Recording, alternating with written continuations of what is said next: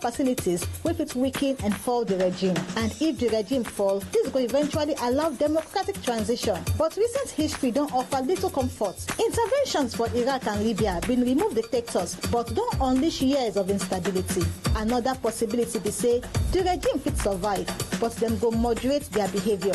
Under intense pressure, Iran fit reduce support for militias across the Middle East, scale back their nuclear and missile programs, and ease domestic repression. Many analysts believe say a more likely outcome na the collapse of clerical role, where go dey replaced by military government dominated by the Revolutionary Guards. Iran fit also retaliate directly and strike US forces or allies across the Gulf with missiles or drones or target critical infrastructure. Iran fit also disrupt global trade by mining the Strait of Hormuz, will be the checkpoint for around a fifth of the world oil and gas.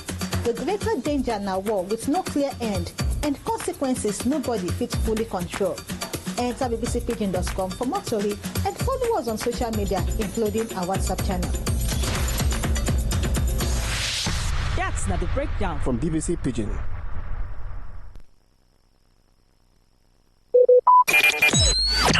Talk radio. I listen to a lot of talk radio. 95.1 FM.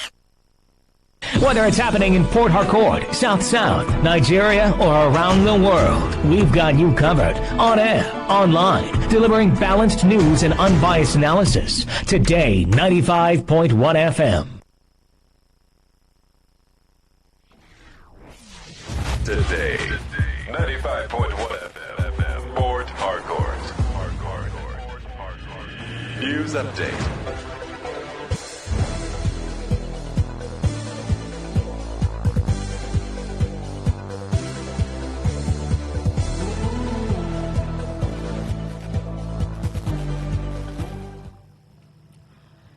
Business News Today, 95.1 FM, 2nd February 2026. Good afternoon. Here's a business news update on Today 95.1 FM. I am Anastasia. The Managing Director of Operation at the World Bank, Anna Bechade, is in Nigeria for a 3-day visit to deepen engagement on accelerating economic growth and job creation. In a statement issued yesterday, the World Bank said the visit will focus on the World Bank Group, how the World Bank Group can best support Nigeria's reform agenda, with consultation feeding into its forthcoming country partnership framework for Nigeria. According to the bank, the new strategy places job, energy access, and private sector-led growth at the center of Nigeria's development priorities. It said discussions during the visit will further gather feedback on improving the enabling environment, unleashing human capital, building resilience, and maximizing private capital. It added that the visit will also underscore Nigeria's role in advancing global development initiative, including Mission 300, a joint World Bank Group and Africa Development Bank program aimed at connecting 300 million Africans to electricity by 2030. The Center for the Promotion of Private Enterprise, CPPE, has urged the federal government to fund price stabilization and farmer income protection framework as a critical step towards achieving sustainable food security in Nigeria. CPPE Executive Officer Muda Yusuf made this call in its Sustainable Food Security Statement issued over the weekend. He said persistent price volatility, weak market structure, and policy uncertainty continue to undermine agricultural productivity and discourage long-term private sector investment in the food system. According to Yusuf, the proposed framework should be designed to reduce uncertainty, protect farmers' incomes, and create an enabling environment that attracts private capital across the agricultural value chain. He stressed that such a framework must be rule-based rather than discretionary, targeted instead of universal, and market-friendly rather than command-driven. The Nigeria's Employers Consultative Association, NECA, has raised alarm over the renewed enforcement by the National Agency for Food and Drug Administration and Control, NAFDAC, of a ban on the production and sale of alcoholic beverages in sachets and small PET bottles, describing the move as a serious regulatory misstep with far-reaching economic and governance consequences. NECA said the action directly contradicts a directive issued by the Office of the Secretary to the Government of the Federation on December 15, 2025, which suspended the ban, as well as a resolution of the House of Representatives of March 14, 2024, calling for restraint and broader stakeholder engagement. In a statement yesterday, Director General of NECA, Dewali Smart Oyerinde, said regulation must be rooted in evidence, proportionality, and rule of law. He described it as unacceptable to punish compliance or criminalize products that pass established regulatory approval process while ignoring gaps in retail enforcement and spread of far more dangerous unregulatory substances. The Coca-Cola company is set to invest an additional $1 billion in its Nigeria's operations, further deepening its footprint in the country and reinforcing long-standing U.S.-Nigeria trade relation. The United States Embassy in Nigeria disclosed this in a social media post, highlighting the role of American companies in driving bilateral trade and economic growth between both countries. According to the embassy, Coca-Cola has already invested $1.5 billion in Nigeria over the past decade, with a planned $1 billion investment expected to expand production capacity, strengthen supply chain, and enhance workforce training across the country.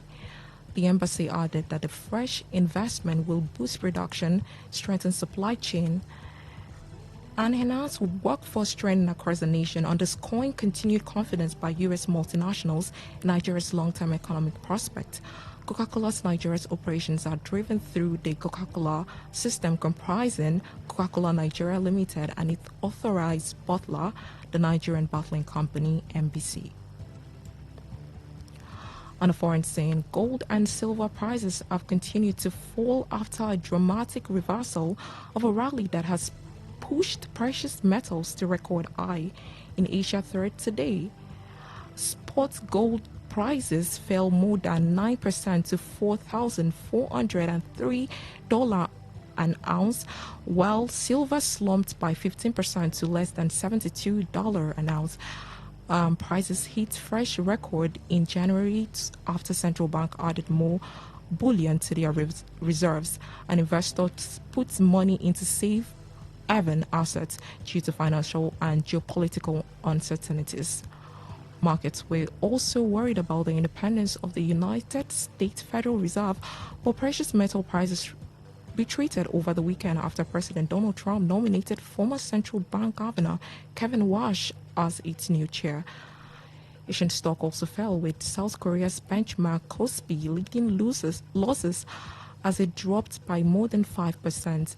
Elsewhere in the region, the Hang Seng in Hong Kong dropped 3%, and Japan's Nikkei 225 was more than 1% lower. And that was the business news update on Today 95.1 FM. Good afternoon. I am Anastasia Benjamin.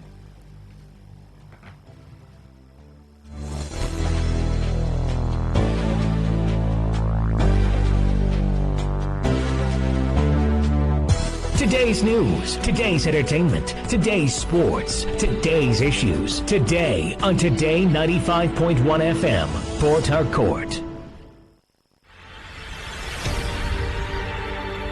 Want to know what's happening? Get latest information in sports, politics, lifestyle, you name it. The frequency of choice. Today 95.1 FM. Today 95.1 FM. We serve you the latest update on everything. Today 95.1 FM. We are the voice of the people. The voice of the people.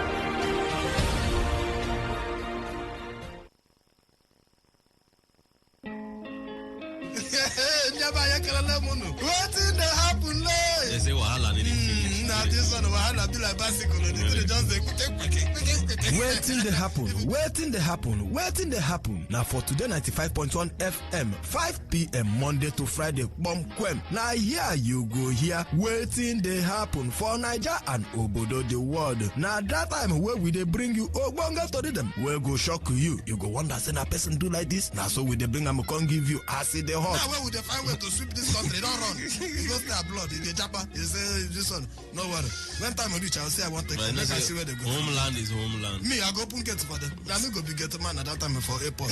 Waiting they happen. Make you know Miss Mazi Ike God Ike Machuku and MC Kuro for waiting they happen. You go enjoy yourself. Not forget to say woman they chop our recharge card woto. I don't tell you say this place na education center. As you sit down here with us from Monday to Friday, you go enjoy waiting they happen. Waiting they happen. Make you know miss them at all.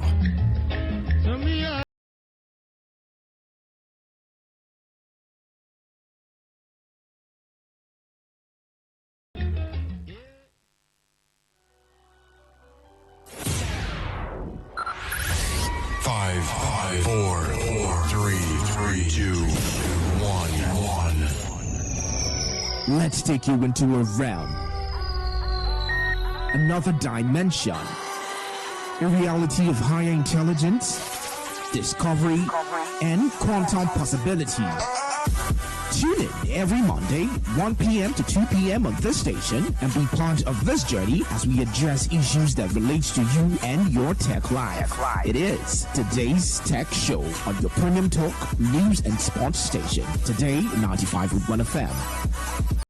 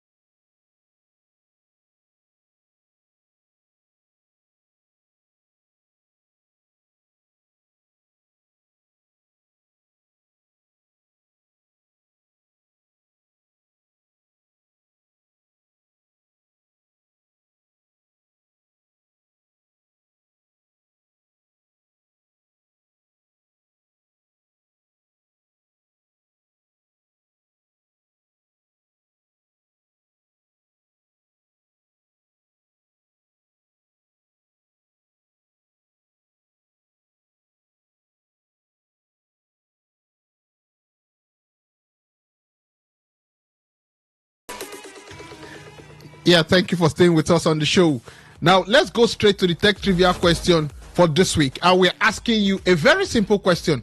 Which social media platform introduced voice spaces in 2026? Which social media platform introduced voice spaces in 2026? Send correct answers via WhatsApp or text message only to 0701 9339 962. 0701 9339 962. The question again is, which social media platform introduced voice spaces in 2026? Send correct answers via WhatsApp or text messages to 0701 9339 962, and you stand a chance of winning a recharge card for this week.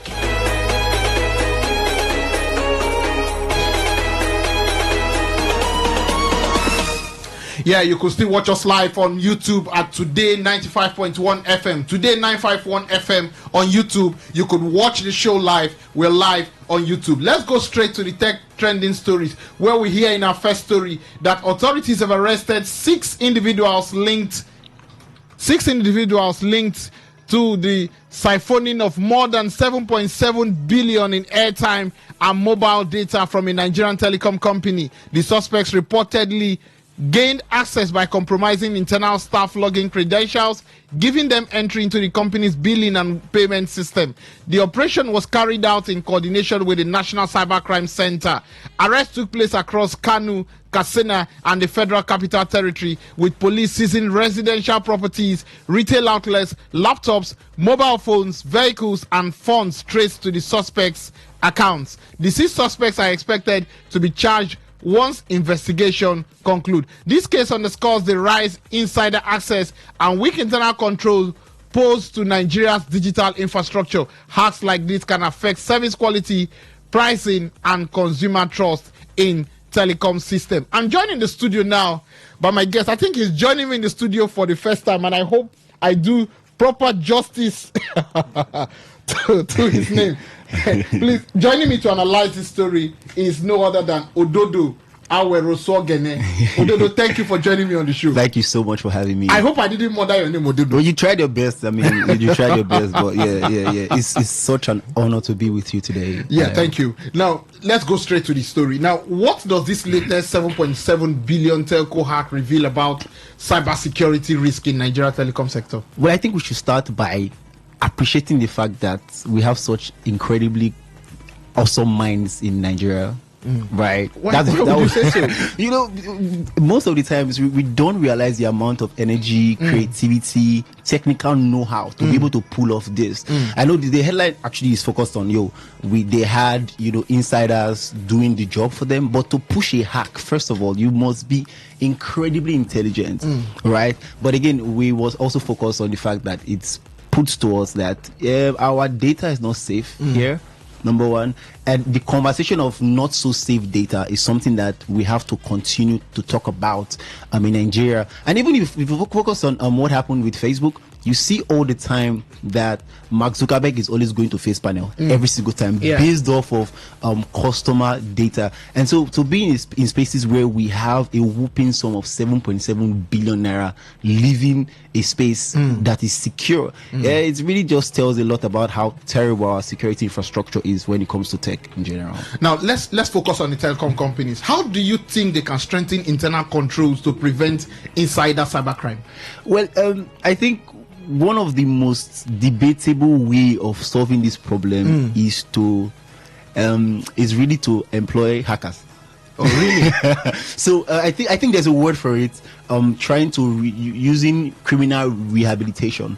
So these guys already know how your system have loopholes, because really, my sister has a master's degree in cybersecurity, and one of the ways for you to help solve security problems is to be able to penetrate those systems. In fact, if you watch those movies, that there are guys that they bring to criminal spaces to find the loopholes in their system. So I feel like if we are in spaces where we find the most intelligent mind that have the ability, the know-how to enter into those system, and then employ them to be the ones that are gathering it. In fact, you should use your mother. Your mother tells you that now picky when they thief, now then they give money make you for house. So I feel like we might want to go into spaces where, because of unemployment, a lot of people are looking for other ways to be creative with their natural talents.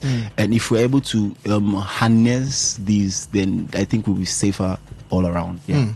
We'll see how that goes. Now let's go to the next story, where we hear that the Nigerian Communications Commission is set to impose fines totaling about 12.4 billion naira. That's about $8.7 million on telecom operators for breaches of service quality rules following years of complaints from consumers about dropped calls, slow data, and disappearing airtime. The penalties come as part of updated enforcement regulations, which include stiffer sanctions and new communications-related offenses, and follow an order from Communications Minister Bosun Tijani to make penalties automatic rather than negotiable. Although I think this has been a complaint from a lot of Nigerians, and the NCC seems to be rising up to it. Now, how significant do you think will this fine of about 12.4 billion be on telco operators? And do you think it will lead to improved services for Nigerians? Well, I feel, first of all, it's very important to say shout out to the NCC, right? Because the accountability is something that a lot of businesses do not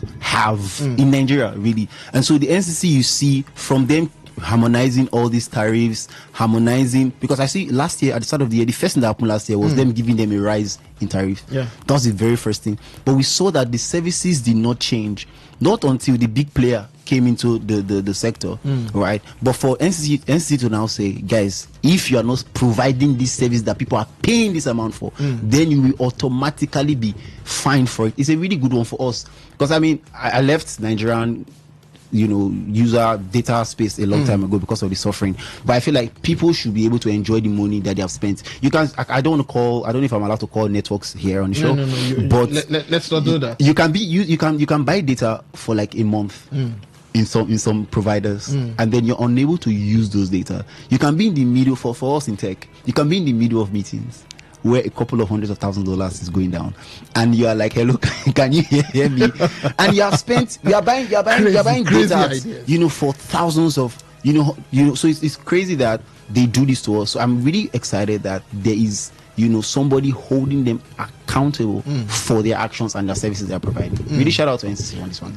Now, before we move to the next story, let me ask you this, a quick one. Okay. Do you think automatic penalties can change the relationship between telcos and regulators in Nigeria?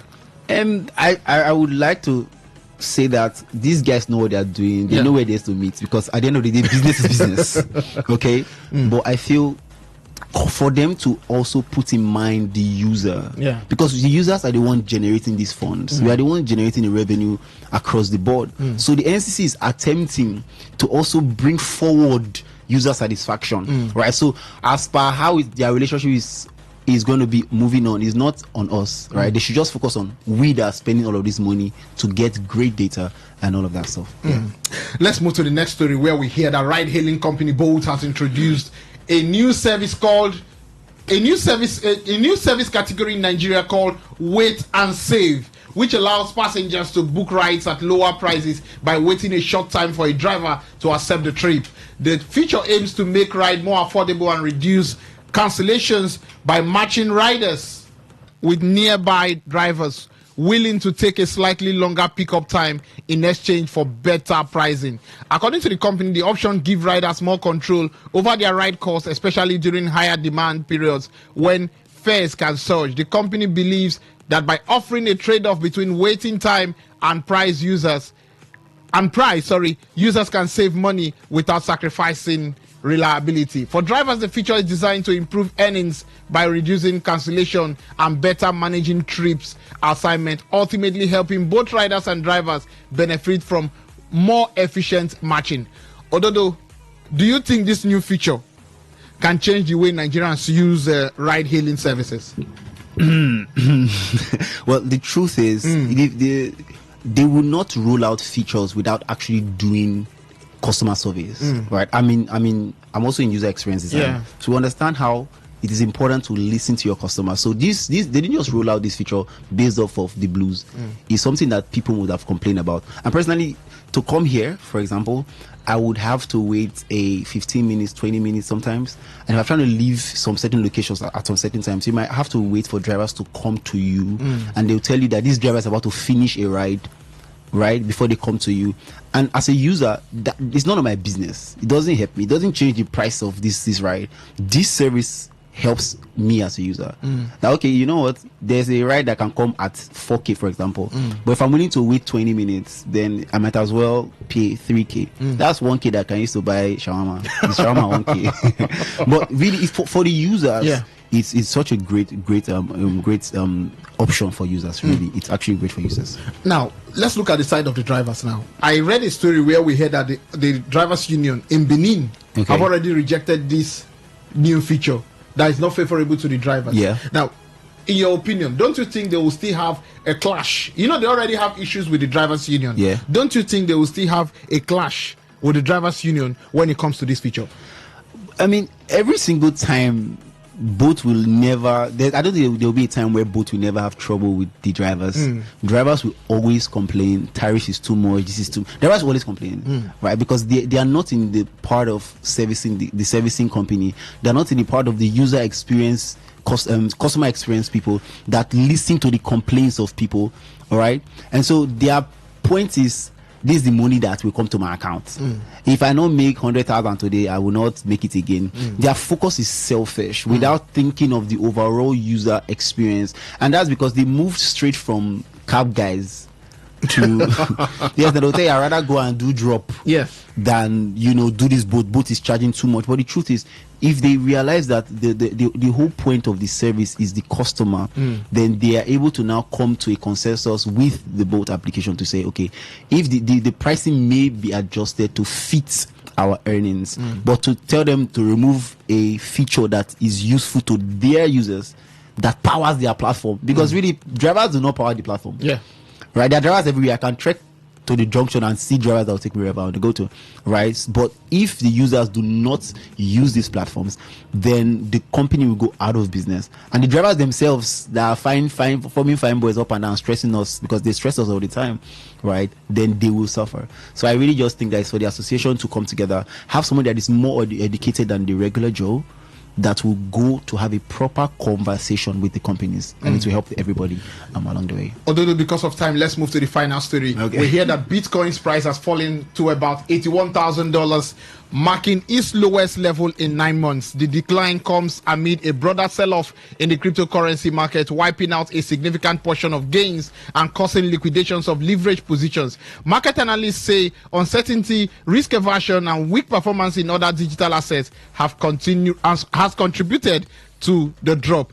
Although, what factors do you think are behind this fall, in your opinion? You're also an analyst. Let's hear from you. Well, I think we are not putting to the very front the fact that the United States is in front of all of these things. There was war coming, right? There was war coming, and everybody started to go and buy precious stones. That's why the price of gold, silver skyrocketed. Did you know? Yeah. As of right now, gold and silver has gone boop. It has literally dipped. Gold was about 5.5, right? Silver was doing incredible numbers, really, because people were trying to save precious stones for the rainy day that is about to come, for the war, really. And now the diplomatic conversation is changing and showing that, this war will not happen. And so that is affecting everybody. Unlike gold or silver, people see Bitcoin as a risky asset. So there was a big dump. If you look at the metric, I think about 1.7 billion was long-term liquidation. So that amount of dump at once caused a major drag of the system. So everybody started pushing out their funds, like selling to sort of create like a safe space for themselves. And if you really check your app right now, you see that Bitcoin is about 77K at the moment, and there's a chance that Bitcoin would probably go down to about 65K at this rate. But again, it's Bitcoin; it's always rise. And we trust that our monies, because right now we are feeling the pain, our monies will climb up eventually. Now, how do you think leverage trades and liquidations affect cryptocurrency prices? I think to a very large extent, because crypto is something that is new, right? And it is still the most risky form of currency in the world, every other thing would drag it. Like you see, literally the fact that there were conversations that there was going to be war, people changed their trading positions to move towards other instruments. So it was the movement of gold and silver going up that actually dropped Bitcoin. So naturally, whether we agree or not, Bitcoin is not yet in spaces where it is a market god, right? And so naturally, it will continue to be affected by every other element across the space. Now, my final question to you: what does this downturn mean for investors in both retail and institutional markets? Well, it depends on how long you have been in this space. Personally, I am a fun guy. My partner is the guy that she enjoys all of those things. Enjoys all of those things. One that taught me how the market works, and I think I have my friend Atat is also a guy that is incredible at trading and all of these things. I feel like they are in the best position to answer this. But personally, as a conservative investor, I have sold most of my standings. Just put it out there. But I cannot give financial advice at any point in time, Sarah. Yes. Although let me also practice your name again so I don't make mistakes. Ododo Awerosogene. Yes. You're a brand designer, brand consultant, and storyteller. Thank you for joining me on this segment of the show. You so much. I'm hoping to have you again next week for us to look at brands next week. I hope we will have you next week. We will have a greater time doing that. Well, thank you so much for having me, Mr. Paul. No problem. Enjoy yourself. Yeah. After the break, I'll be having my next studio guest. I will be discussing shaping policies to fast-track Nigeria's digital transformation. Just stay with us.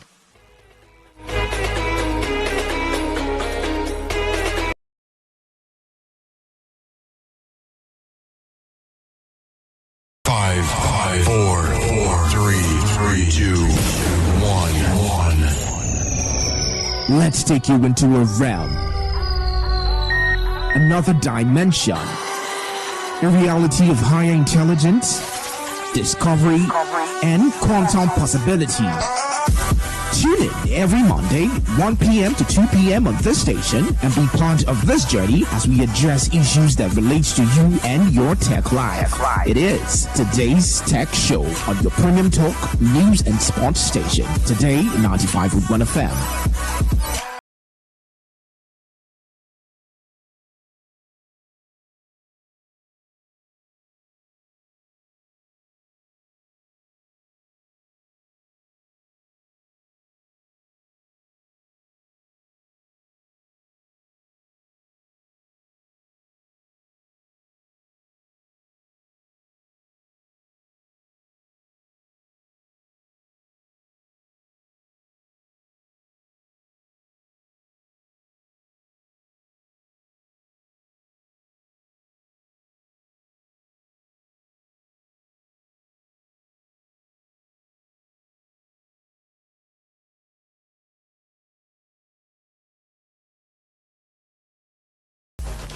Thank you for staying with us on today's Tech Show, your premium dial, today 95.1 FM. Now we are on the Tech Talk segment of the show. Now, today on the show, we're exploring the intersection of technology, policy, and economic growth. Our focus today is on shaping policies to fast-track Nigeria's digital transformation. And as well as you know, technology is advancing rapidly across the globe. But for countries like Nigeria, policy frameworks, government initiatives, and strategic partnerships are crucial to harnessing its full potentials. Now, joining me on the show today to discuss this is Professor Silva Upuala Charles. He's the President and Chairman, Governing Council, Garden City Premier Business School. Prof, thank you for joining me on the show. Yeah, thank you very much. Yeah, I'm honored to have you on the show today. You know, thank you. You're a very busy person. Extremely busy. Yeah. For those who are listening to us, you could watch us on Facebook. We are live at Today 95.1 FM. You could watch us live and also watch us live on YouTube at Today 951 FM. We are live. You could drop your questions if you can. Prof, straight to business. Now, how would you define digital transformation in the context of Nigeria's economy? Yeah, whether it's in the context of Nigerian economy or generally, I mean, when you talk about digital transformation, you're talking about transition. You're talking about moving from analog to digital technology. That's what you're talking about. Because you see globally now, the richest people are all tech guys, from Elon Musk to Amazon. Talk about all these guys, Facebook, Mark Zuckerberg, all those guys are the tech billionaires. If you go to even China, the Hunt, all those guys are tech guys. So tech has taken over the world today. And digital economy is massive. About 20 to 25% of the global economy, GDP, is digital economy. So essentially, you're moving from using analog instruments and methods to digital methods and technology. So that is essentially the transformation. So you look at traditional taxis and are moving to, Bolt and talking to, those are type of Uber. You see that transition. So you see that the stress is not there. You look at even the fintechs. Instead of traditional banks, although most of them are also integrated, electronically, they also have technology by themselves. But you can see that the digital economy actually go for the unbanked. That's what they did, pay the money point. So that is essentially what they face. Is to add value, it's about value creation that ordinarily wasn't covered before. So essentially that is what they face, because you tend to have more value created when you move from analog to the digital space. Okay, now for you, what do you think are the most crucial policies Nigeria need to implement or to fast track digital adoption? See, if you can look at the Nigerian economy now, the economy is shrinking. 2015, the economy was at $500 billion. Today, talking about $300 billion. The economy has actually shrunk. Now, looking at other countries that are like the same demographic of Nigeria, countries like Brazil, you're talking about countries like even Mexico, Bangladesh and all that. What is their own GDP size? The GDP size of over $2 trillion. Look at a country like Brazil. The population is about 250, 260 million people. Bangladesh is also close. Look at a country like Mexico, over 1.4 trillion. So if you look at Nigeria, where Nigeria is not doing well because this is a lag. The service delivery is not there. Because technology need to play a very big role in terms of these deliveries. And that is not happening. That's why you see the economy is not doing well. Even the tax collection, you see, tax collection is another major issue. Look at, generally, on average, it's about 20% of GDP. That's revenue, tax revenue, supposed to be 20% of GDP. Nigeria is doing, before this time, it was in like 5.5, 2023. Now you see they're talking about 10% of GDP. But if you look at the average in Africa, it's 16% of the GDP. So you look at all these indices, you say that Nigeria is not doing very well. But the area where the problem is coming from majorly is because of the technology. We've not been able to actually be inclusive. We use technology to drive all our things around. That's a major issue that we're having. Interesting, Prof. Really interesting. Now, how can government and private sector collaborate when you talk about in terms of accelerating technology driven growth? Yeah, the government need to do integrate, because the government has no business doing business. That's just the truth about it, That's why, in advanced society, capitalism is at the hub of it. What encourages people to invest is profit and growth. And when the private sector do well, the government also grow. So you can see, let's just look at a situation like in America. Most of these big techs, look at a company like Apple, over $4 trillion. Look at a company like Amazon, also eating about $3 trillion. Look at Facebook, over $2 trillion. So if I look at all these companies, big companies, what's the impact of this company on the American economy? Because these are companies that are domestic companies to the American economy. So the issue is that the government need to come up with policy and ensure that they support this policy. Not necessarily giving them money, because money is another big issue to deal with. Because most of the money that support these startups, because we're talking about startups now, most of the money that helps out these startups, where did they come from? They come from private equities, venture funds. And if you look at venture funds alone, if you look at private equity and venture, if you have $10.5 trillion globally, and most of those monies are domiciled in the US and in Europe, essentially. Nigeria, if you talk about venture funds and then talk about private equity, you're talking about $3 billion. Compare that with 10.5 trillion, they are talking about in the other space. So these are very big challenges. But how will you be able to harness it? Government need to be deliberate about it. Even if you're looking at our banking sector itself, the banking sector is a bank is 500 billion naira. What's 500 billion naira? Is it up to $1 billion? No. Can they fund oil and gas transactions? Most of them cannot fund it. You understand what I'm saying? So, yeah, we want to grow our local guys, our local economy, but we need to find a way to bring in foreigners, foreign interests. It's very important. Foreign investment need to come to the sectors. So I was talking to someone about OPay and MoneyPoint. MoneyPoint did 412 trillion last year. Yeah. $294 billion. Yeah. OPay about $350 million. That's what they did. Now, most of those companies, most of the time they start, they're not even registered in Nigeria, they're registered in the US. Flutterwave. Yeah. $3 billion. Paystack and the rest. Yeah, that's the valuation of Flutterwave. Yeah. The valuation of Zenith Bank 2.93 trillion. Less than 4.5 trillion that Flutterwave is. So the point is that there must be a deliberate way to actually encourage young people. Because that's where young people can do a lot of investments. Deliberately, there's the Startup Act has been passed, I think. Yes. And then the other key things about data protection that is very important, which was passed in 2023 in October, that ensured security of people playing in that space. Is very important. So the issue is that all across sectors, we're talking about finance, which we are seeing a lot of results in the finance. Fintech is playing a big role. I learned, is it MoneyPoint that just got a license to open branches or so? Yes. So you can see that is where it is going. So it begins to bring in the unbank into the system. Now, you need to do the same thing in power. You know, power thing is moving. People are going to renewables now. You understand? Yeah.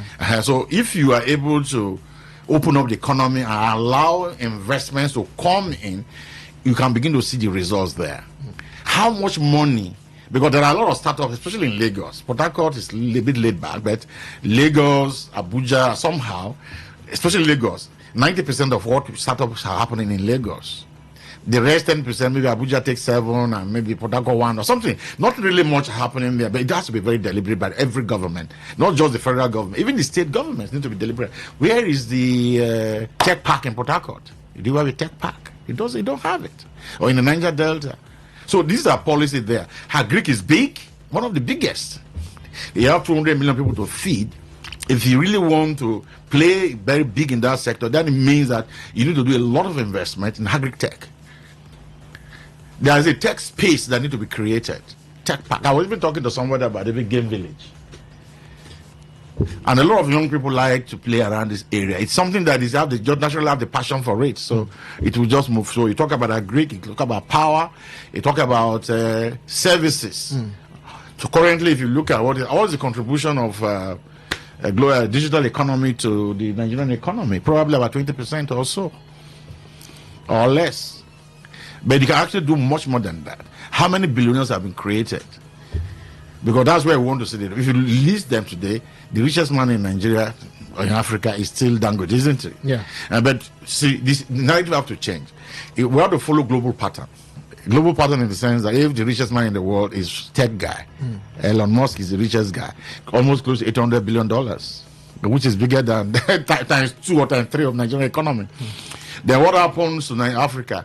Because you seem to see, so there's a disconnect. If we're not seeing that kind of growth in terms of the billionaires, in terms of the company not happening, that means we have not really joined that league yet in terms of that space. So tech is the key thing, and we need to plug all the major sectors of the tech space. That's one thing that we need to get done. It's still today, 95.1 FM. It's still today's tech show on your premium dial. And I'm with Professor Charles Opuala. and we are discussing shaping policies to fast track Nigeria's digital transformation. Like I said earlier, you could watch us live on YouTube at Today951FM, or on Facebook at Today95.1 FM, or you could send us text messages or WhatsApp messages via 0701 9339 962. So, Prof, now, what is the role of education and skill development in ensuring Nigeria benefits from digital technology? It's very important, because you see, if you develop skills, data analytics, for instance, things like that, building website, you become a player in that. There is what we call open innovation, where people call for help. People call for inputs. And when they are having a problem, they throw it there. What they call crowdsourcing. I must have heard about crowdsourcing. Yes, I have. Yes, I have. So you throw your problem to the society, the community solve. Just like what we are doing with Nigerian Big Brother. Yes. Something locked at. But in this case, that one too is an open source. It's a crowdsourcing. Yeah. So similar things happen with open innovation. There are companies that's what they do. So you now begin to integrate a lot. How many people watch the Big Brother? Young people. They don't sleep in the night watching Big Brother. Big Brother at night, yeah. So similar things, problems are all over the place, and people want to play roles in making contributions. And when you are making, it's a value chain. As you make your contribution, you take part of the thing that you are making from that. I was talking to one of my friends yesterday, and he was telling me about one of his guys that have a YouTube channel. What he does is that he broadcasts Premier Leagues, European English Premier Leagues and other leagues. Yeah. And he has a lot of guys that work for him. And he makes minimum of $50,000 every month after traveling, expense, and all that. So there are a lot of things that you can benefit when you play in that space. But before you get to that point of earning, you need to build up your skills level. You get? So you probably have to do data analytics, few courses. Yeah. Cybersecurity. You need to increase the depth of knowledge in that space so that you have the benefit from that, because there are key things they need to know, fundamentals, that will aid you to be able to perform. So that is where it is. So a lot of people who are not benefiting from that space is because they're not having those skills. What is happening in Lagos is very fundamental. A lot of the young people, they don't know whether there is government there. People are here, they are working in companies in the US. They are working in companies. So people are just busy in the moment with their systems. And they are making a lot of money. Call centers are using them. So those skills are things that you need to develop those skills. There are a couple of things. If you Google it, people that make that data analytics, some people earn up to $200,000 per month through those skills that they have. So the issue is, how do you build a kind of a centralized tech park where everything is available? People can play different roles there.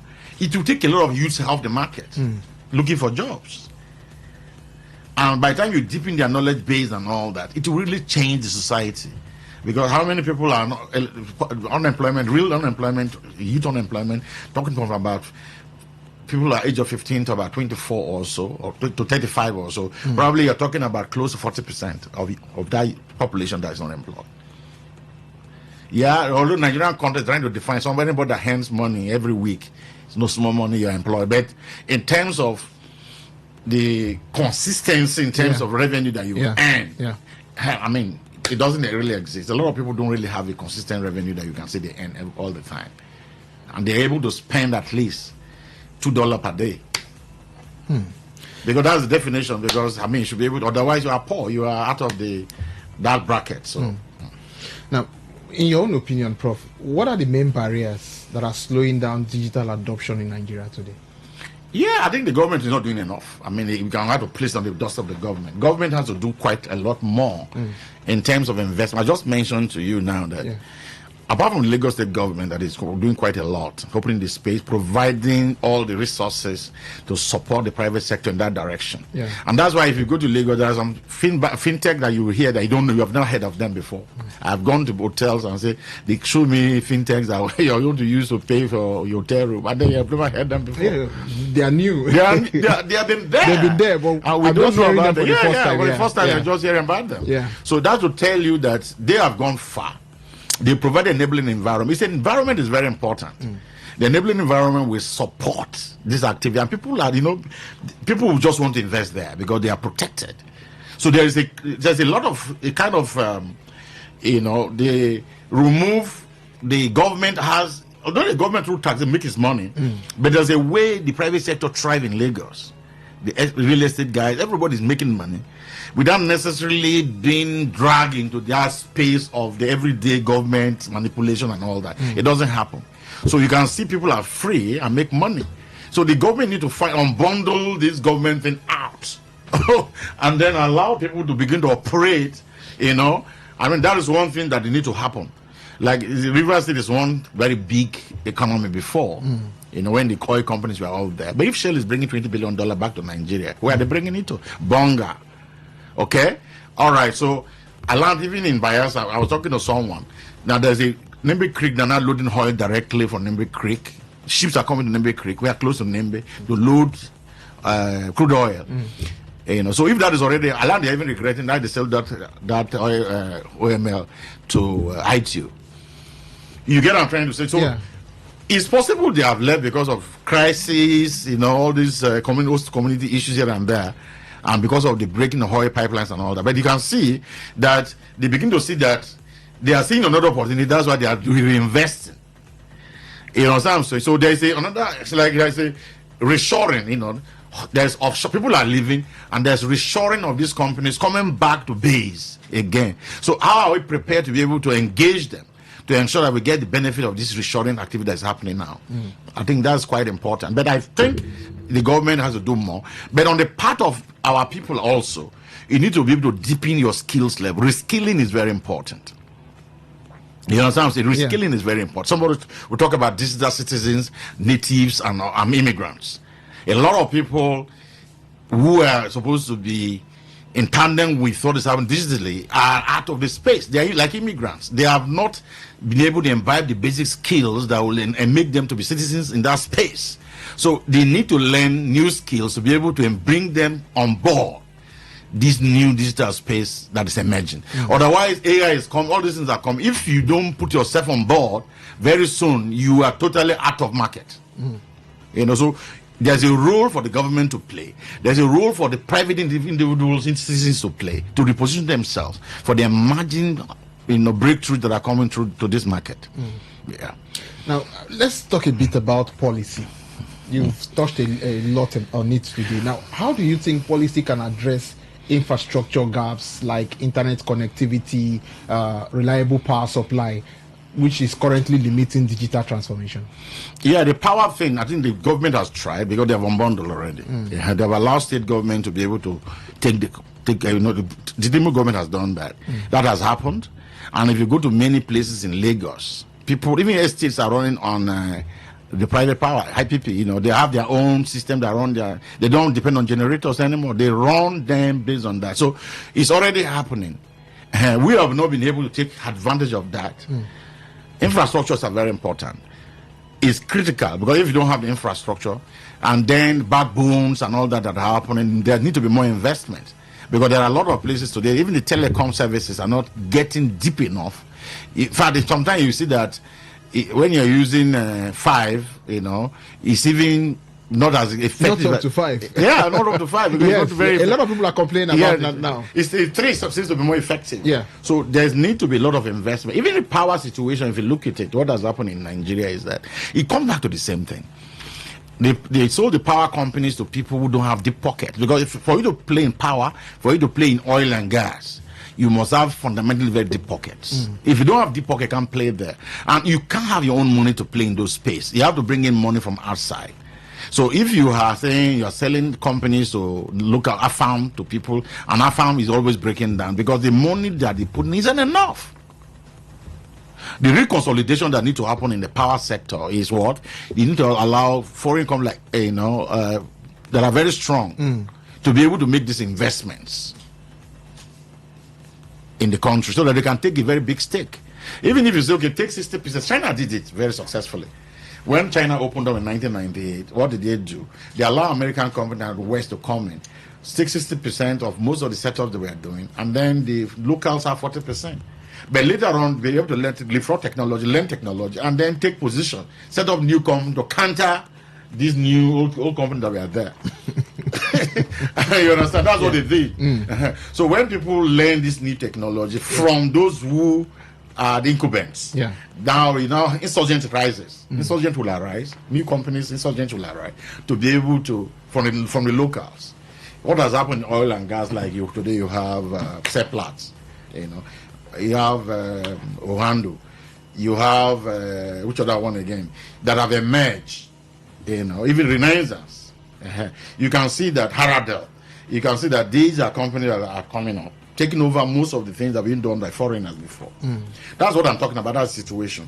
But do they even have the real deep pocket? But they have to start from somewhere, which they have started well in oil and gas. And the power, we still have that problem, infrastructure side. We still have the power. Now, if you look at the telecoms, to the level of investment, yes, they are enjoying the infrastructure that is government is doing, but the government can even unbundle that infrastructure side to another set of companies that can do the infrastructure. Not the government instead putting its own money to put it, unbundle it, allow other investors to come and invest it there and make money, so that the government will only be involved in what? Taxation. So these are areas that they need to look at. Prof, I really wish I had 1 whole hour with you, because it's there's no the time we have is fast running out. But quickly now, how do you think Nigeria can ensure cyber security and data protection while promoting digital growth? Yeah, that has also to be deliberate. Yeah, I mentioned the Data Protection Act that 2023 that is still there. Yeah, but I think policy must be alive, must be sustainable. One thing is that effectiveness of policy depends on M&E, monitoring and evaluation. So the level of evaluation, what is happening. But I think the EFCC and other people on cyber issues are doing their best. But I think there need to be more eyes on that to be able to make that happen. But so far so good. It seems like they're making progress. The banks too, there are a lot of frauds happen, but I think they're all a bit coming down in terms of that. So security, data security, cyber security, and all that are quite important, because the more we get sophisticated in digital economy, the more the cyber criminals will also get sophisticated, because sophistication goes sophistication. So those guys at the other end that is policing the cyber space must also be strong enough to be able to monitor and counter them. So there must always be a counter narrative. Interesting.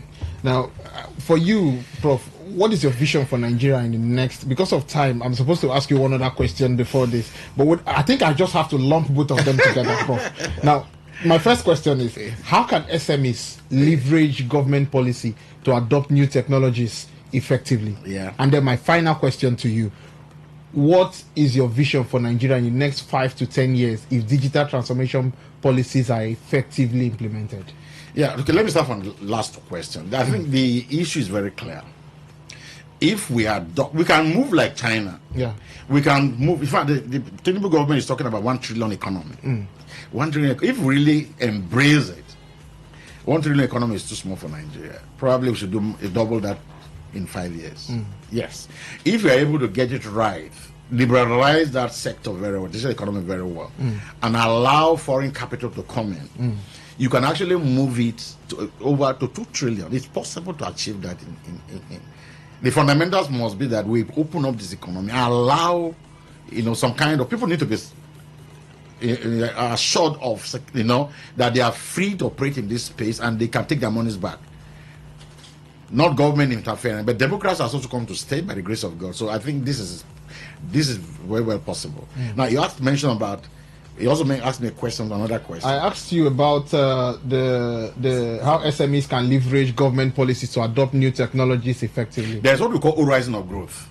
Horizon of growth. Now, what is there is that there is current technology that people are using. So every industry have, if you look at it, what is the technology that is available? So you are maybe using a technology. First of all, you have to start from there.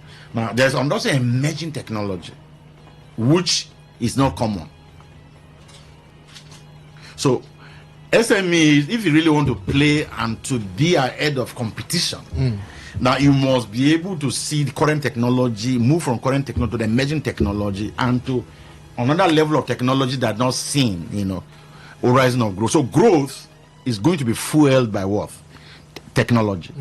To technology from current to emerging to new technology that is even unseen is strategic planning.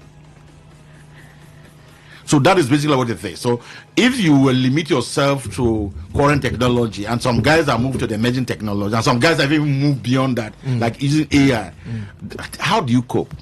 So the SMEs themselves must also let them not see themselves as local champions.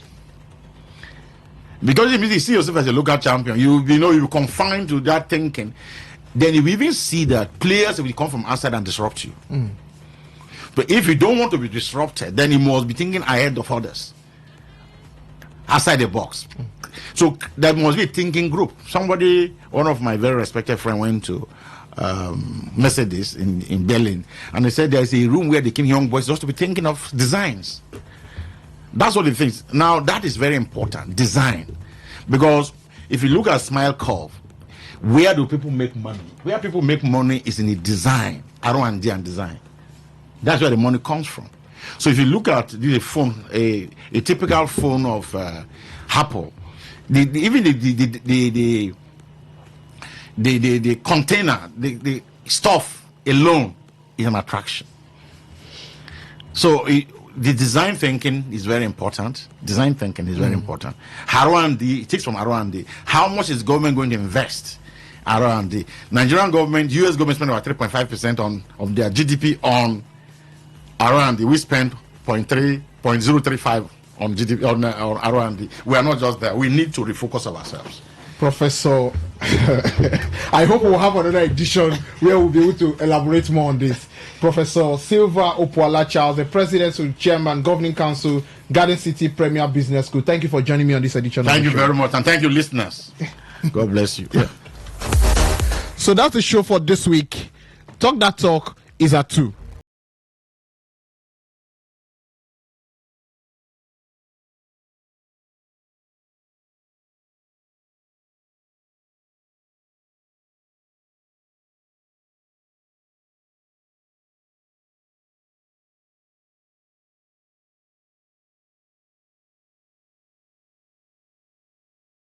No to the ordinary. Embrace the extraordinary, because we are the voice of the people. Voice of the people. Today, 95.1 FM. Today, 95.1 FM. Whether it's happening in Port Harcourt, South Sound, Nigeria, or around the world, we've got you covered. On air, online, delivering balanced news and unbiased analysis. Today, 95.1 FM. Today, 95.1 FM, Port Harcourt. News update.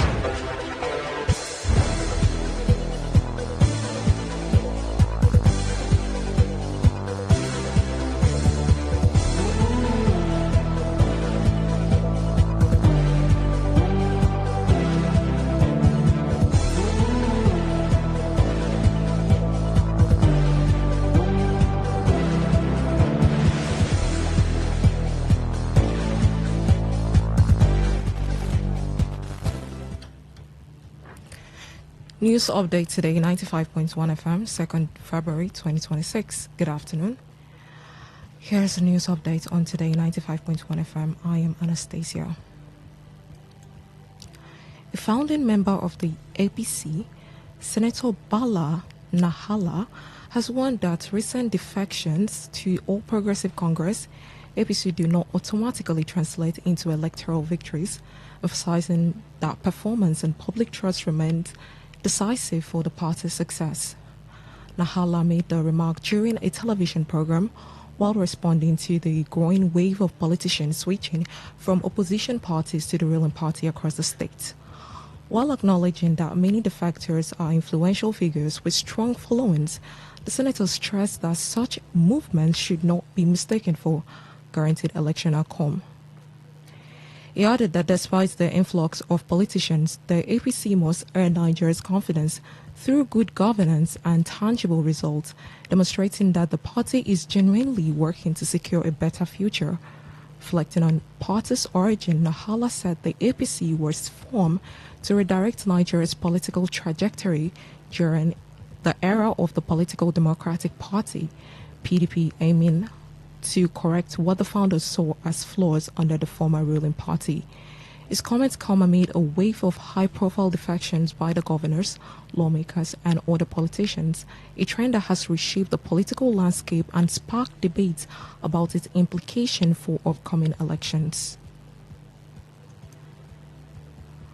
Former lawmaker who represented Kaduna Central Senatorial District, Shehu Shani, said the United States does not have a greater stake in global peace and prosperity than other wealthy nations. Sani made the assertion in a statement while acknowledging the impact of the United States withdrawal from some United Nations agency. He warned that the move has created serious funding gaps and operational constraints for the global body. According to him, the heavy reliance of the United Nations on American funding was a major strategic mistake that now needs to be urgently corrected. Sani urged that oil-rich Gulf states, European countries, and China have the capacity and responsibility to fill the funding gap. He further warned that the UN is increasingly being sidelined in the global affairs and risks sliding into irrelevance if urgent steps are not taken. Proceedings have resumed in London in the corruption and bribery trial of Nigeria's former petroleum minister, Daizani Alison Maduke. Alison Maduke has pledged not guilty to the multiple charges linked to alleged misconduct during her tenure overseeing Nigeria's oil and gas sector. Prosecutors allege that she had luxury benefits in exchange for a certain influence over lucrative energy contracts. The trial has been closely watched, with observers saying it could have far-reaching implication for accountability and transparency in the global energy sector. On a foreign scene, Iran President Masoud Pezeshkian has ordered the start of nuclear negotiations with the United States following the heightened tension after Washington threatened military action against Tehran. The move comes after anti-government protests in Iran last month were met with deadly crackdown, leaving thousands dead and promoting U.S. President Donald Trump to deploy an aircraft carrier group to the Middle East, while warning that time is running out for a nuclear deal. Reports said President Pezeshkian has ordered the opening of talks with the United States on the nuclear file, though no date has been set. Iran officials said they were working on a framework for negotiations, with messages between the two sides being relayed through regional intermediaries. And that was a news update on Today 95.1 FM. Good afternoon. I am Anastasia Benjamin.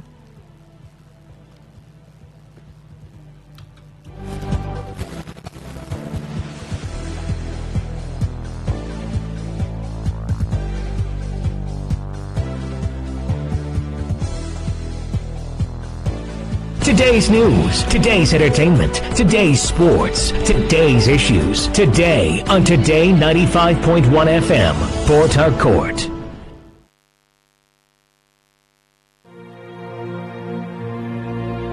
Today is business. Today is a new trend for your businesses. We need to grow your business, new ideas and innovations that keep you earning more and staying relevant.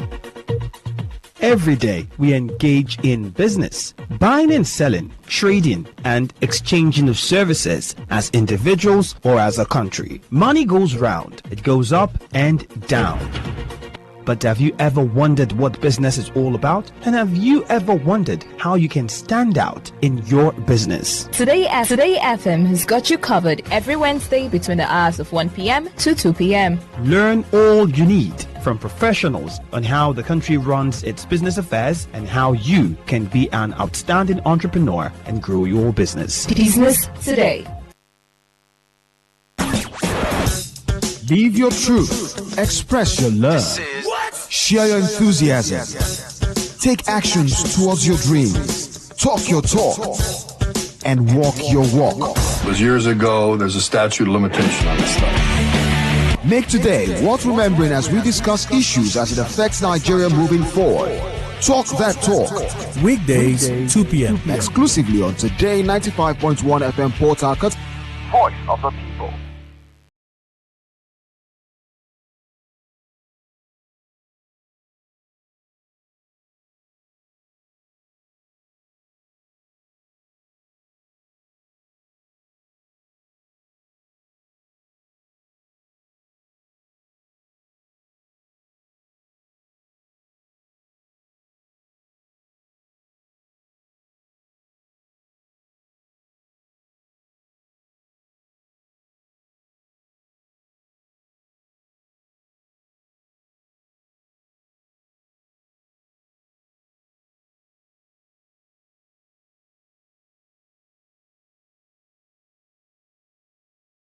8 minutes past 2 p.m. A lovely Monday afternoon to you. Welcome to Talk That Talk on Today 95.1 FM, Voice of the People. The very first edition for the month of February, because today is February 2, 2026. How are you doing? Are you ready to talk again? I mean, the talking never ends, right? I know you've been talking about a whole lot. And talking points from River State, they would never cease. I think that okay, so someone said it's a series. So I think another, is it season or episode? Just begun. And so you just brace up for the conversations, because there would be a lot of conversation. And especially when this is 2026 and it's leading to an election year. So a lot of political conversations would spring up. And you, the commentators, whether you like it or not, all right, whether you're a political commentator or not, as long as you listen to the radio, as long as you watch your TV, as long as you have neighbors, as long as you get on social media, you definitely would be bombarded by the different issues. Some would annoy you and you'd be like, oh, not again, not again, not again.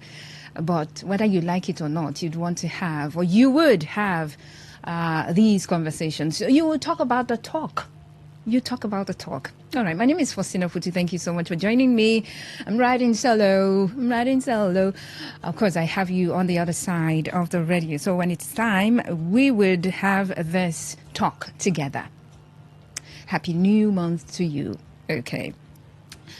Now, with the promise of, remember, I think, yeah, it was in December when the FCT minister did promise that in January they're going to begin politics.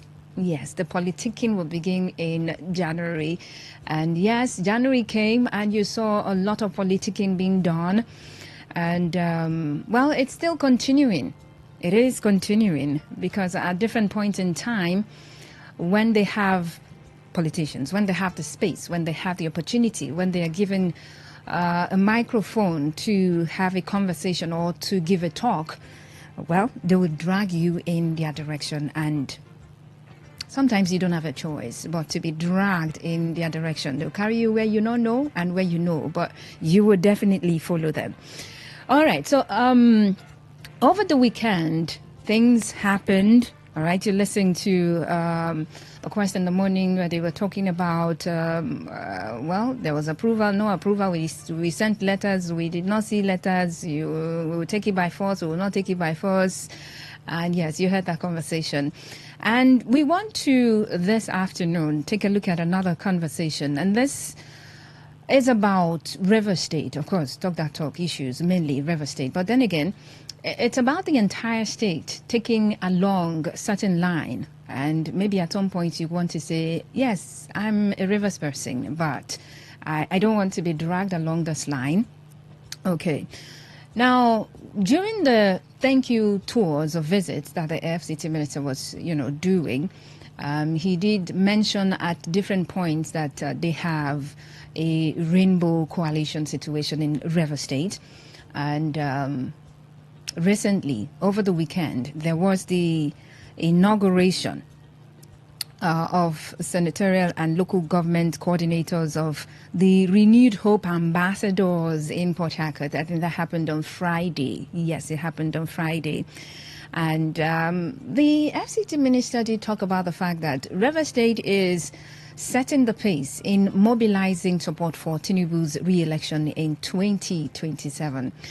And not just that, I mean, if you listen to what he said, and maybe you've read the papers, the different papers that carried it, even though sometimes they just paraphrase and all of those, but you just know that, well, it's same path, following the same straight line, or maybe not so straight line, but yeah, headed for the same direction. Now, he did say that that after now, he knows that River State is leading. Okay, River State is leading in mobilizing support for the re-election of the president come 2027. But that after now, he knows that some other states would borrow whatever structure or whatever pattern that River State has set the pace with. Okay, and he mentioned something also. He really talked about commitment. Yes, in this support that they are supporting the president come 2027. He talked about commitment. He also talked about the fact that some of the people who, his followers, right, they've been there. They've been showing commitment. They've given of the little that they have. They've given of the little that they have. And that is a lot of commitment. And that if the president was somewhere, somehow, viewing their activities on the TV, like, oh, yes, there's something tangible, there's something huge going on in River State, and that is massive support. Wow, this is so good. And this shows a lot of commitment from the people of River State, and basically from the people he's going to be seeing, viewing on the screens of his big TV. Yeah, it's big. It can be small. So he would see the different people that are mobilizing the support for him. Okay. Now, he also at some point questioned the state governor's commitment to supporting Tinubu ahead of the 2027 elections. So after talking about the commitment, well, he did say that from the little they have, they've given some. And that there are people who, are just there, not doing what they ought to do at this point. Now, he questioned the state governor's commitment to supporting the president ahead of the 2027 elections. Excerpt from the Vanguard newspaper. Let me get to that point. Okay. Yeah, he said the minister who questioned the state governor's commitment to supporting Tinubu ahead of the 2027 elections said you cannot have a governor in the state while we are openly declaring support for the president. Tinubu and he is not aligning. How then do you expect a reward? Wike asked. Now, he argued that political reward is tied to commitment, not financial contribution. Now, I listened to a clip where he was saying, well, we don't need 20, we don't need, you don't need 60 billion naira. And I'm like, okay, once again, this 60 billion naira is an issue, right? That 60 billion that a lot of eyes are on is an issue. But you don't need, he said you don't need 60 billion naira. All you need is commitment. And that is what brings reward. Well, he also said their action probably would bring envy, but they shouldn't mind, just keep on going and supporting the president. Now, you want to take out a few things from this conversation. And the point where I mentioned commitment as well. You need to be committed. And River State is showing that commitment as a result of the political activities that he is engaged in. You talk about is a rainbow coalition. You want to talk about inauguration of Renewed Hope ambassadors. All the efforts are geared towards supporting the president. And that is a huge commitment. And that's a lot of commitment. Okay, that's a lot of commitment. And that commitment brings about a reward, not really financial contribution. You don't need 600 billion. We don't need that. And you're looking at, maybe you want to come from the angle of, with this conversation, you want to come from the angle of in supporting a cause. And in this case, it's a political cause, right? How can you show that particular support? In what ways can you show that particular support? And if you've got answers, like, okay, for example, you say there are 2 ways or 3 ways that you can show this particular support. Now, in this case, the FCT minister is saying, well, commitment. This is showing commitment. All of the activities, Rainbow Coalition movement, Renewed Hope ambassadors kind of political movement, they're all put together.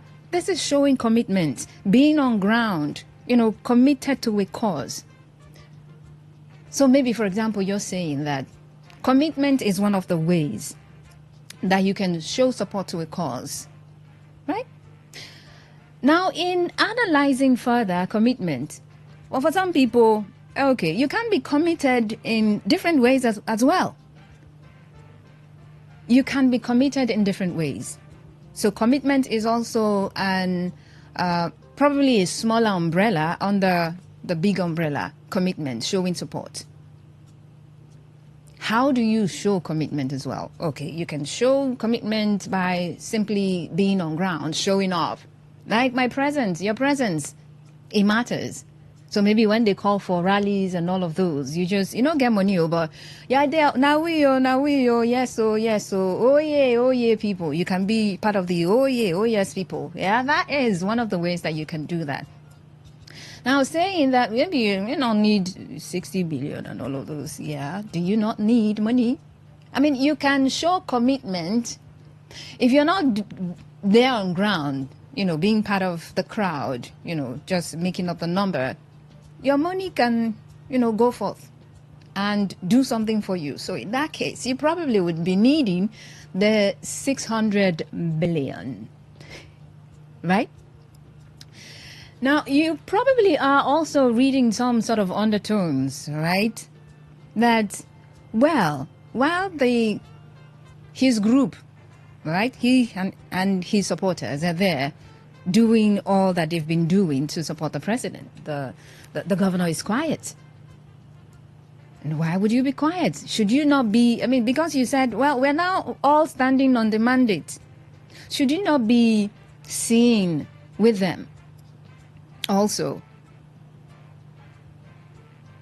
So it's not about, for him, maybe it's not about the money that you have. It's about the movement. It's about the activities. But yeah, we know that money can make some, activities to happen. Yeah, but what people can see, if you send money where you're supposed to show up, if they don't mention that you were the one who probably paid for some service or the other, nobody would know that you were part of that cause. So for some people, seeing is believing. Seeing is believing. Forget 600 billion naira. Seeing is believing. Let's see. Let's see that, well, this is a cause. We're all talking about doing something for the president come 2027. So you cannot not align. This is from the FCT minister to the governor. You cannot not align. Okay? Forget 600 billion naira. Come, do something. And if you're not doing anything at this point, what is there to show that you're committed to the re-election cause of the president come 2027?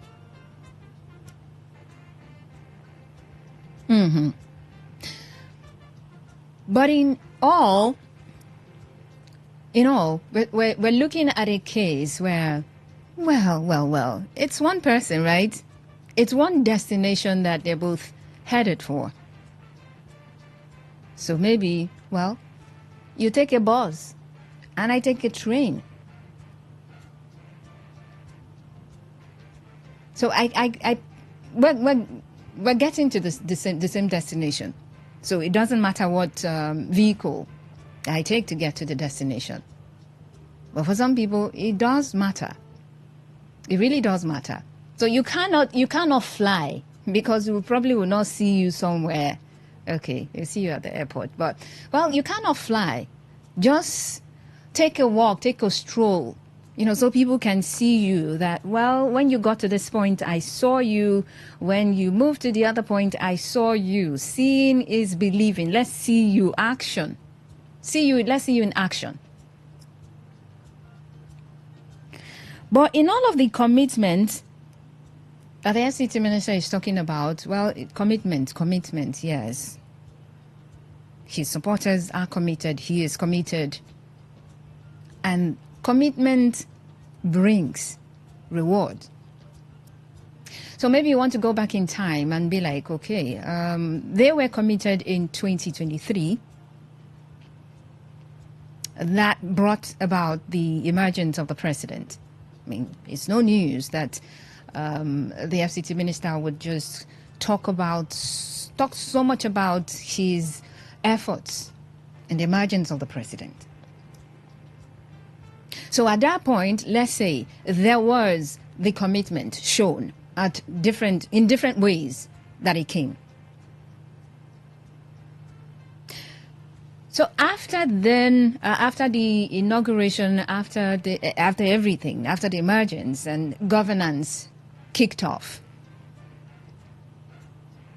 that commitment, maybe at this point, River State is truly, absolutely reaping the reward or the rewards of that commitment. Oh, no, moving on from that. Maybe it's, if you don't see, just in case you don't see the reward, because there are people who will tell you that commitment then in 2023, the reward, well, visible. So just in case you don't see, here's another scenario.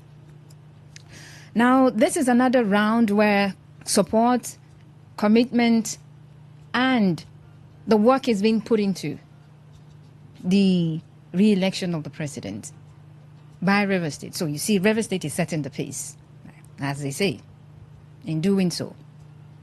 So as we are here setting the pace like this, for you who do not think that we're getting or we're reaping the rewards of the last commitment that some people were so committed into or to, maybe this time is going to be different. That River State, after showing all of the commitment that the state is going to be showing, come sometime in 2027, 2028, massive rewards. Massive rewards as a result of this pace that the state is setting in terms of the re-election of the president.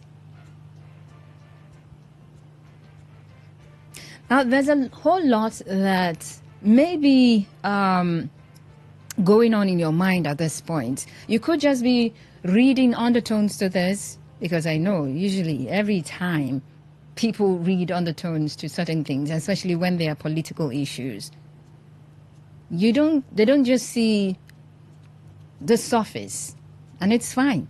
It's fine to just dig deep and look out for perspectives and angles. So the minister is saying that River State is setting the pace in mobilizing support for Tinubu's re-election in 2027, stating that political reward is tied to commitment, not really financial contribution. Now you may, well, this last part of the statement, you may want to argue, what is commitment without financial contribution? How do you contribute? Okay, as I said earlier, you could contribute with your presence.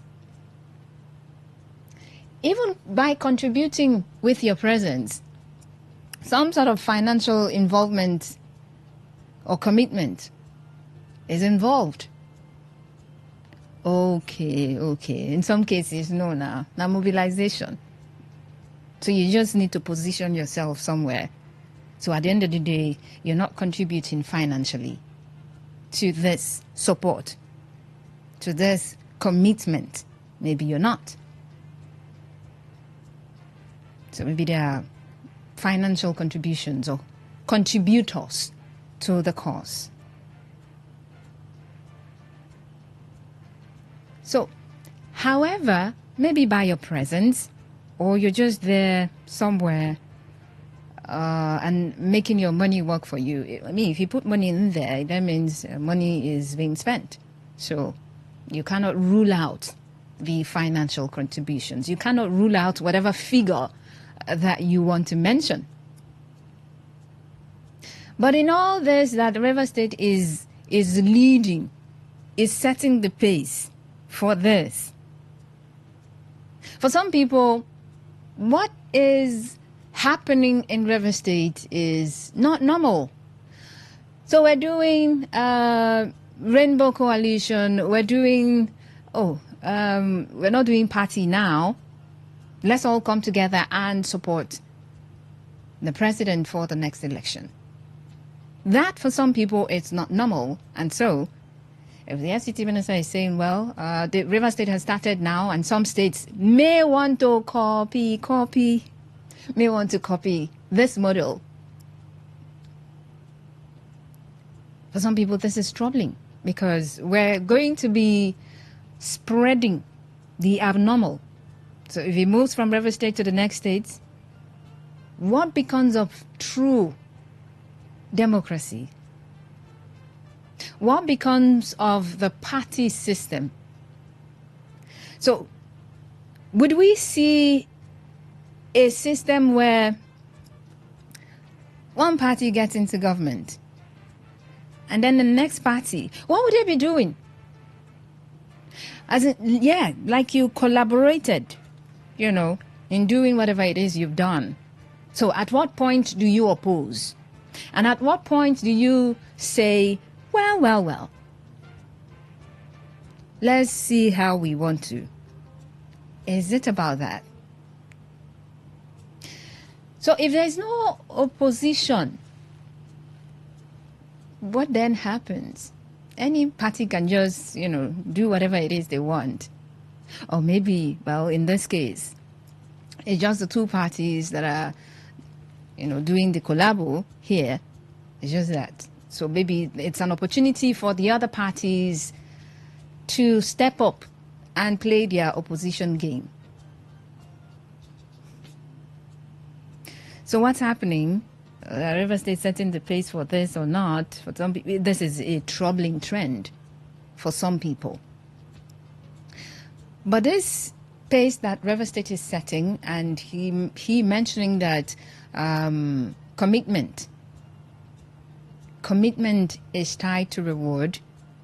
You walk the walk. You put in the work. And then at the end of the day, you reap the benefits of the work that you've put in. Anyway, it's time for me to open up the phone lines to have you join the conversation. Talk that talk on Today 95.1 FM. Now, in all of this, that the state is setting the pace in mobilizing the support for the president's re-election. Now, does this in any way, and then you want to sprinkle in all of the political reward being tied to commitment and not financial contribution and all of those put together, does this signify how well, because we are setting pace, Abi, does it signify how well the state has been rewarded? 962. And yes, you can drop a comment on Facebook Today 95.1 FM, on X at Today FM 951. Call me and let's see how we can wrap our heads around this pace that your state, our beloved River State is setting. Hello, good afternoon. Yes, please. Good afternoon. Good afternoon to you. Tap, straight to the point. Okay, go on. I think when it comes to commitment, it's not like somebody building house. You can't call one particular, person to build a house. Okay. You need so many people, you need so many, you need materials. Hello? Materials? Yes, you need a lot of things for you to build standard building. You need a lot of things. You need a carpenter, you need a bricklayer, you need so many people to build a house. The city minister is talking about commitment. Commitment is not only by mobilizing people. If the financial commitment is there, mobilization commitment is there, infrastructure, like people that donate buildings when it comes to election. People that donate their buildings for election of a particular person. So I think what he's saying is neither here, not there. And again, it's fortunate. You see, when you send a small picking message. Small picking. He sent that message, but that picking didn't perform well. He brings shame to the family. He brings shame to his people. Okay. I think that's exactly what the River State is experiencing. Now, Okay, so let's just stop it there. I don't know where this proverb is going. All right, small picking proverb.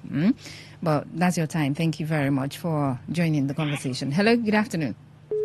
Yes, good afternoon, Faustina. Yeah, you're welcome. Okay, my own contribution is this.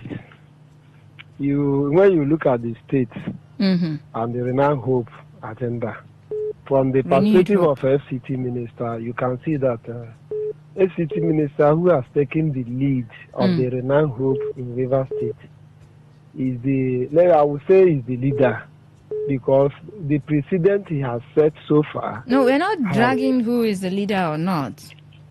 We're not dragging leaders here. I know.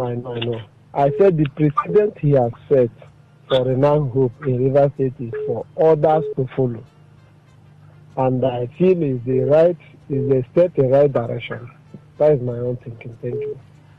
Oh, okay. So are you, by any means or chance, saying that whatever it is, I mean, because you're saying, he said River State is setting the pace, even in terms of the Rainbow Coalition and whatever, the inauguration of the Renewed Hope ambassadors and all of those put together, that's no issue. It's normal. So if any other state can just take it off from there, it won't be a problem.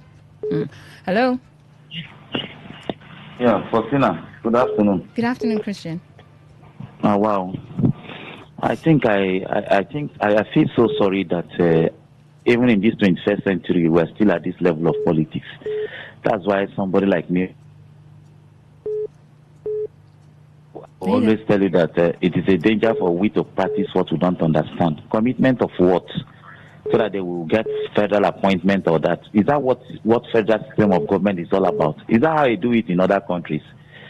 That because you are committed, you brought vote, that's why the federal government should reward your people by appointing your people. I mean, this level of politics is too childish for me, honestly. And for me, it's a shame. Thank you. Hello, good afternoon. Yeah, Faustina, how are you? Very well, Kimbillion. God bless you. Faustina, I think this politics is really unbelievable. I've never believed in UK before because I'm not a fan and I will never believe in. Because if you can believe me, you can believe anything. Faustina, what of, let's go this way, what of if the so-called Renew Hope, the Tinubu lose the election, next election? The incoming president now ignore River State. What will be the fate of River State? It's not healthy. You don't play such a politics. You cannot put your egg in one basket. See, Lagos is Tinubu from Osun State, all these places in the west, none of them is doing all these things. Is it out of laziness or out of poverty? UK is taking advantage of River State. They should reject that, because this kind of politics, they are rushing. Which guarantee they have that Tinubu will win? Because it's 50-50. If he lose, other person come, nobody should cry foul. Before I drop, on 2015, UK inaugurate GDI. Don't forget, for Jonathan Fair, where is GDI inaugurate? It's not about shouting this thing. Not is the people that determine who become a president. So if they are putting all their egg in Tinubu, when Tinubu lose and another person come, ignore them. The people did not cry wolf for that's my submission, Kembilon. Okay, all right. But for some people, if they believe in a particular candidate, they want to go all out and mobilize, whatever mobilization entails. They want to be committed, whatever commitment entails. They want to just go all out and do that. Not reading whatever is going to happen in the future, the other way around. 09510-951. 0810-951-0951. That's the number to dial. And you can send a message to 0701-933-9962. River State is setting the pace in mobilizing for Tinubu's re-election 2027. And, stating that political reward is tied to some sort of commitment. No, actually, financial commitment. Hello. Hi, hello, First Nation. Sasha Douglas. Thank you so much. First Nation, commitment in politics is paramount because you don't participate in politics by mouth. You be committed. It is both financial both and otherwise. So the 60 billion is needed. So No, whatever 50 figure. billion. That Whatever thing figure. is saying is 6 billion, 600 billion. 600 rather. 600 billion. So much money. So money is needed, right? In this commitment. So much money. Besides money, you also need to be on ground.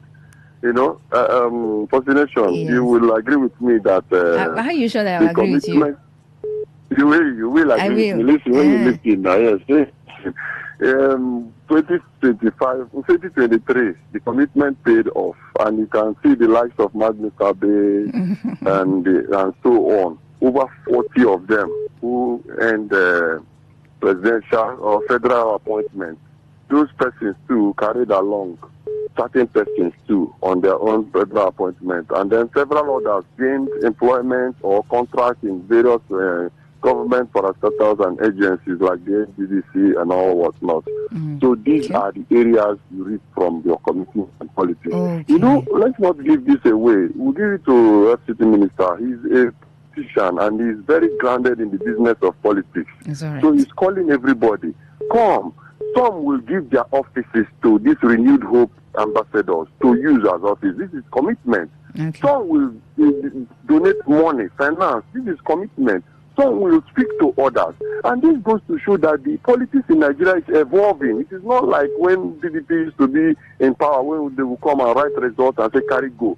Now you want to mobilize people to come and vote. So gone are those days when you say people vote, their vote does not count. If it doesn't count, why is this man telling people to come out, mobilize? All right, Special Douglas. Thank you. So I think he has a way forward there. So much. Okay, thank you very, very much. Well, if there is a time, or there was a time that people would talk about, I don't know if there's ever been a time when people don't accuse other people of, oh no, vote buying and no vote buying. It's not that's not time specific. It's not time specific, and usually it's when it's happening, and then some parties or some contenders notice some foul play. They just cry, oh no, this thing is not going well. No, they are doing this, they are writing this, they are writing that one. Well, we hear those stories. So it's not time specific. 0810-9510951. Okay. Let's see. Remember that you can drop a comment on Facebook and on X as well. Facebook Today95.1fm, on X at TodayFM951. There is also the SMS portal that you can forward a message to, as well as the WhatsApp portal. The number for you to do that with is 0701-933-9962. 0701-933-9962. So maybe you want to begin to analyze commitment. And of all the components of the commitment, is there one that is heavier than the other? Hello? Faustina. Yes, please. Good afternoon. Good afternoon, The Mr. greatest Wellington. commitment that you ought to do as a citizen of this state is to be under the state governor. That is the number one commitment. Wahala. If you want to support Tinubu, you must come under the state governor. He is the 001 of the state. Be factual. If you want to support the president, you support him from the governor's office. That's number one commitment.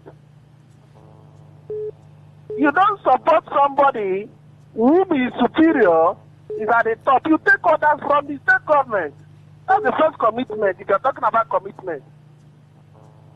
After the president is the governor of the state. Be factual.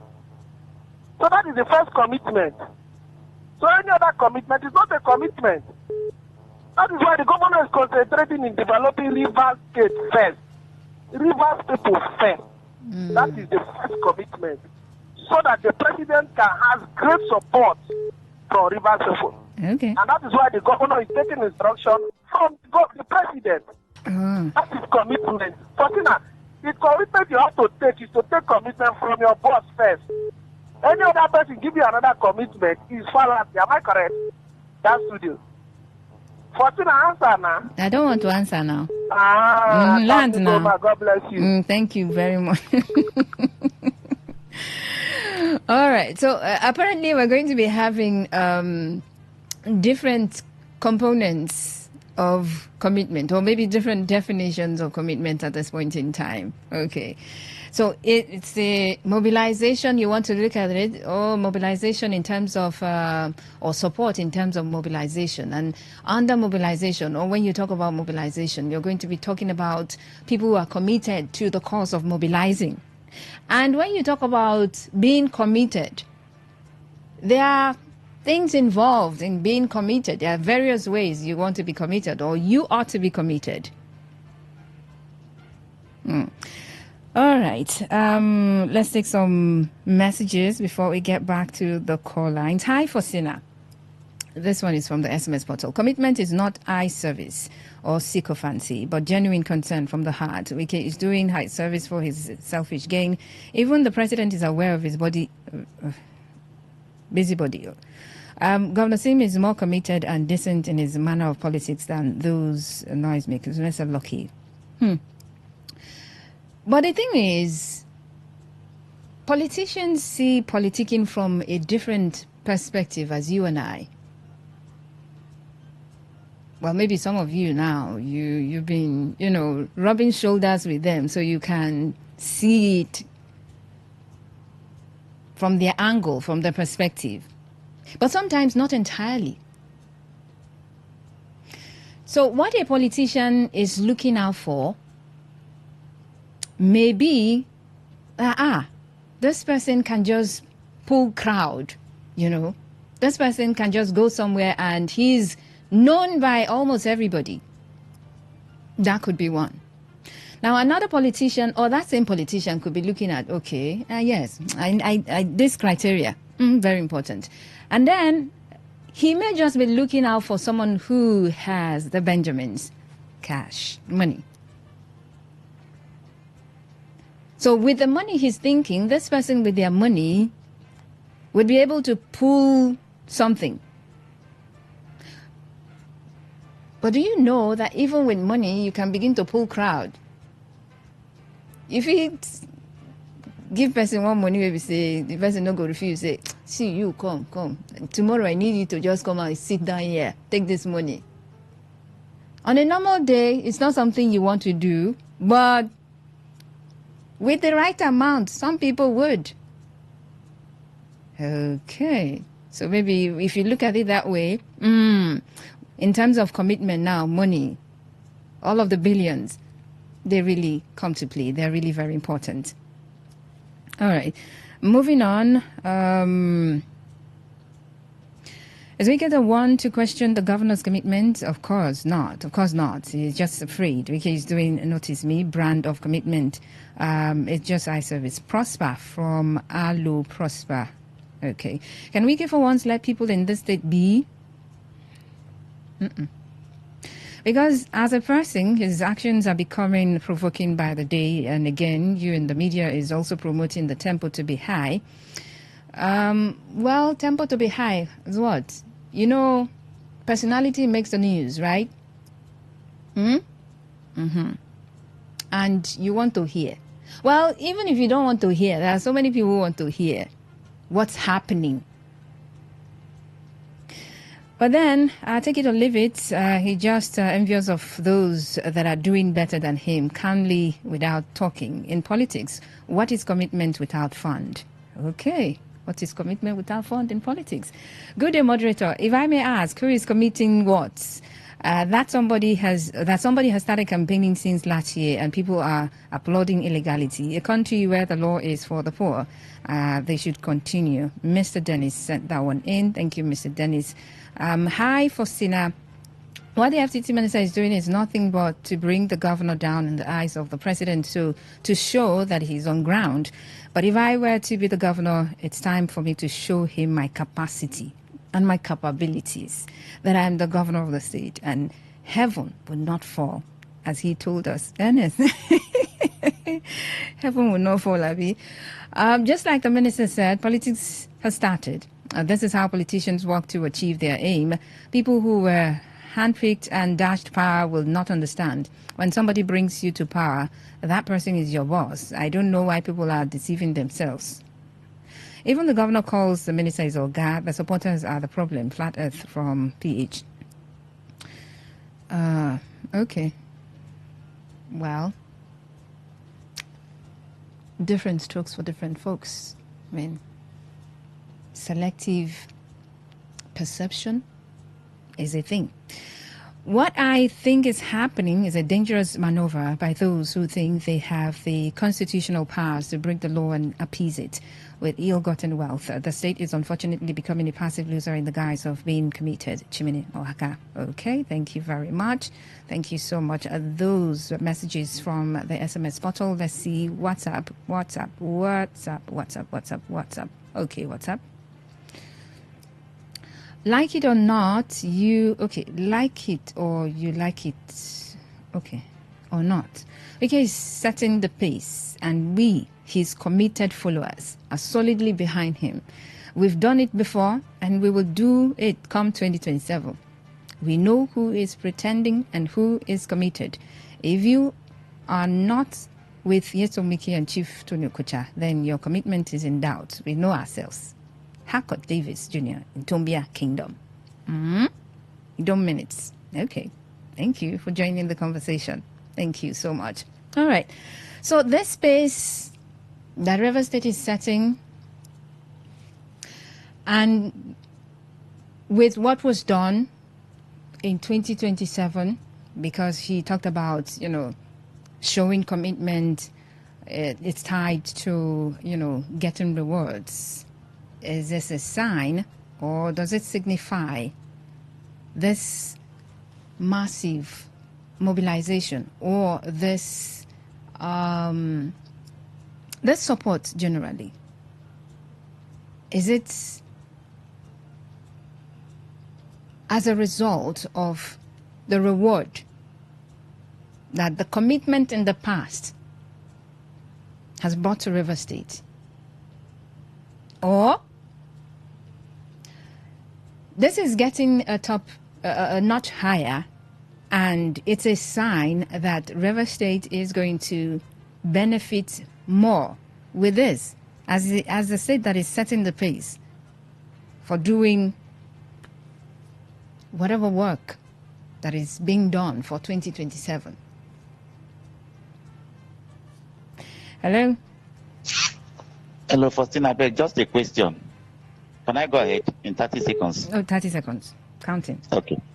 Is it that it is not statutory for a federal government to appoint people whenever he becomes a president in all the 36 states? Don't you have a federal character that each state must produce a minister and all that? What are you committing? Right. Is it that if you are not committed, the federal government will not give the state the allocation for the governors to work in their states? All right, thank you. I don't understand all these professional... is 30 seconds gone. Thank you. Well, there is the federal character, all right? So maybe you're thinking that, I don't know, but certain things in Nigeria are not followed. Certain things in Nigeria are not normal. So ordinarily, I mean, you just go do your thing. The parties are doing their thing, and then, someone comes to power, and you don't need to get what you deserve because you massively. Or you don't need to get what you deserve plus someone else's portion because you set the pace, or because you gave the highest number of votes. Some things are just statutory. So as a state, if this is supposed to accrue to you, it is what you get, or what you should get on a normal day. So we're talking about, especially the governors who've been defecting, telling us that They want to key into the center. They want to align the center so that they can benefit more. And I'm like, whoa, okay. Or so that they will be looked at in a certain way. So does it mean that the federal government has been abandoning or has been neglecting those states? And so if you align, if you come to the center, you've come and join them, that's when they begin to see you, because maybe one black veil been cover you. They know they see you before now. All right, some more messages and then we wrap up the conversation. Oh. As a weekend, this is what I have for them. I have them. Okay. Those who are scared of the rain always give excuses of the bad weather. Honorable Malone. Okay. But is it not setting the pace? Good afternoon to you, lady presenter. I'm Iberi of Jesus from PH. Let the truth be told. No political commitment without funds. All this gra-gra is all about 2027 election. Then after the election, it will be payback time. God help us. Well, that's what it is now. That's what he said. I mean, you've got to be show commitment. You have to be committed rather, so you can reap the benefits. It comes with reward. So in politics, you cannot not be committed and then you reap rewards. So you're now you're probably now analyzing commitment. What ways? By, going on TV and showing what you're doing, or you have the billions and so you're just seated somewhere and your billions are working for you. Maybe that's what it is. But I've got to go now. Thank you so much for joining the conversation. It's been Talk That Talk on Today 95.1 FM, Voice of the People. Well, brace up for more conversations, okay? Because we're getting to that period gradually, even before we got to this period, or even before getting to that period. They've been bombarding us with all of those. Oh, we endorse. Oh, we did not endorse. This other state is endorsing. The other state is endorsing the president. That one is endorsing the president. It's been a long time coming. All of those movements, well, I'm sure they're going to get to a head very, very soon. But I have to go now. Osaz and OVA are right here in the studio and they're ready to bring you what's going on in the world of sport. Osaz, what's going on? A very good afternoon to you, first of all. Lukman? Yeah, Lukman to Atletico Madrid. Yes. He decided to go there, almost half the pay, or call that a bit above half the pay if he would have gone to Fenerbahce. But I think the man understands that you don't just fall from grass to grace. You have to keep it on that level. That's exactly how it is. Okay, so this is a step up. Yes, it's actually a step up. Yeah, moving from Atalanta to Atletico Madrid is definitely, in terms of so the he's moving from coefficients. Grass to grace now. Yeah, he's moving from grass to grace, not the other way around. Okay. I actually saw it coming, not grace to grass, but grass to grace. Yeah. So that's exactly how it is at this point. So I think it's a thumbs up for Ademola Lookman. So he finally left them. He finally left them after years of struggle. I saw him struggling.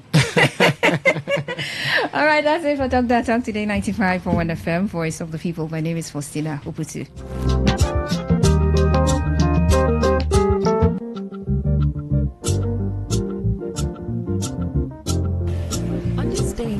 On this day in history. Today in history, 2nd February. In 1943, the Battle of Stalingrad ended with the surrender of the German 6th Army, a major victory for the Soviet Union. In 1971, Idi Amin declared himself president of Uganda and for the next 8 years headed a regime that was noted for its brutality. In 1990, South African President F.W. de Klerk lifted the 30-year ban on the African National Congress, resulting in the release from prison of Nelson Mandela and marking the beginning of the end of apartheid. In 1992, Václav Havel became the first president of the independent Czech Republic after the peaceful dissolution of Czechoslovakia. And in 2003, A powerful explosion devastated a bank and adjacent residential blocks in Lagos Island, resulting in dozens of deaths and many more injuries. The blast destroyed property and prompted chaos as residents struggled to rescue trapped victims. On this day in history, on this day in history, on this day in history. Talk radio. I listen to a lot of talk radio. 95.1 FM. Today's news in 60. The federal government has signed an agreement with South Korea to establish an electric vehicle (EV) manufacturing plant and develop critical charging infrastructure across the country. The Center for the Promotion of Private Enterprise (CPPE) has urged the federal government to prioritize the establishment of a national farm price stabilization and farmer income protection framework as a critical step toward achieving sustainable food security in Nigeria. The Nigeria stock market has closed the first month of the year, 2026, with over 6.7 trillion naira capital gain, just as oil prices witnessed a surge last week to about $71.01 per barrel.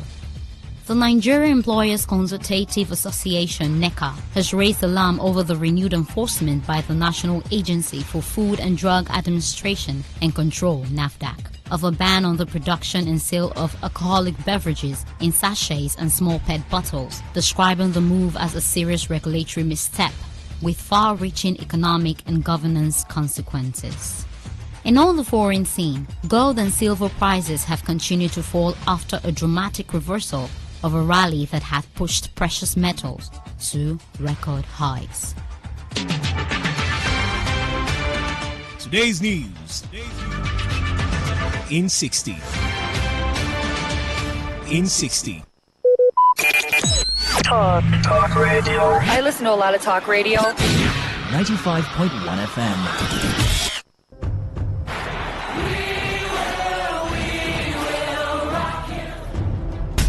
This is what we've waited for. The showdown. The fastest men in the world. Hearts racing. One light, two lights. They're backing off and backing.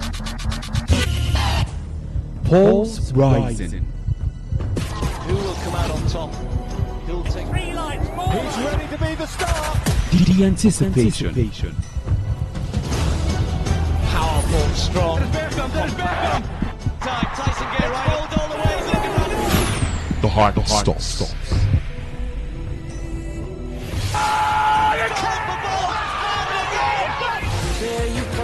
Catch the sports game on Sports Attack Mondays through Fridays 6:30 a.m. and Today's Sport Live 3 to 4 p.m. and also on the weekends 1 to 6 p.m.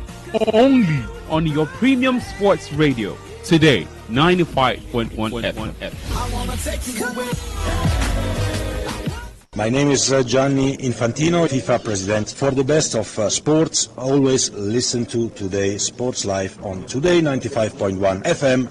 Hello, my name is Kanu Wanko, aka Papilo. For the latest and trending sports stories, always listen to Today Sports Live on Today 95.1 FM Port Harcourt.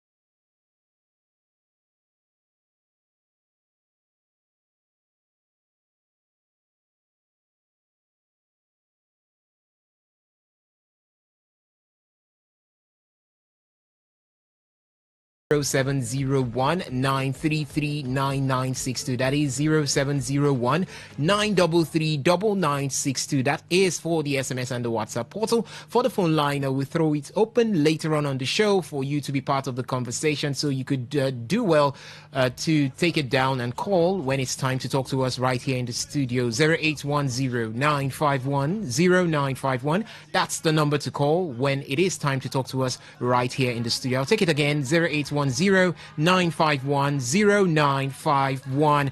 For our social media handles, you can be live with us right now on YouTube. We are live at Today951.fm.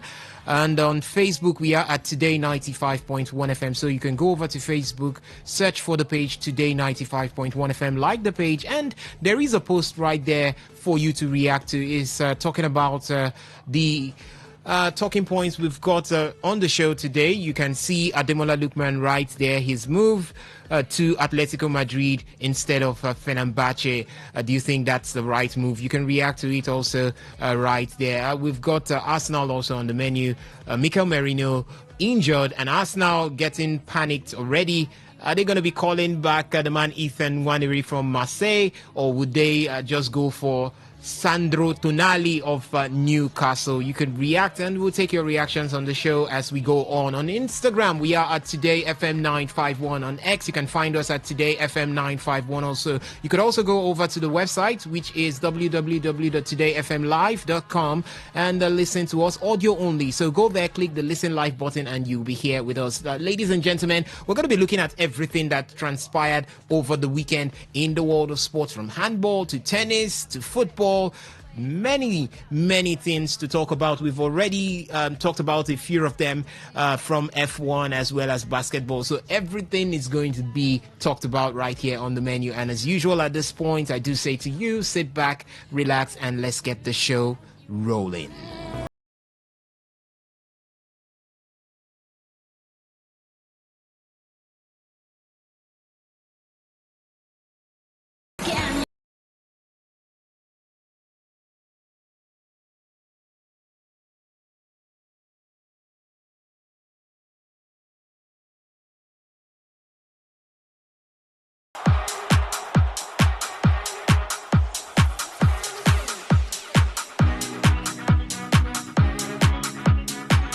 All right, let's get down to business. But before we talk about tennis, which happened over the weekend, let me just update you with what's coming from handball as regards, or as it has to do with Nigeria's senior men's handball team, as Nigeria were once again not able to qualify for the men's handball world championship after Egypt defeated Tunisia 37-24 to win the 2026 African men's handball championship. Nigeria's senior men's handball team, the Golden Arrows, ended their campaign at the 27th African Men's Handball Nations Cup in Kigali, Rwanda, with a 25-20 defeat to Angola in the 6th place classification match at the BK Arena. The defeat not only brought Nigeria's campaign to a close, but also ended their hopes of qualifying for the 2027 IHF World Championship in Germany, as Angola claimed Africa's 5th World Cup qualification slot by virtue of that win. So what that simply means is that call them the Golden Arrows of Nigeria. That's Nigeria's senior men's handball team, missed out at the top, which Egypt took. And in the second place, they also missed out there, as Egypt were able to leave Tunisia in the second place. In the third, they missed out. The fourth, they missed out. And the last qualification spot, which is the 5th, they lost it to Angola, courtesy of that 25-20 defeat that they had. And such a promising team, but couldn't make it outside the continent of Africa. Maybe better luck next time is what we wish the Golden Arrows of Nigeria in their quest. From there, we move into tennis, where over the weekend it was the Australian Open coming to a close, as the 2026 Australian Open was concluded with historic achievements in both the men's and the women's singles draws over the weekend. Carlos Alcaraz and Elina Rybakina claimed the titles, with Carlos Alcaraz becoming the youngest man in history to complete a career Grand Slam. At the age of 22 years, the Spaniard took down the legendary Novak Djokovic in 4 sets, 2-6, 6-2, 6-3, 7-5. And with that win, he has edged his name in gold. The exhausted Carlos Alcaraz, or Carlitos as he's fondly called, expressed his joy at winning the maiden Australian Open title and becoming the youngest man to claim a career Grand Slam in the Open era. Obviously, first of all, I just wanted to talk about Novak. I think he deserves an ovation for sure. You're talking about how I'm doing some amazing things, but what you're doing is truly inspiring. Not for only the players, the tennis players, but the athlete, all the person around the world. For me as well, just putting the right work, hard work every day with your team, every tournament you go, and playing such a great tennis. For me, I just enjoy so much watching you play. Yeah, that was Carlos Alcaraz right there after that victory over Novak Djokovic. If you have also forgotten, this same man survived the marathon 5.5 hour semi-final against Alexander Zverev just to get to the final. So it didn't come to him really easy. Talking about Carlos Alcaraz. So at 22 years, 8 months, Alcaraz is now the youngest man to complete a career Grand Slam. What do we mean by a career Grand Slam? To be able to win the 4 Grand Slams that we have: the Australian Open, the French Open, Wimbledon, as well as the US Open. He has won the rest. Australia was the only one that eluded him, but congratulations to Carlos Alcaraz. He has now made it 4 complete a career Grand Slam. Ovie Wallace. A good one for him. As you said, that match was the battle for history. It was for Novak Djokovic to get his 25th Grand Slam and for Carlos Alcaraz to get his career Grand Slam. If not, he would have tried again next year at the Australian Open, and who knows. But he was able to pull through. Dominated that game after the first set, ended in 6-2. He dominated the second set, the third set, the fourth set was a little bit tricky, but he still pulled through and won it. Now the second, the youngest, 2 years younger than Rafael Nadal, who won it at 24.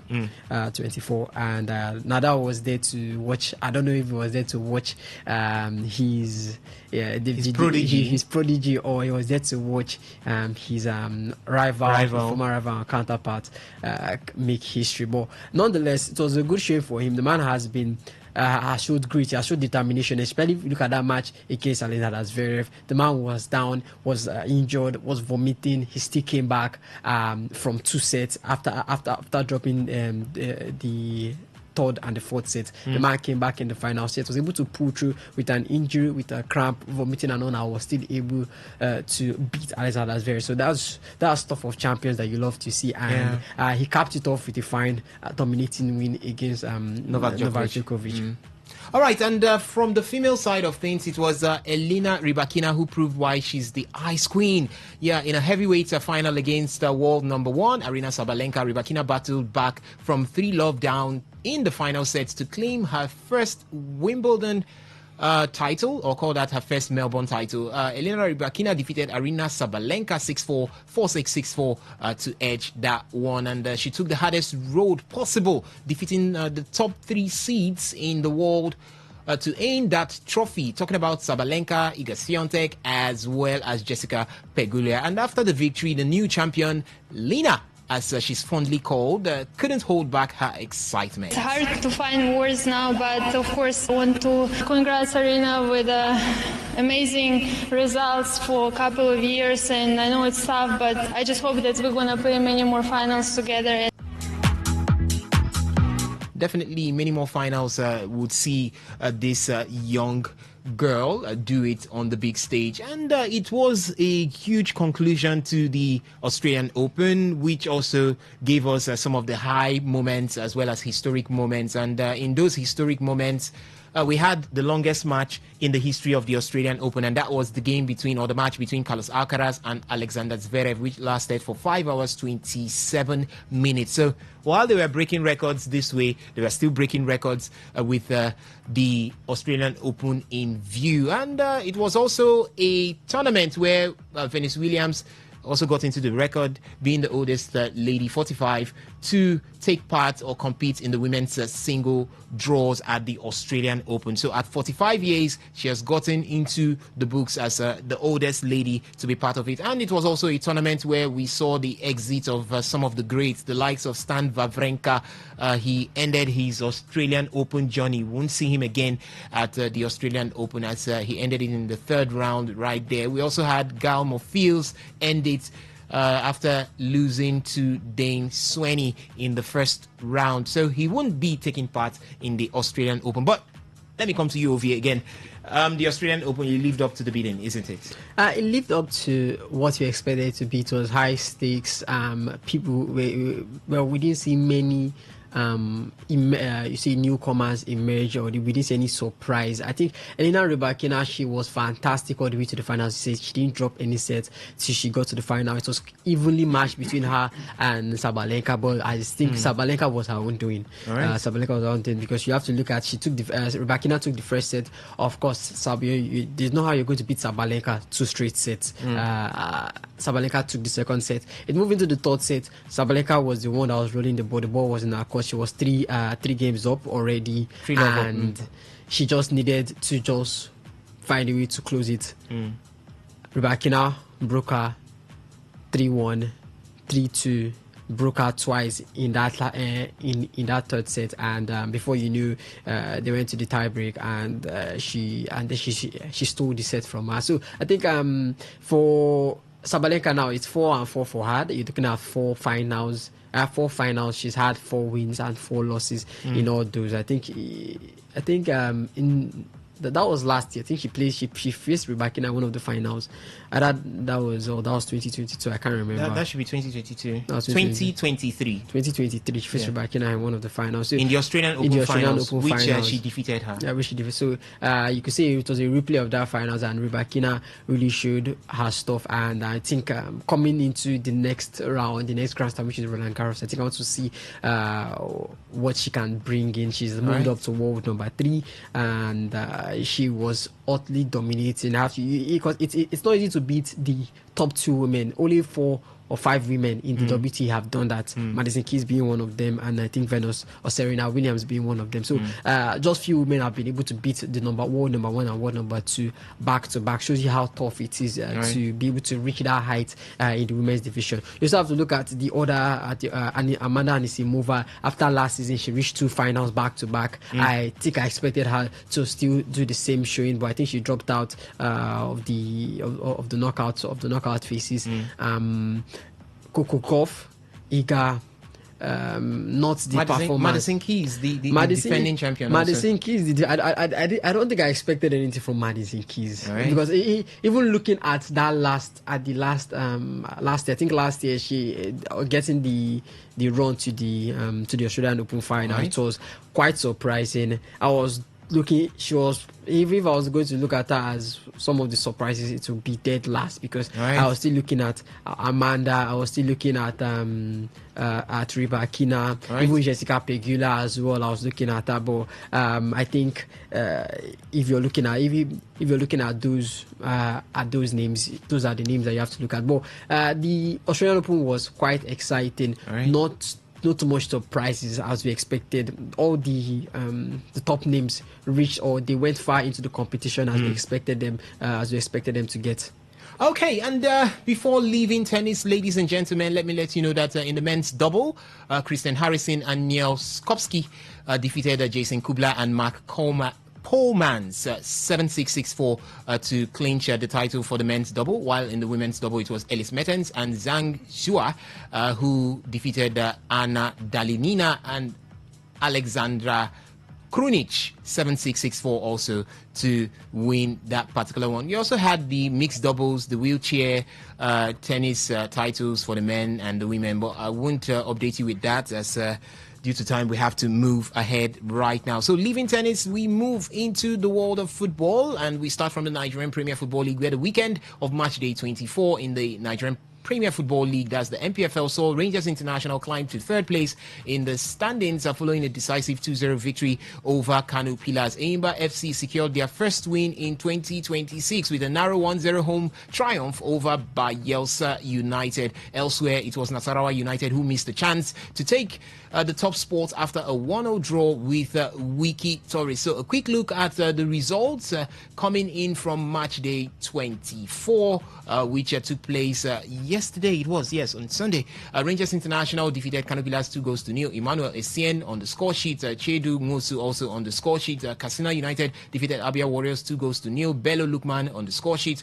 Stephen Anyanwu in the 62nd minute also got the second goal there for Katsina United. It was Enyimba Football Club of Aba who defeated Bayelsa United 1-0. Chijioke Mbwama getting the goal in the 55th minute. And Niger Tornadoes played out a 2-2 draw with Bendel Insurance as we had lots of goals from that particular encounter. Wiki Tourist Nasarawa United 1-1. It ended. Abubakar Liu in the 22nd minute for Wiki Tourist, while Anas Yusuf got the equalizer for Nasarawa United in the 49th minute.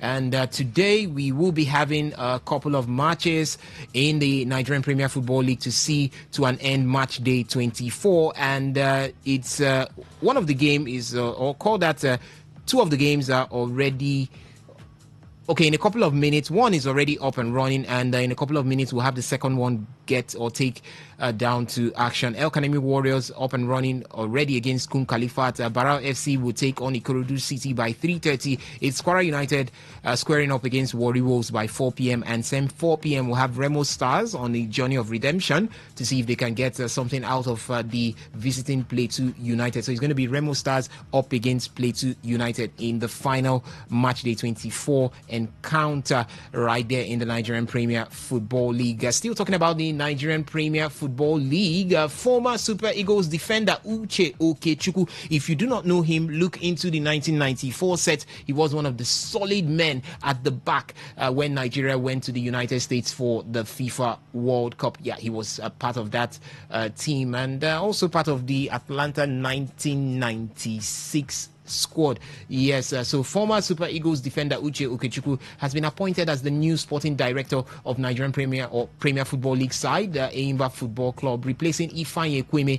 The 9-time MPFL champions, talking about Enyimba, recently parted ways with Ekweme following growing concerns over the club's recruitment strategy and allegations of mismanagement issues that have contributed to Enyimba's struggles on the ongoing league season. Sources close to the Aba-based club said the decision was reached after an internal review of Enyimba's sporting operations with particular focus on players' recruitment, squad planning, and overall performance. That's Enyimba. Definitely, they're doing so much of chop and changes. We saw a new coach brought to the ranks pretty close. That's Emmanuel Dorch, and now you're seeing a new sporting director come in the person of Uche Okechukwu.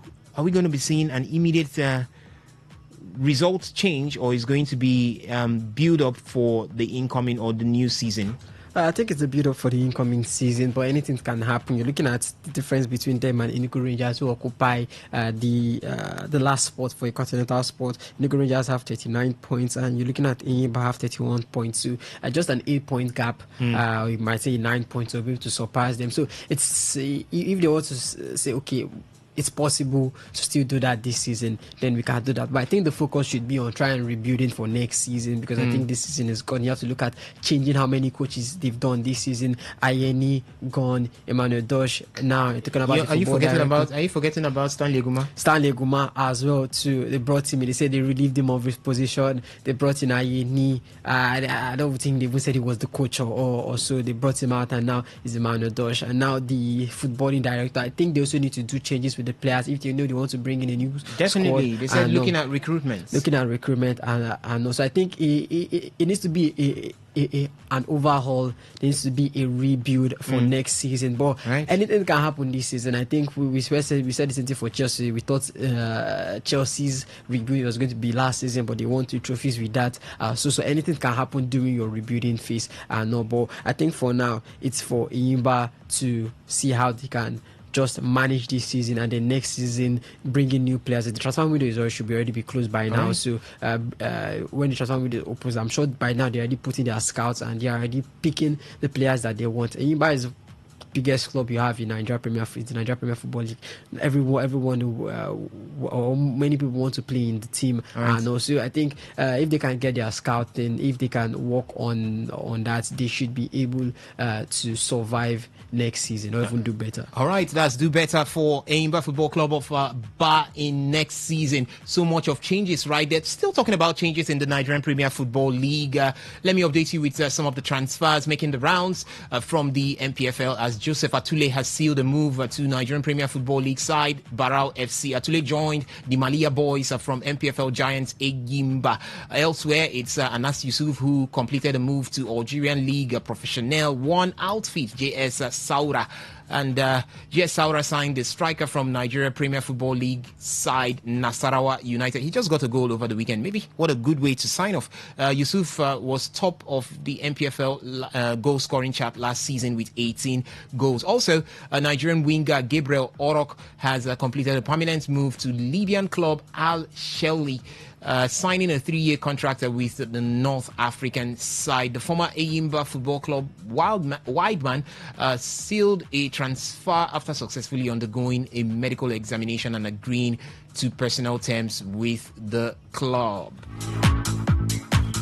All right, from the NPFL, let's talk the CAF Champions League, as the hopes of Nigeria's representative Rivers United reaching the knockout stage of the CAF Champions League suffered a major setback on Sunday following a shock home defeat to Zambia's Power Dynamos in Uyo. Rivers United had boosted their qualification chances with an impressive away draw against the same opponents on match day 3 in Zambia, raising expectations of a crucial home victory. However, the Nigerian champions failed to build on that result, producing a disappointing performance in front of their supporters.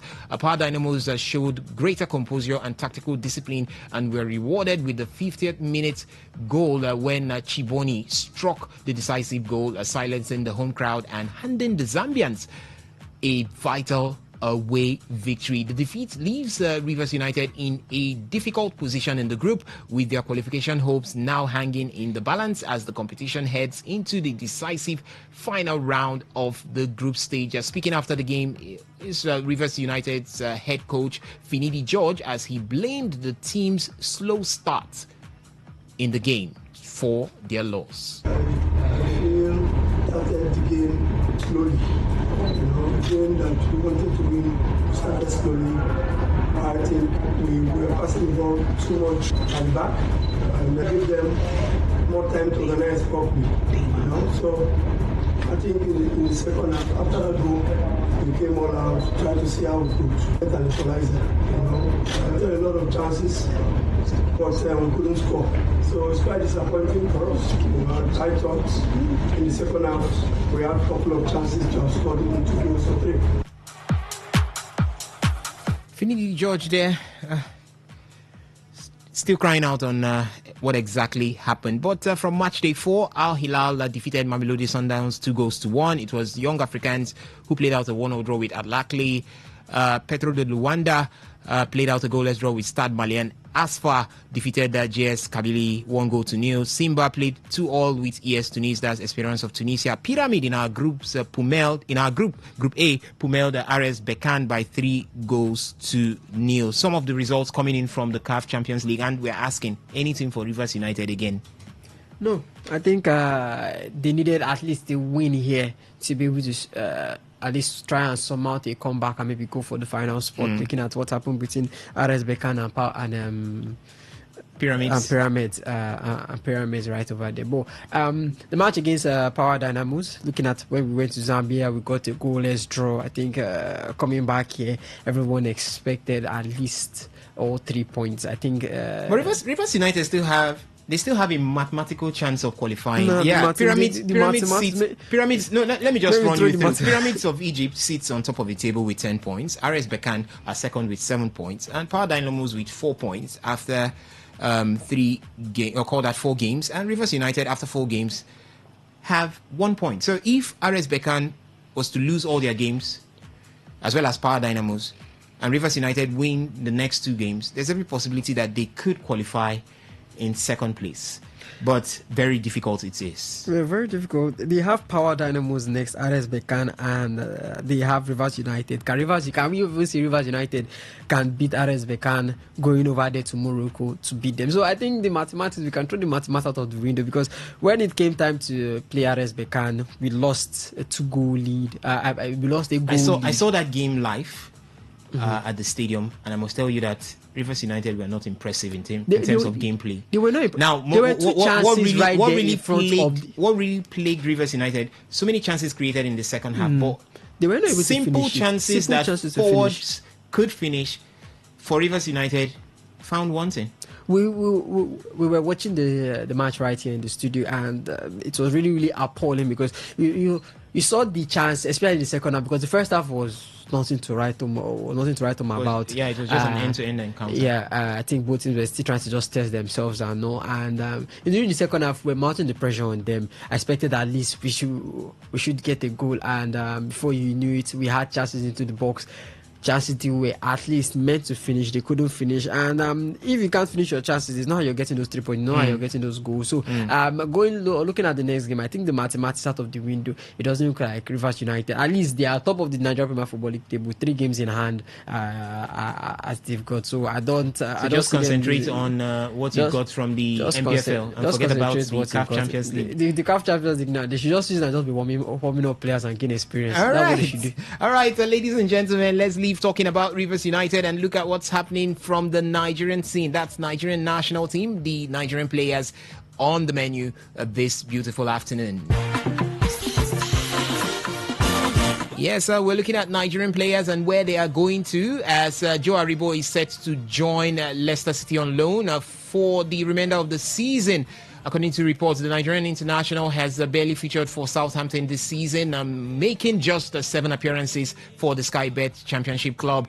And elsewhere, it's Nigeria's forward Ademola Lookman, who has completed his medicals ahead of a €40 million move from Atalanta to Atletico Madrid. Lookman arrived in Spain on Sunday to undergo medical tests, while his former club, Atalanta, were in the Serie A in action against Como 1907. And we have a question here to talk about concerning Ademola Lookman. He had to forego huge salaries to make this move to Atletico Madrid. He will be receiving between 6 to 7 million euros annually at Atletico Madrid, and if he had gone to Fenerbahce, that would have been 11 to 13 million euros over there. So he had to let go of close to about 5 to 6 million euros to make this switch to Atletico Madrid. Do you think it's the right move, or at this point he should be looking at racking in the monies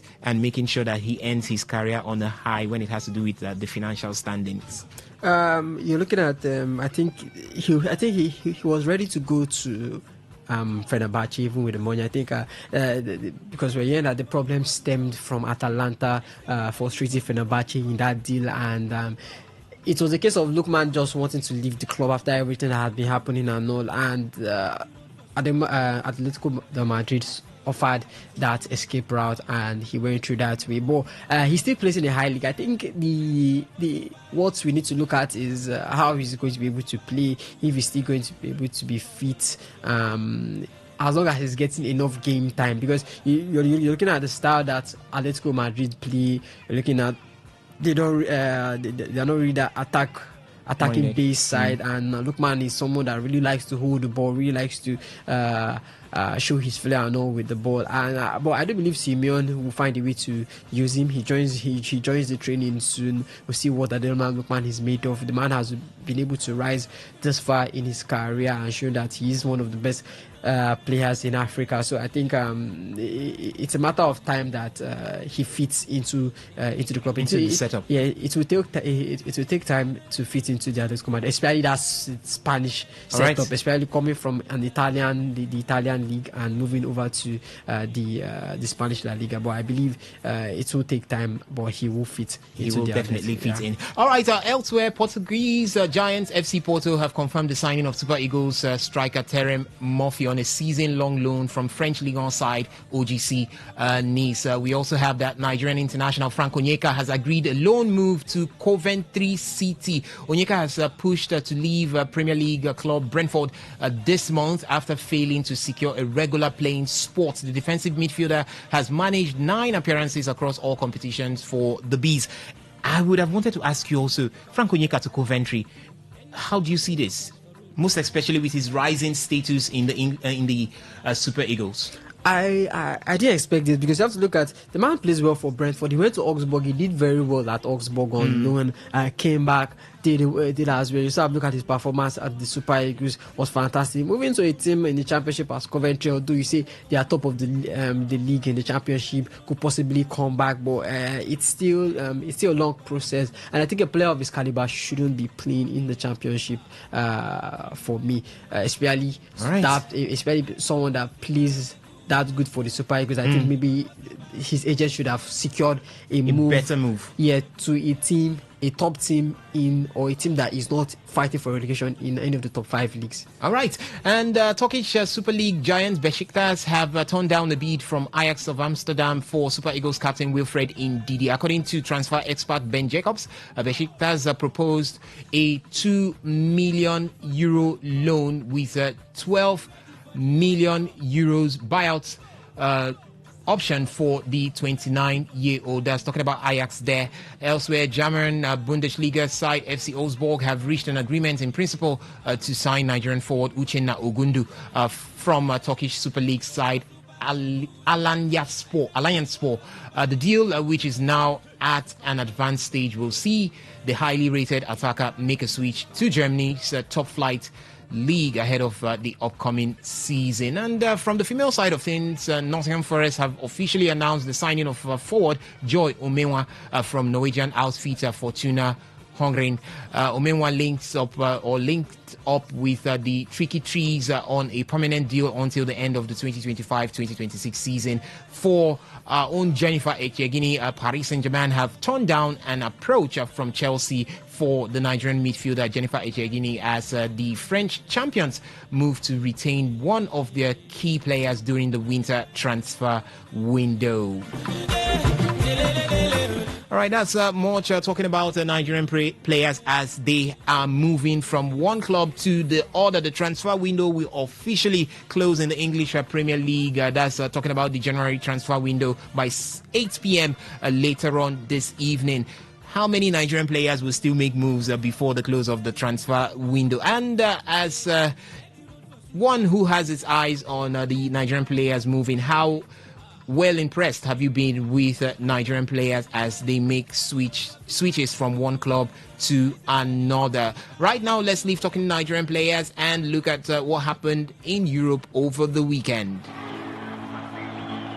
All right, the weekend was capped with significant shifts in title races and standout individual performances. Arsenal extended their lead at the top of the Premier League table to 6 points, while Barcelona maintained the narrow advantage over Real Madrid in the La Liga. In Germany, it was Sergio Guirassy who starred for Borussia Dortmund as they capitalized on a Bayern Munich draw. So a quick run through of the results as it did come through from the top 5 leagues right there in Europe. Would just start off with the English Premier League, where Leeds United were defeated by Arsenal by 4-0 at the Elland Road. Liverpool pummeled Newcastle United at Anfield 4-1. Tottenham Hotspur played out a 2-2 draw with Manchester City. Manchester United narrowly defeated Fulham 3-2 at Old Trafford, and at Stamford Bridge it was the same case for Chelsea as they narrowly defeated West Ham United 3-2. Aston Villa at the Villa Park lost to Brentford 1-0, and Wolverhampton Wanderers lost at home to AFC Bournemouth. It was Brighton and Hove Albion who played out a 1-0 draw with Everton. Nottingham Forest also played out a 1-0 draw draw with Crystal Palace. In the Spanish La Liga, it was Elche who were beaten at home by Barcelona 1-3, and Real Madrid narrowly defeated Rayo Vallecano 2-1. Levante played out a goalless draw with Atletico Madrid. Real Betis defeated Valencia 2-1. It was 2-2 between Villarreal and Osasuna, 1-1 between Athletic Club de Bilbao and Real Sociedad. Real Oviedo defeated Girona 1-0 at home. Getafe played a goalless draw with Celta Vigo. In the German Bundesliga, Hamburger SV miraculously played out a 2-0 draw with Bayern Munich. It was Borussia Dortmund who had a slim victory over FC Heidenheim, 3-2. Eintracht Frankfurt lost at home 1-3 to Bayer Leverkusen. RB Leipzig lost at home 1-2 to Mainz 05. VfB Stuttgart defeated SC Freiburg 1-0, and Hoffenheim defeated Union Berlin 3-1. Augsburg 2-1 winners over St. Pauli. Werder Bremen 1-1 with Borussia Mönchengladbach. Union Berlin, FC Cologne, defeated VfL Wolfsburg 1-0. In the Italian Serie A,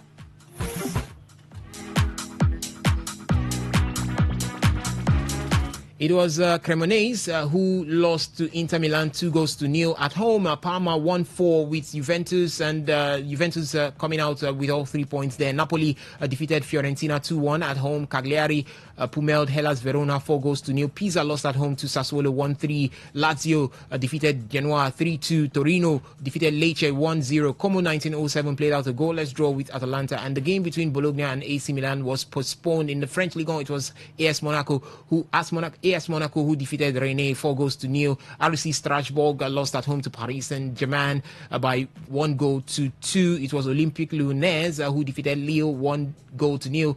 Paris FC played out a 2-0 draw with Marseille. RC Lens defeated Le Havre 1-0. OGC Nice played out a 2-0 draw with Brest.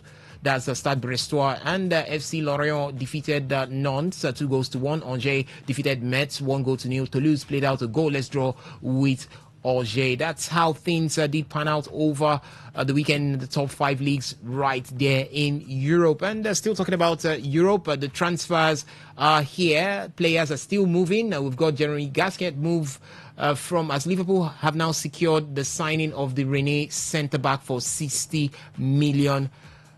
And Ademola Lookman is also on the menu. Atletico Madrid have reached that agreement, as well stated, 35 million euros transfer fee and a 5 million euros in add-ons, making it 40 million euros. The medicals done and dusted. That was yesterday. Jean-Philippe Mateta of Crystal Palace is also undergoing medicals ahead of a move to AC Milan. And that's the couple of transfers. Axel Disasi of Chelsea is also traveling to West Ham United for his medicals right there, while Tariq George, Everton have now been given permission to conduct a medical for the Chelsea young star. So much to talk about in the transfers. We'll keep our eyes on what will transpire between now and the end of the transfer window. But there is also Arsenal somewhere trying to get into some panic buying. Mikel Merino injured. Arsenal thinking of going for Sandro Tonali of Newcastle United in what we call the transfer deadline move, or maybe call back Ethan Nwaneri back to the fold to make shift or make a covering for Mikel Merino's absence. And Ovie Wallace, we're looking at Arsenal at the point where it seems like they are beginning to get back into the groove. Now Mikel Merino is out. Arsenal thinking of Sandro Tonali. But if that was to go through as a deadline day transfer, what would Tonali be bringing to the Arsenal fold? Well, Tonali is one of the best players you have to look at when it comes to playing at Newcastle, and coming over to Arsenal, I think he adds that stability right there in the midfield. But then you have to look at Arsenal squad depth. I think they are really heavily packed in the midfield as well. Zubimendi, Mikel Merino as well, Ben White, who can also play there as well. So I think Odegaard as well too can also play there. So I think they've got an okay squad. Right. They've got a really okay squad, but Tonali is not a bad addition. All right, he's really, really not a bad addition, and we could see how he elevates Newcastle to their game. Especially we know when he came back, when he went for injury, the man came back, and they were Newcastle and Eddie Howe, they started bowling. So I won't be surprised them getting him, and for me, he will be a good addition for the Arsenal setup. All right, and ladies and gentlemen, at this point, it's time for us to bring you into the conversation to get your thoughts on all that we have been talking about right from the beginning of the show. Remember, we looked at all that happened through the weekend, and tennis was one of the huge talking points as we saw the Australian Open come to an end. How convincing were you are you concerning some of the games that you saw, and was it the best man taking the trophy in the likes of Carlos Alcaraz as well as Elena Rybakina from the female side of things? And we've looked at football for a while now, starting with the Nigerian Premier Football League. A lot happening. Eyimba, so much of changes going on right there. What do you make of it at this point? We also looked at what happened yesterday. Rivers United losing to Power Dynamos right here at the Godswill Akpabio International Stadium. Is it done and dusted? Should Rivers United forget about chasing anything from the CAF Champions League and just concentrate on the Nigerian Premier Football League? And what does this make of the Nigerian Premier Football League? Rivers United not doing well on the continent, but lead the Nigerian Premier Football League. And we've looked at Nigerian players as they have moved or are moving from one point to the other. How impressed are you with the movement? And from the foreign scene, the European scene, you saw all that happened through the weekend. Mikel Merino injured for Arsenal. Arsenal looking at Sandro Tonali. What do you think? Do you think Arsenal should just rest the case and do it with the players that they've got, or they should just go on this deadline day and splash the money and get someone to replace Mikel Merino? 0810-951-0951. That's the number to call to talk to us right here in the studio. You could also make use of the SMS and the WhatsApp portal. It's doubled at 0701-933-9962. Good afternoon to you. Welcome to today's Sports Live. Good afternoon, sir. Welcome, Lucky from Abia State. I greet your colleague there. We greet you too. Yes, so Lucky from Abia State. Go on quickly. Also, it's over for Rivers United. Okay. Yes, it's over. Now, they have played 3 or 4 matches now. 4 matches. Losing 3.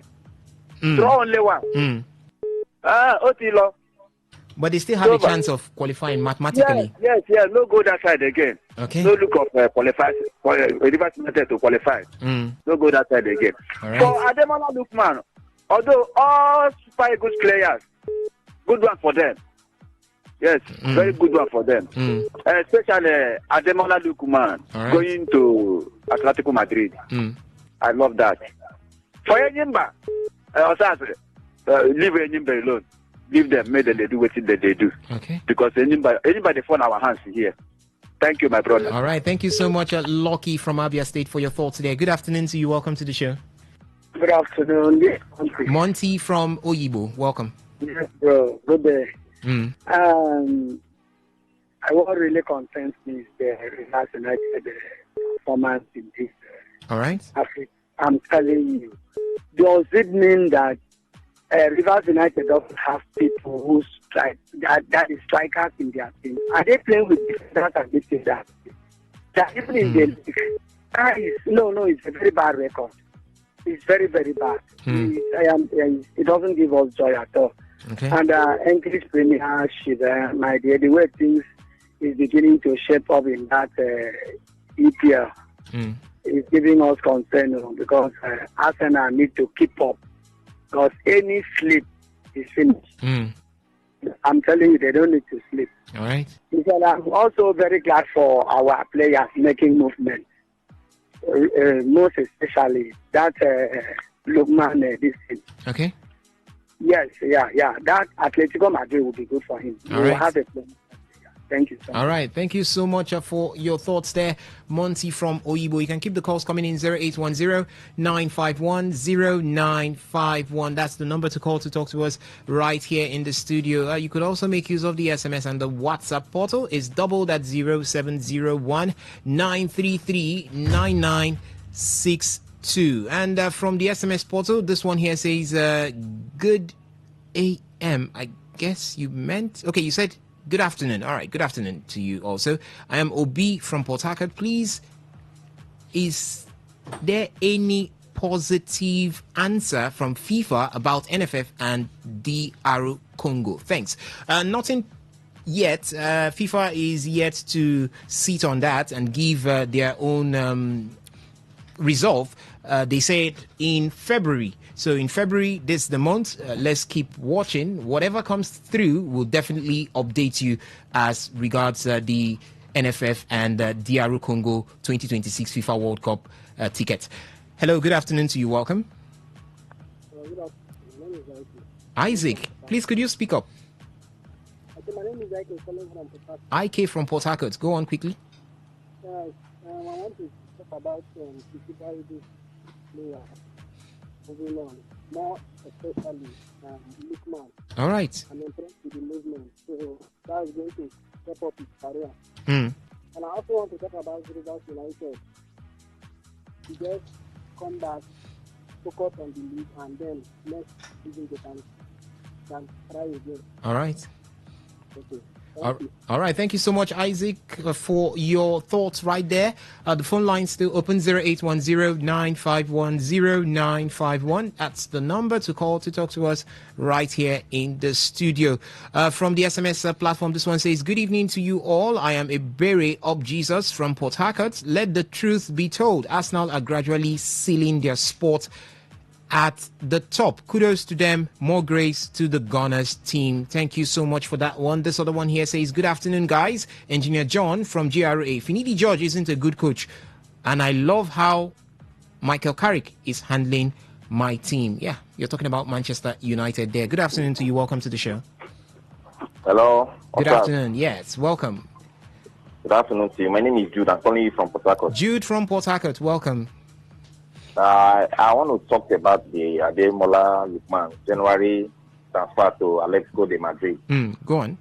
I believe it's a good one for him. All right. Atletico Madrid is a big club, big football club. They have a world-class coach in the person of Diego Simeone. So I believe he's going to have a good time over there. But I just hope and wish he has playing time. He'll be given playing time in the club. Okay. That's the only way he can have a good time there. Thank you. All right. Thank you so much, Jude, for your thoughts right there. Good afternoon to you. Welcome to the show. Good afternoon, guys. Welcome, Simon. Thank you. Ademola Lookman. Very good move. Even though, sometimes the style of Atletico Madrid. But if you're asking about Spanish, the standard of Spanish, Ademola Lookman will fit in Spanish league. Okay. But the only problem I have now is maybe Atletico Madrid, their philosophy. So, but sometimes, even a team that depends in I remember when Chelsea are playing defensive games, Joe Coz and the half left, Adi Ruben, they still play well, very well under Chelsea. So I think he can go there and do well. All right. Then for Rivers United, there is no need. Because then for Arsenal, that's why I said it the other day, that anybody that is expecting Arsenal to lose this league this season, just because Manchester City are chasing Arsenal. If Arsenal should sleep 40%, Man City will sleep 70%. Other ones are very far. Austin Villa also lost. So Arsenal will carry the league at the end of the day. All right. All right. Thank you so much, Simon, for your thoughts right there. You can keep the calls coming in 0810-951-0951. For the SMS and the WhatsApp portal, it's doubled at 0701-933-9962. We've got this one coming in from the WhatsApp platform. It says, it says Rivers United has both physics chance of qualifying, no be only mathematical chance. They are out from the beginning.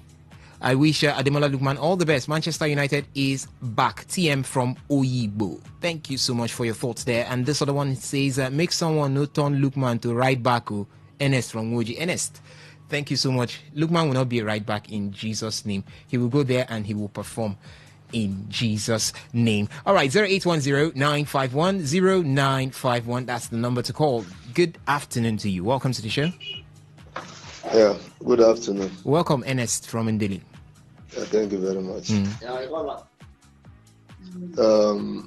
I think Arsenal are going to Newcastle to buy Tonale.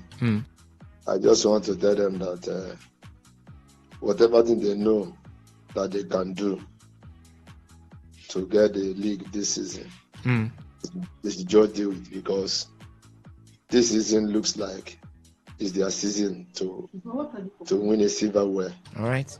But if they fail to do something that will enable them lay their hands on the trophy, next season it's not going to be easy, because every team would have settled down, every would have come up with a different idea. All right. To make sure that they become a strong opposition to Arsenal. Both Liverpool, Manchester City, even Man U, Chelsea, and other teams are going to come in with full force. All right. So whatever they have to do season to win the trophy, they should do it. Therefore, Lookman going to Atletico Madrid is a good move for me, because Atletico Madrid is one of the biggest clubs in Spain, and for we to have a Nigerian playing there, come on, is actually a good thing. And I just wish him well. Let him also, do what. SMS on the WhatsApp portal is doubled at 0701-933-9962. Ovie Wallace is still here with me in the studio. Ovie, we hear that Morocco might decide not to host the Women's African Cup of Nations 2026. Just 60 days to the start of the tournament. And South Africa might just have to be a makeshift plan for that particular one. But before we get talking about that, let's take this call. Good afternoon to you. Welcome to the show. Good afternoon. Welcome. Name, location quickly. You've got 30 seconds. Let's go. My name is Daniel, known as Arsenal Lastborn. Oh, Daniel the Arsenal Lastborn. Go on quickly. For me, for Rivers United, they should just focus about the Champions League and sack their head coach. Okay, focus on the Nigerian Premier Football League, you mean? Because for me, there's no way they are going to the Champions League knockout stage. And for Arsenal, I heard that they are going for 2 Scottish players. Please, can you update me on those 2 transfers? Those are just rumors for now. Okay. Those are just rumors for now. We'll update you when transfers are done and dusted. But when are you guys going to close? Is it 5 or 8? The transfer window will close by 8 p.m. So we'll update you with reports coming from there on Sports Attack tomorrow morning. All right. Thank you so much for your thoughts right there. And it's unfortunate this is where we have to draw the curtain. The phone line still buzzing, but thank you so much for listening. Thank you also for joining us via the various feedback platforms. Thank you to Ovie Wallace for being here today. My name still remains Osasin Himi. We'll be back here tomorrow, 6:30 a.m. for Sports Attack. Until then, stay lifted, stay blessed. Don't touch it. Leave it on Today 95.1 FM.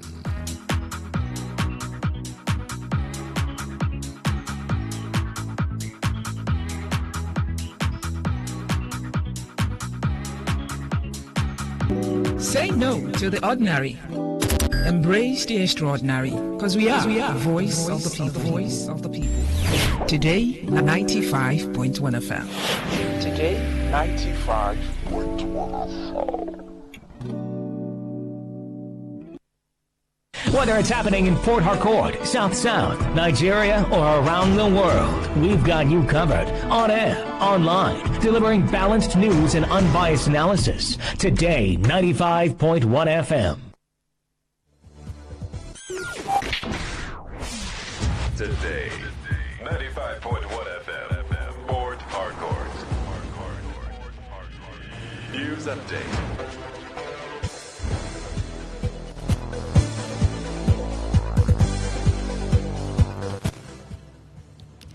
Good evening. Here is the news update on Today 95.1 FM. I am Anastasia Benjamin. The Federal Account Allocation Committee, FAAC, has shared a total of 1.969 trillion naira among the federal government, state and local government council as federation revenue for December 2025.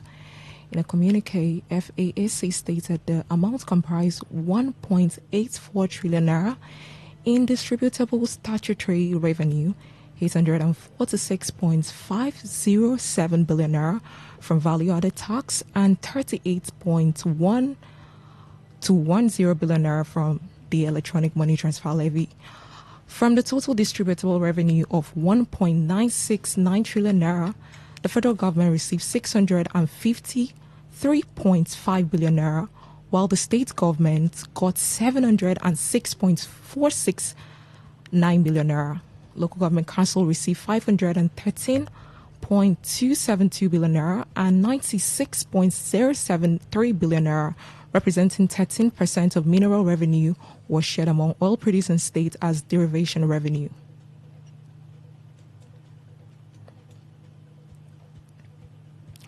The senior advocate of Nigeria and human rights lawyer Femi Falana has condemned the Nigerian Senate for repeatedly postponing the passage of Electoral Acts Amendment Bill, warned that continued delay could undermine the credibility of 2027 election.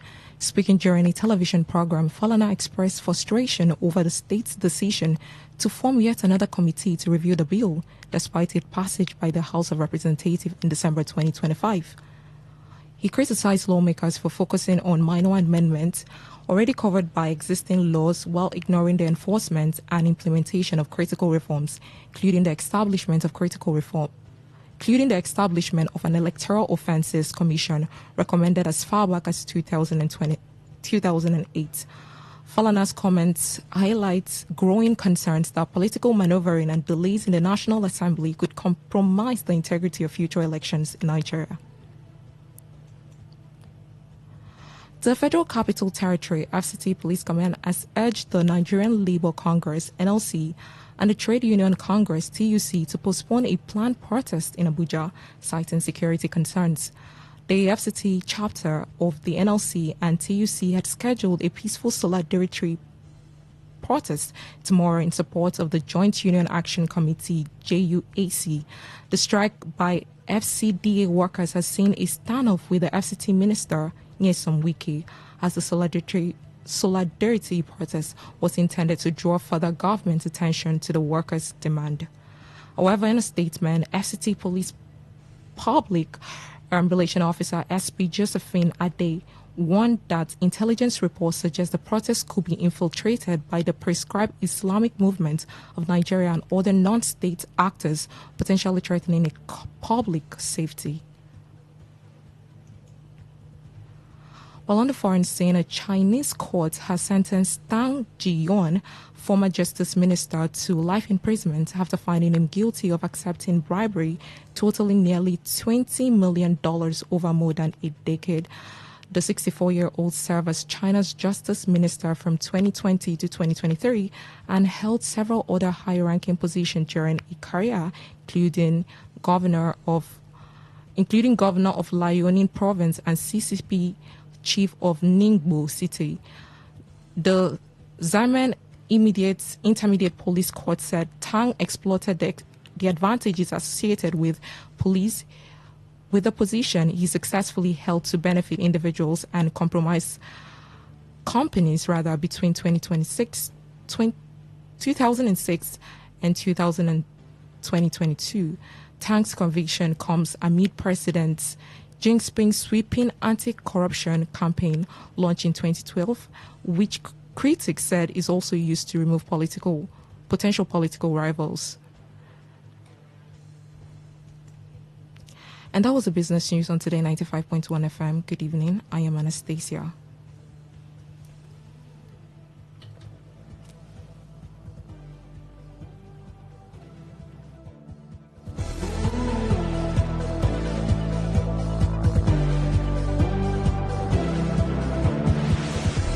Today's news, today's entertainment, today's sports, today's issues. Today on Today 95.1 FM, Port Harcourt.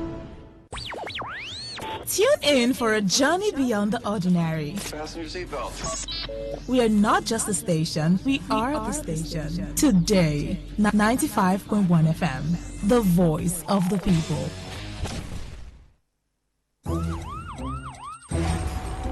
It all begins with breaking news. Now make no mistake, this is a difficult mission, and it will remain difficult for some time. Then it keeps trending. Events, issues, personalities, all struggling to gain attention.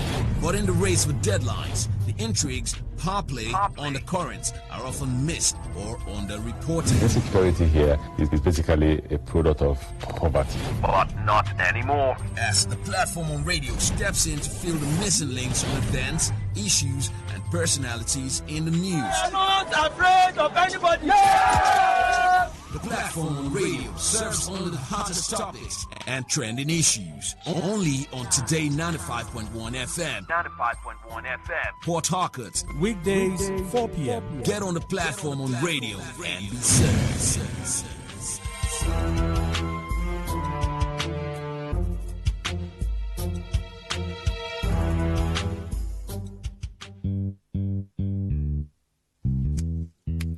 All stands, greet. Good morning, sir. Good morning. You are welcome to Jagbajantis High School. My name is Sound Sultan, your new mathematics teacher. By the way, do you understand Pidgin English? Yes, sir. Okay, now what we go use henceforth? Okay, carry your pen. Carry your paper. Fem for my class. People of this world, them plenty. Sins of this people, many. So many. Many times plenty, multiplier. Many times plenty, multiplier. Thank you and welcome to the platform on radio. It's a Monday, a little bit very hot, but this evening I have seen some breeze. I don't know where the breeze is coming from. It's like it's raining somewhere, isn't it? Okay, maybe. Thank you for joining us. We have breakfast, lunch, and dinner. Now, on the menu for breakfast, I am Lucky Maxwell. Call me the enjoyment man. Call me the man of the people. This year is my year of advanced enjoyment. So you can join me so we can enjoy together. For breakfast, 70-year-old woman. You know, I used to hear things like 70-year-old man. This one is 70-year-old woman. Accuses bishop of land grabbing in Mile 2 Diobu, Port Harcourt. Mile 2. Land there, Mile 2 again.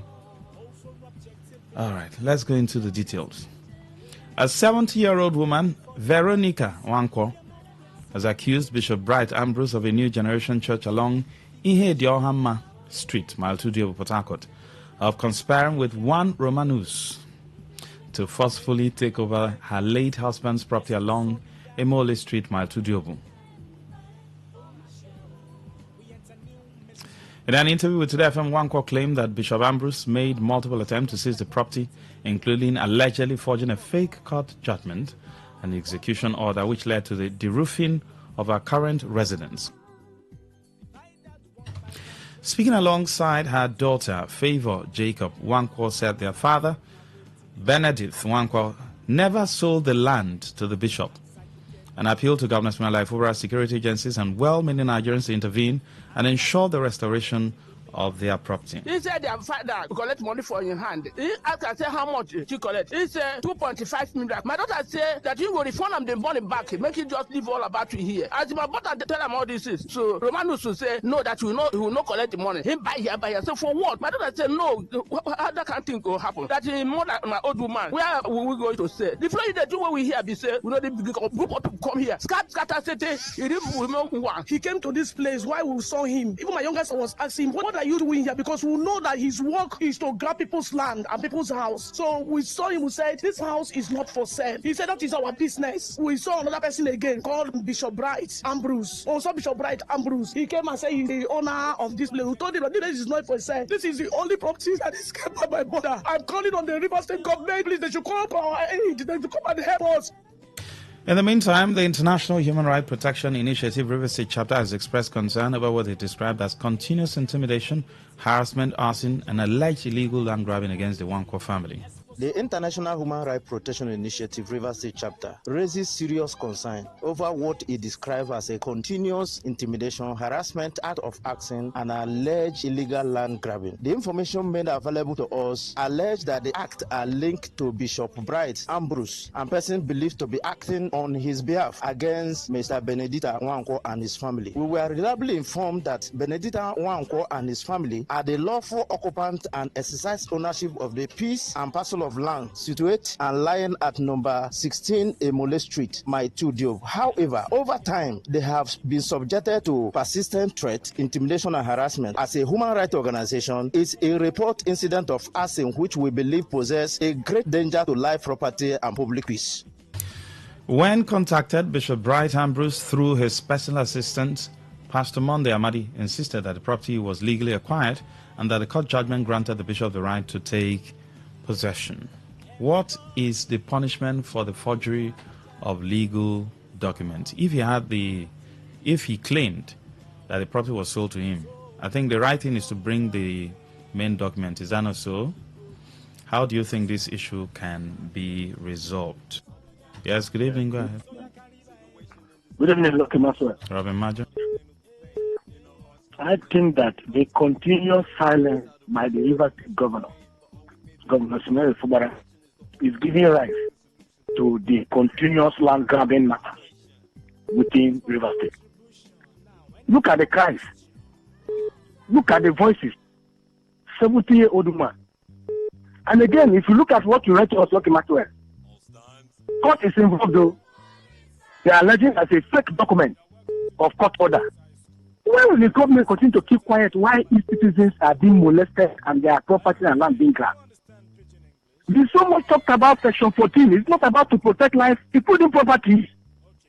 Why is the State government keeping quiet in this land grabbing issue? Mine is going 2 years plus. I can't have access to my property. River State government to speak now. Please now, come to the aid of Nigerians. Thank you. Good afternoon. Thank you. Good evening. Go ahead. Good evening, Lucky Master. Yes, please. Wellington. Yes, sir. He says the land was sold to him by the father. That's his claim. When the father was alive, why did he come? When the father of that girl was alive, why didn't he come and claim the land? Lucky Master, sometimes people will make. See, when the girl, you bought something from my father. My father was alive. He didn't evacuate. He didn't tell us to leave the place. Now my father is late. You now came and say it's your land. Okay, Master, thank you and God bless you. Wellington from Okrika. Thank you. Yes, good evening. Hello, good evening. Lucky Maswell. Yes, Dakuku. This is Dakuku from my pocket. All right. You know, this thing you're explaining now, it tired me a lot.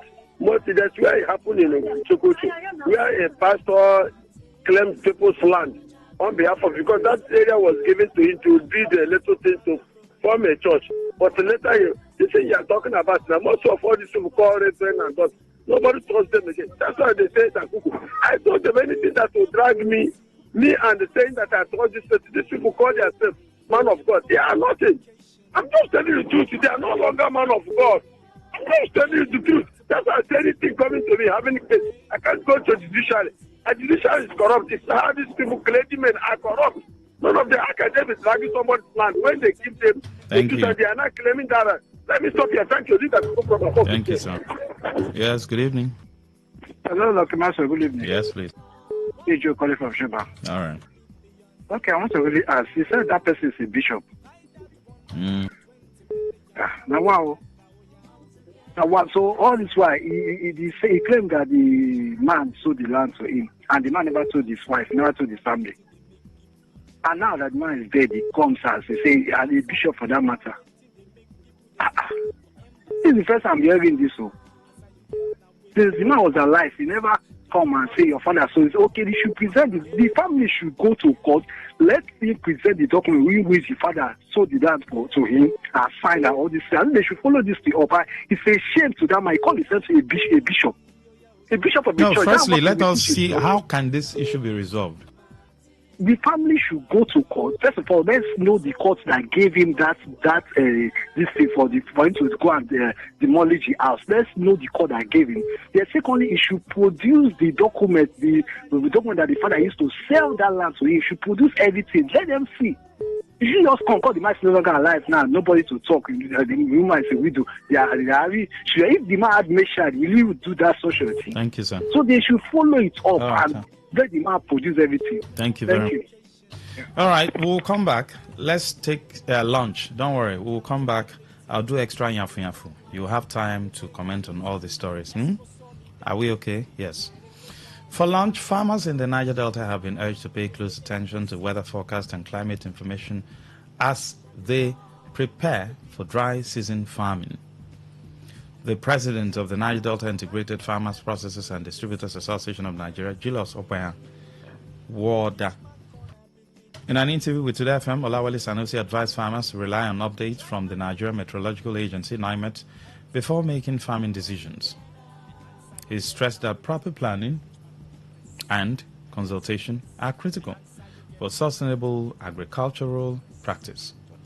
Opaya Warda encouraged farmers to embrace dry season vegetable cultivation, noting that agriculture should no longer be approached blindly without adequate information and preparation. Do you think farmers pay enough attention to information regarding agriculture? Or you think they just do their thing? Yes, good evening. Hello, Master. Good evening, my Yes, go ahead. Happy New Year again. I wish you same. I love you so much. I don't know what I can be able to give you that will satisfy. I don't have much, but I'm only praying for you to God to keep you alive in the presence of enemies. You will reap what you sow.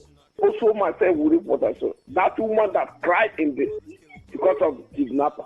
It's only God who save you. No human being will save you. It is only God who save you. Hello, sir. So, I thank God. Yeah? Okay, thank you. Thank you very much. We've left that story. We are now on lunch. Please, thank you. Yes, good evening. Lucky Master. Yes, sir. Yeah, my name is Andy, and I'm calling you from Wako. Go ahead, sir. Master, it's unfortunate that these are some of the information that farmers should be taking to their steps before making any step for agricultural year or anything planting. It's very important because this call has to do with their lives, how crops can grow, whether they will grow or not. It's not going to be good for you at the end of the day. You go and plant something, and at the end of the day, you don't get any produce. So I think these are some of the things. That's why we're angry with the government. Planning to help people is by sensitizing people. Like what we are saying now, this rain we are seeing here, it will not grow anything on the ground, whether you like it or not. And also too, the ground is toxic. Before you begin to go and till or want to plant, those things you inhale them. They are toxic. So better and good rain needs to come down before anybody thinks of planting. So I think it's a wake-up call to we that are farmers that wants to farm, no matter how small you want to be. Do and listen to what government says. Thank you, government, for this time, for having made people known. God bless you and God bless you more. Thank you. Yes, good evening. Go ahead. Hello, good evening. Lucky Master. Yes, Akuku. Let me go to the issue of agriculture you are talking about. This agriculture you are talking about, agriculture has season, which people plant and be able to harvest. But due to the inadequate of people to rush up agriculture, this fall. In olden days, I always witness the Harmattan from November till this time. People cut after that before they're able to put up their crops during March. But now agriculture don't have season again. And going into it, people don't know how to make use of it again. That's why you see people today, we are running health scatter in agriculture. People will be doing A, people will be doing B. The government should come over and alert to people how to make farm and other way to get it. Thank you. They can be able to achieve agriculture in this country. Are you hearing me? So, but the government are not sincere to their people. All right, sir. They will say they will do this. After that, those who empower. Thank you, Daku. To hijack it. You cannot see anything. Thank you, sir. Agriculture will be able to move. They have to learn all this. Dakuko, thank you. Anybody who have injury or whatever, to go there and treat himself freely. You see people having mind to be doing agriculture. And it's something, my brother. Thank you. All right, thank you. Good evening. Good evening. Hello. Go ahead. Sir, good evening. Yes, sir. Go ahead. Wellington. Go ahead, Wellington. You know, in those days when I was very small, these churches, most of these Orthodox churches, they do have seminar, workshop for agriculture, farmers. Then in partnership with these extension agriculture workers, they come with the paramount rulers. But these days, with councillors and local government, these days, you know what they do? They gather these councillors to talk about politics. Before they will bring seed, they will bring quick growth seed, bring this. Sometimes they bring a rabbit, this English rabbit. Look, there is so much to do. That's why sometimes I tell people, you take local government elections. That's the most important election. It's a very serious vital election. But people are looking in at that is where you get most of the shots you need. All right. In the rural areas. The problem we're having is people are not taking the guys serious. And that is why we are suffering lack of food, land grabbing, and all the rest. Thank you and God bless you. What is the promotion? Thank you. Yes, good evening. Yeah, Lucky Maxwell. Hi, good evening. Fine, sir. Go ahead. I really wish that this thing where they cause problem for River State now, agricultural structure, they cause this problem. But you can see that we are lacking in so many respects. What is River State agricultural policy? And who is the agricultural commissioner? So these things, we just deceive ourselves. It's not about, as far as I'm concerned, there is no governance. There is no governance in so many respects. And that's why the country is going down every day. Thank you. Thank you very much. All right, over to Dina. The Northern Traditional Rulers Council for the South, and Southeast regions has pledged its support to security agencies and state government in addressing security challenges across the two regions. The chairman of the council, Yaro Danladi, made this known while briefing newsmen on resolutions reached at the council's two-day emergency meeting held in Umuahia. Danladi, who is also the leader of the Hausa community in Abia State, said the council resolved that northern communities will work closely with state governors, host communities and security agencies to promote peace, harmony and stability. According to him, the meeting was convened in response to emerging security concerns in the regions. He affirmed the council's commitment to supporting state government in the fight against crime, stressing that criminal elements within northern communities would not be shielded. He also urged youth within northern communities to respect the laws of their host states and live peacefully with their neighbors. Calling for stronger collaboration, Danladi appealed to state government to work with northern leaders to identify and integrate residents, noting that many northerners had lived peacefully in the regions for generations. Do you think this will work? What major role do you think traditional leaders can play in their respective domains in ensuring peace among residents? Please join the conversation. Good evening. Hello, Master. Good evening. Yes, Muriel.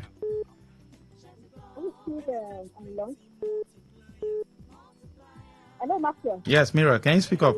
Thank you. Hello? Yes, go ahead. Go ahead. The farmers issue. Okay, we are off from there. We'll come back. Okay, no problem. That one. I'll come back. All right. Yes, good evening. Hello, good evening. Lucky Maxwell. Dakuku. This is Dakuku from Okichi. All right. So, for what you said, my brother, in a way, Nigerians or local government or a state or a community to achieve the insecurity in the place, it's a traditional leader. And they use to lead out of community. That's the problem we have. Our politicians' plans should be removed. They are the people creating this and latches onto the communities, which will come when he goes, as I'm speaking to you, go to their houses. He saw this voice in their houses. Tomorrow when they come back, the voices, most of them moving. They move with the three police, but the other ones are not the police, Nigerian police. They are the community boss or the people they know, moving with the gun. I have seen a lot of them. So what we can measure. The other way to guide them and just tell them the truth. That is why you see anything shooting. Thank you, Doctor. Because the things are into land grabbing. The things of the communities are into land grabbing. They have this voice as their boys working with them. That's why we are having insecurity. Nigeria it's will not okay, be good unless our leaders change. All right. Thank you. These are cooking from my home. Thank you very much. Good evening. Master, good evening. Yes, Wellington. Wellington. Let me be quick. Yes, please. The problem we're having, we have poor security apparatus. Even when you give them this information, to respond swiftly and protect information. Do you know, Master? I went to a seminar. Do you know some police officers don't know how to protect information? Even the government like give information. Can't you see your man? Can't you see that information and act upon it? Whether it is true or lie, you act upon it with intelligence and get the result. Your main aim is to protect life and property, irrespective of the individual. whether the information, work on it. If it is not true, you despise it and close your mouth. That is the only way the traditional rulers can work with them. Otherwise, there is no information, no security. Thank you. Thank you very much. Yes, good evening. Go ahead. Good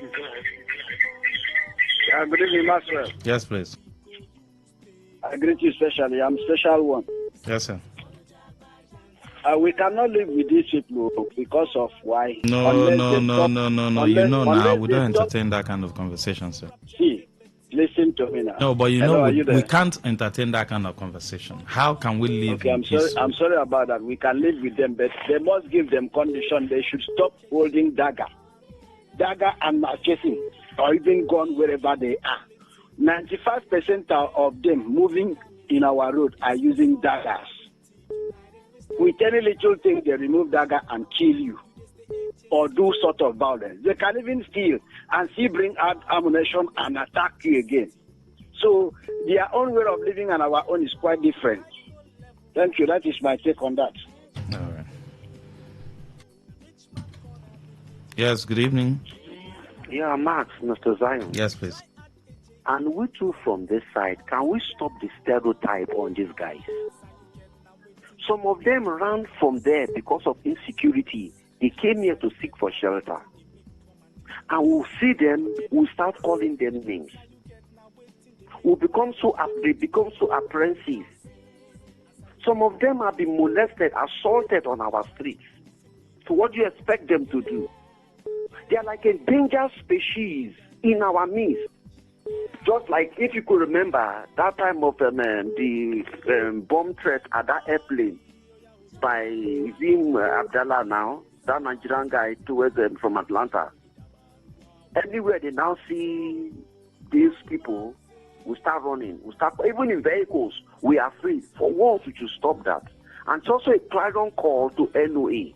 It's high time we get jingles, PSCs that are able to orientate or give us that mindset that these people, not all of them are bad. Not all of them are evil. Some came to look for, they came here for shelter. They came to work. Most of our dirty jobs, are they not the one doing it for us? Thank you. Yes, good evening. Go ahead.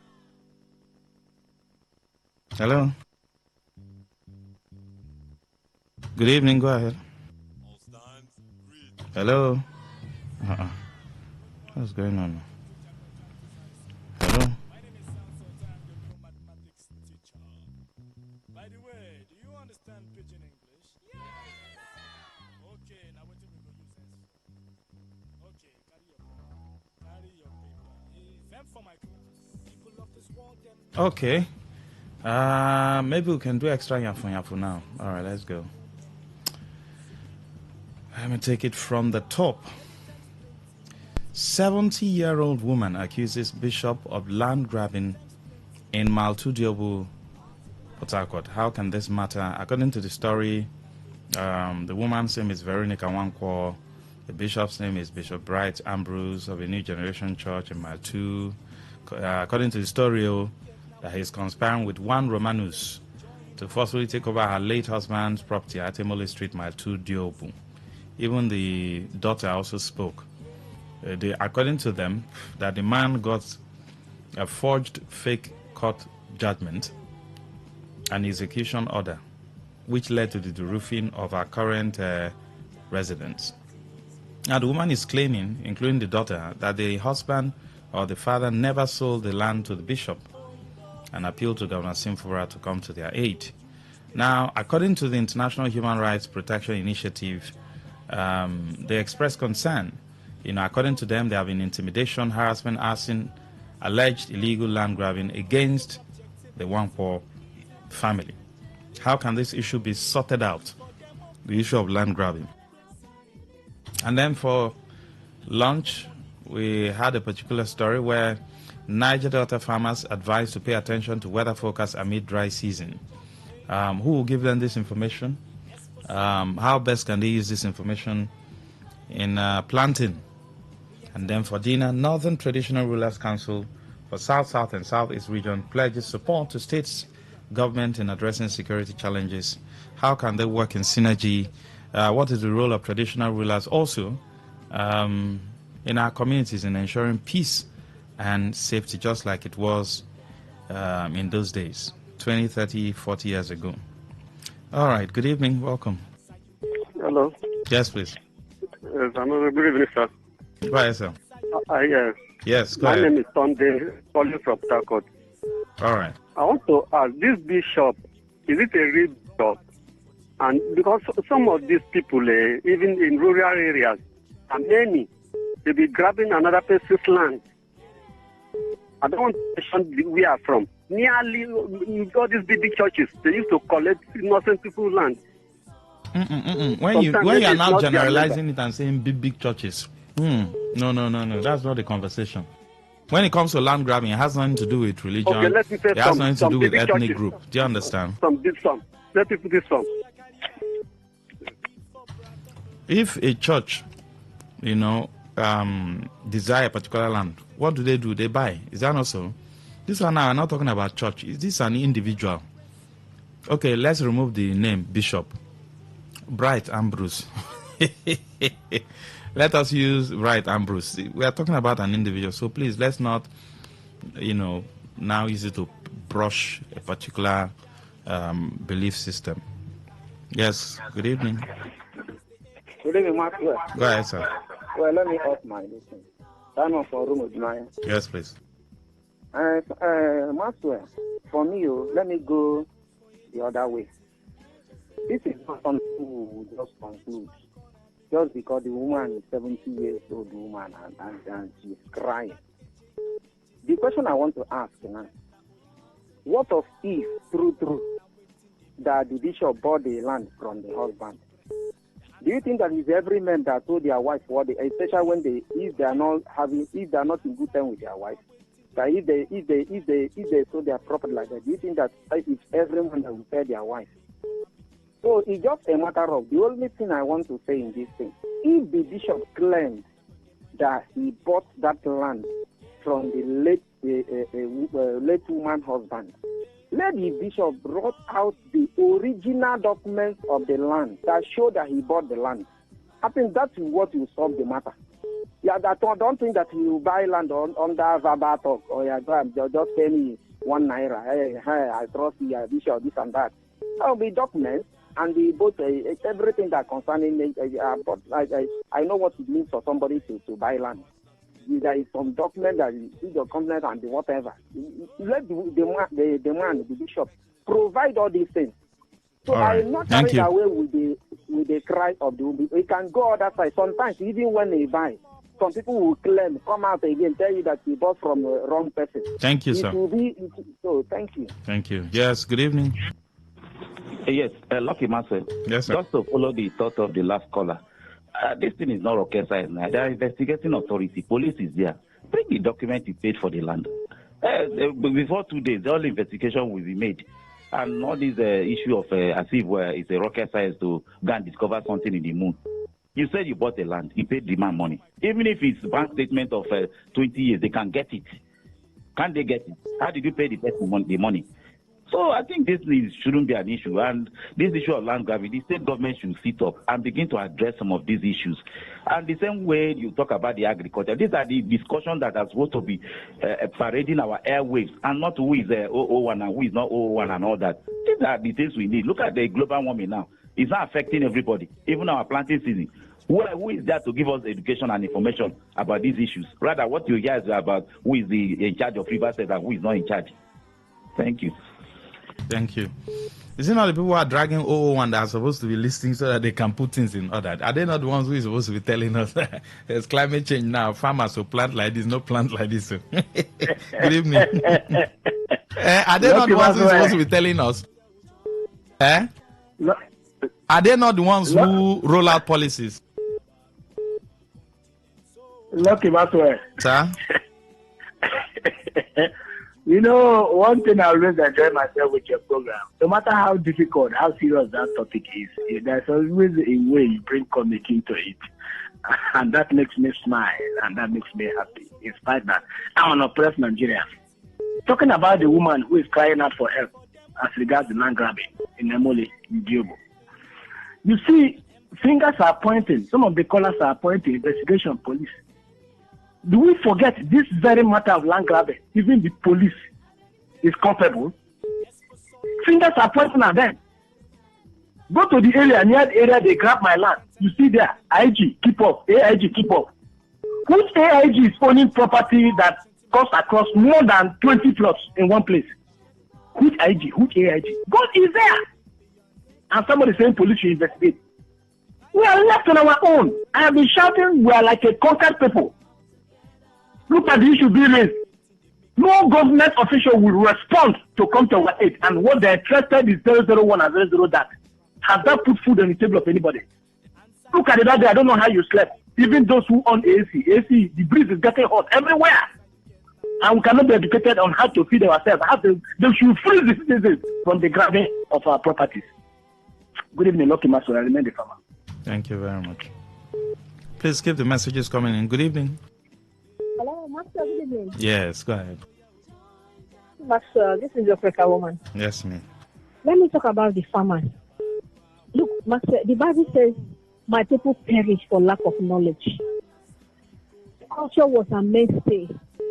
And unfortunately, when government abandoned it, they forgot that where a man's heart is, where a man's stomach is where his heart is. So they just abandoned agriculture.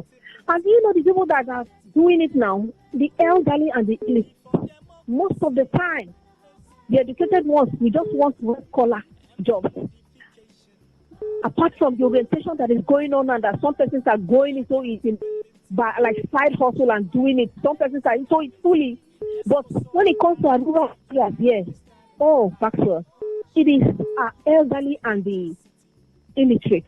So how do you orientate these persons? How do you advise? These persons, most of them, they use old age, culture. What as great-grandfathers do. They forgot that climate change, is affecting both the air and the soil. So they don't know about these things. So it always falls back to the not knowing what to do. Tomorrow you bring up one program, you should just be on the air.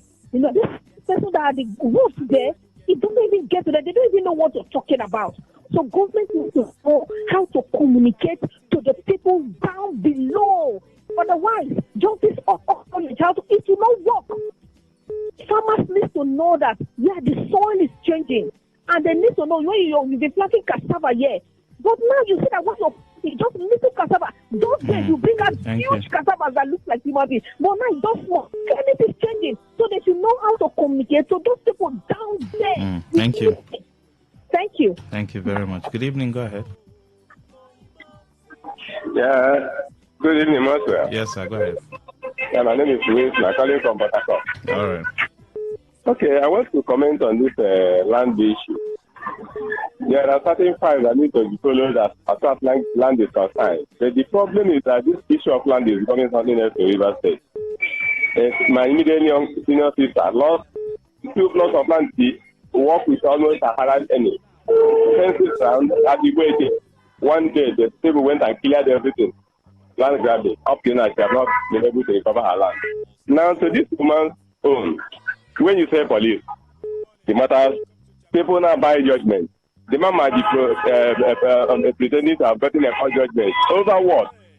So the necessary thing is that the man cannot sell his land without a member of the family being witness.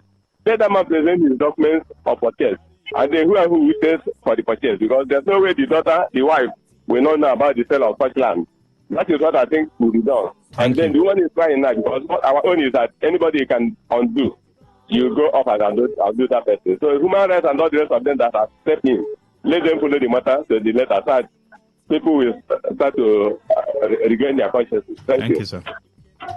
Yes, good evening. Hello, good evening, Lucky Maswell. Yes, Dakuku.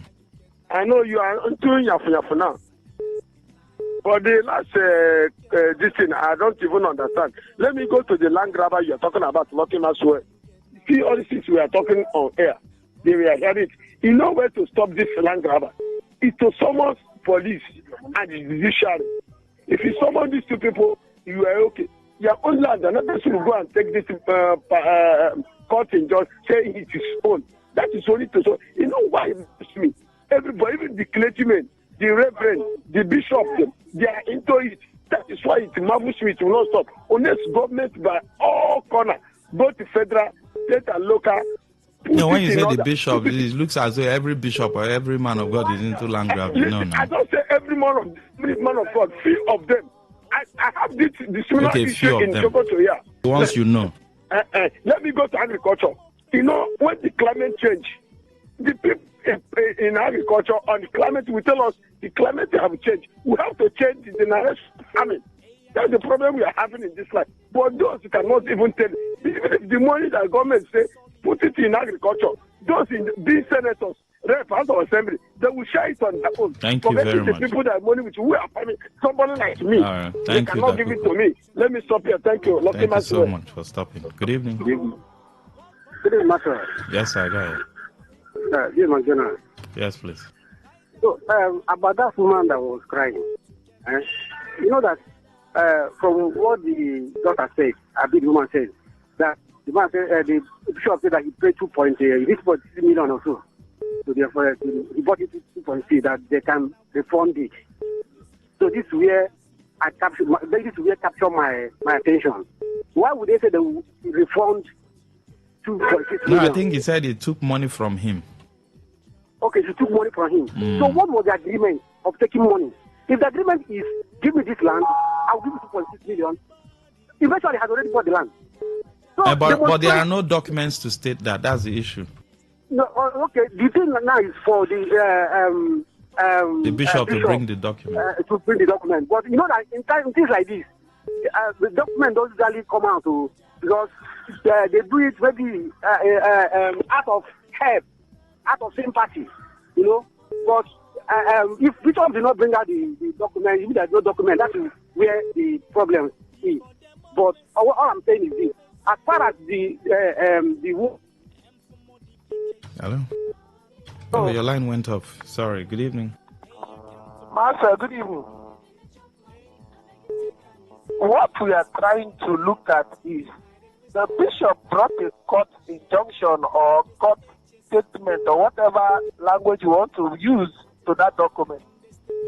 That is not a proof. The proof is that if you say this property is your property, who sold the property to you? Is it the father? If it is the father, where is the document that you bought the property from their father? That's all. And the woman will succumb. He didn't bring any document. He just went and brought court injunction that you deroof their house. It's court injunction, the document, Master. Oh God, Rivers people are suffering over these land grabbers. Thank you and God bless you. Wellington. Thank you, Wellington.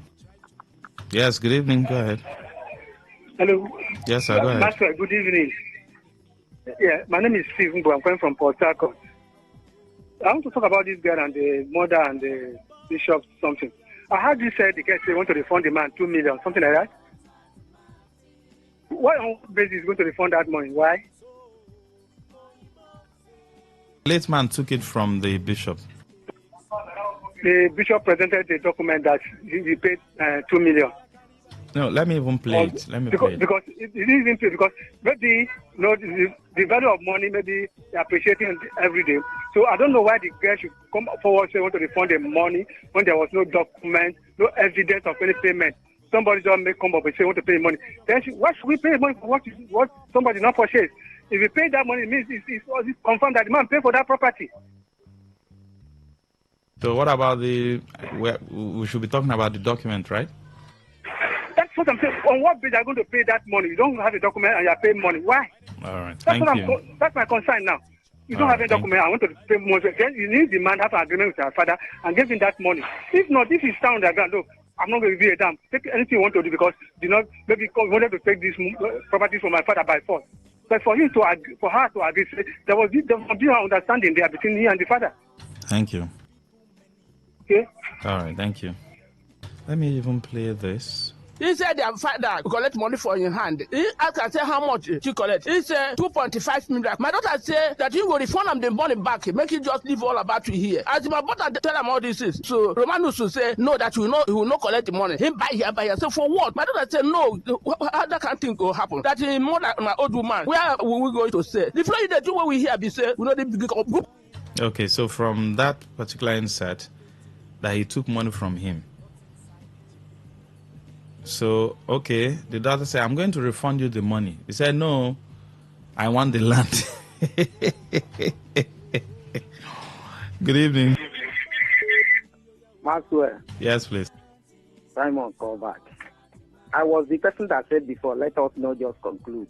Because you see that something really happened. Something really happened. Just as the last caller also said, something really happened. But the question now is this. The man now, the pastor or bishop in question that gave the man, let me forget about buying land. Is it as a collateral, if he don't balance me this money, so time, I will take this land? What was the agreement? And it's supposed to be a written document. He cannot do that kind of thing and keep. See, most of us are following this kind of victim, He can give somebody something, and at the end of the day, since the daughter even agreed to pay that money back, it means that they knew that their father did business with this man. Let us just tell ourselves the truth. But the problem now is this. If the pastor now is going, if they agree to pay this money back, if the pastor is claiming that he must collect land, that is where we'll be talking now. Is it that he used the land now to borrow the money? Or if I don't pay you this money, collect this land, or hold this land. If I balance the money, give me this thing back. Oh, thank you. Thank you very much. All right. Friday Always from Unifor says the matter is as good as the claimant proving his claim beyond all reasonable doubts. Otherwise, let him bugger off the property or face unmitigated disgrace. Yeah, Friday Always, this grammar, the grammar too big. Max, there may be something fishy because why should the said 70-year-old woman's daughter want to pay 2.5 million? He said he took money from him. That's what he said, the bishop said. And I said, okay, I will pay you the money. He said, no, that is land that he wants. So the question is, was it that the man took the 2.5 million and said, I'll use this land as collateral? If that is the case, there should be documents to prove that. Is that not so? So the bishop should bring the document. Or if there are witnesses. Hi, Max. The truth is that not all that answers... we're not... See, that's the problem. You know, anytime you bring up anything that has to do with men of God, politicians, people just... No. We're not looking at... We're looking at the human being now, and not whether he's a bishop or not. That's not what we're looking at. When the fact that somebody is a bishop does not mean the person cannot commit atrocity. Please, let's not, Max, regarding the bishop and the family of the widow is a pitiable one. Therefore, I will require the governor to speak up on issues like this. Max, permit me to say this. The quietness of the governor over critical issues like this is something that calls for concern. He should know he's not a watchman, but an elected helper via the social contract theory to care about their welfare. I so think land grabbing in River State is getting out of hand. Honorable Malon, thank you. Ebere of Jesus says, let the truth be told. Let the Hausa community leader talk to his people. Talk to the bad ones among them. The bad ones amongst them are corrupting the good ones. They need to see people as human beings, not animals. God help us. Maxwell, land grabbing has become a monster in the state, and government is busy quarreling. Governor Sim, please focus on the state and solve people's problem. On the issue of the weather forecast, I would advise farmers to do their thing and ignore the government. The Northerners should be sincere and live in peace with their whole state. Mr. Lucky, thank you. Reverend Onyedikachi Amani says, coming together and working together to fight and curb the incessant insecurity in every nook and cranny of Nigeria is a welcome development, yet let it be done sincerely, without bias and compromise. Okay.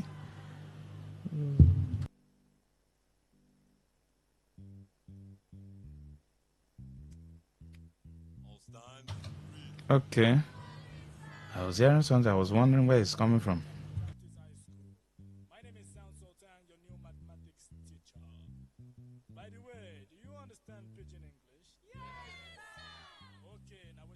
I'm King Joseph by name. About the woman that is crying that the husband did not sold the land to that bishop, they should investigate that matter very well. There are some mistakes some people do, especially our parents. Sometimes they will use their land to sow seeds to church, and they will not do exchange of documents and all the properties that need to be done in way that exchange of the land. Then at the end of the day, the child of that man may come up tomorrow, or any member of his family, to want to reclaim back that land. Meanwhile, the father have already used the land to give as a seed to God. I don't know if it's something like that. So they should investigate the matter very well. If it is a seed and the children are saying no, we don't want the, is it not for the church to back off? I'm assuming no. Do you understand? If I'm the pastor of the church and the father actually sowed a seed, used the land to sow it, and the children are saying no, our papa no use and sow seed, you back off now. It's as simple as ABC. You back off. Is that not so? Must you say because your father used and sow seed, we must take him? We must take him. Yes, good evening. Master, 30 seconds, please. Go ahead. If the man said the father is going in, and the wife is not aware, why did that man came to demand the debt? The mother is saying, okay, if my husband they owe you, make my daughter pay you. I'm not owing him. There's something wrong somewhere. Thank you and God bless you. Thank you. All right. Let's take more calls. Yes, good evening. Also, good evening. Welcome, sir. See, let me tell you one of my advice towards that woman. See, if that man, the husband has sold that land, that man bring documents and bring evidence of people who signed that he gave it to this pastor that land. If not, that was what made some people used to go to people. What that woman is telling true, what that the father is telling her. Let government come into it. So making help us think about this thing that is happening for land grabber so that it will stop. All right. Good evening.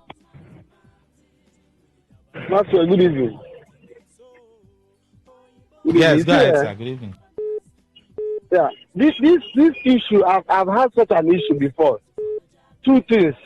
One was a vehicle and one was just a land. I bought a land from my landlord, and because the way we are very close, I did not collect document from him. And when the man died, his didn't collect any document. Came, one of them that loved dragging land and said, my uncle did not sell the land for you, go and get documents. I said that he sold the land for me. My greatest evidence was my landlord's two children. They were there when the man gave it to me. The other one was in a car. I went to buy a vehicle. The woman wanted to sell the vehicle to me. The vehicle belongs to the husband. But the problem was that the husband elder brother gave the woman gave the man the car on his birthday. But he did not change the document on that woman's husband's name. And when I wanted to buy the vehicle, and I looked at it, I said, Madam, the name I'm seeing on the vehicle is not bearing your husband's name. He said, no, that the husband's brother gave the husband that car on his birthday as a gift. I said, no. Tomorrow, this your husband elder brother can come and say, I did not dash your husband this car. I just gave it to him for him to be using. So it's very important that whoever is giving you something, even if it's dash or I'm just giving you, should make it, even if you write it 100 naira, say, I saw this last 100 naira, I give it to church. Don't say you give something without even having a document. The people that are giving will come and claim it again. All right, sir. Thank you. Thank you very much. And that's much you can take. Maz will be coming up with Waiting to Happen. Don't go anywhere. Stay with us.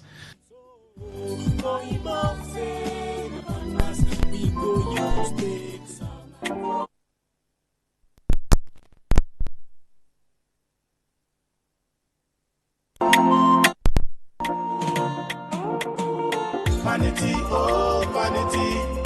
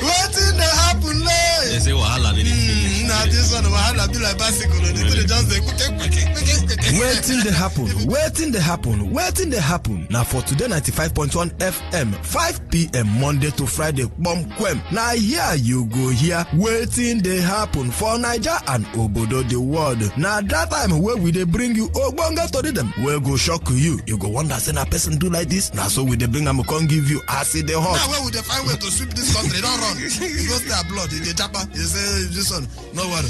When time I reach, I'll say I want to take. Make I see where they go. Homeland is homeland. Me, I go open gate for them. I no go be get man at that time for airport. Wetin dey happen? Make you no miss Mazi Ike God Ike Nwachukwu and MC Kuro for wetin dey happen. You go enjoy yourself. No forget to say woman dey chop our recharge card woto woto. I don dey tell una say this place na education center. As you sit down here with us from Monday to Friday, you go enjoy wetin dey happen. Wetin dey happen? Make you no miss am at all.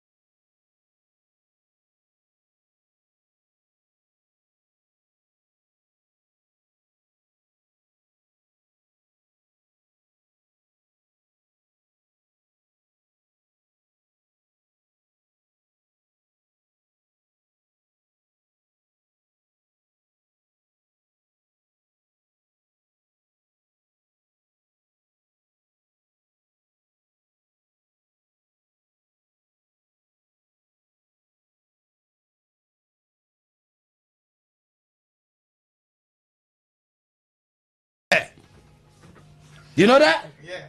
Yeah. Yeah, man. Yeah, man. All right. Let anything happen to your water, the water, you know? If anything happen to your water again, we build it. Anything happen to it again, Donald Trump will be here. Wow. Okay, we'll still never finish the video. We'll get another video. Okay, we'll go hear this one. Following these reactions, which has resurfaced online, showing Nyesom Wike accusing his predecessor, Rotimi Amechi, of abuse of power and destabilizing the Rivers State government. Let's take a look. Today, you can see his comments. So it is not in his place to decide. And it is that impunity that God for that reason he wants to play. It is impunity. He will decide everything that happens. He will decide for your party. He will also decide for the entire River State. This state gave you governor for 80 years. Under this state, he became a minister. Is that the thank you give to the state for making you whom you are? For bringing you up to this level? It's so good to see how you can have peace in your state, make your state of development. Each day you wake up is to cast aspersion on your state. That is not good. No person has a sense will continue to do that. Because I believe, what do I gain? What do I gain as a person if I destroy my state? Of what benefit is it to me? Of what benefit? I mean, that was... Did you hear that? Did you hear that? If I destroy my state, I'm benefiting it to me. All right, I think we'll still get another video. Mekuluku still get another one here. Okay, we'll finish this one. Kale go there with another one. Yes, a very important one. Very important one. We'll go come for the other one later. Make we hear this one. Alex.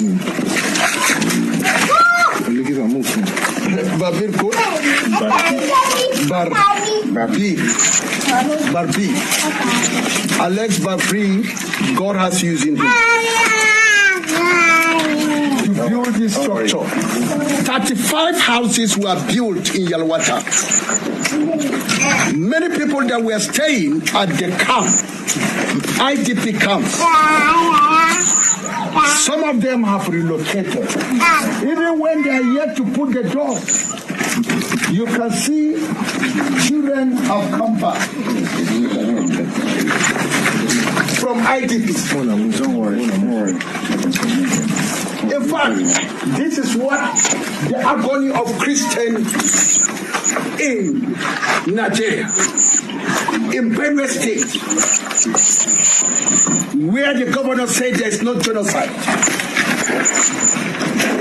Because there is no genocide, there is no help from the government to resettle the people, because already with the body language they have bargained billion people. They have sold them out to Islamic terrorists.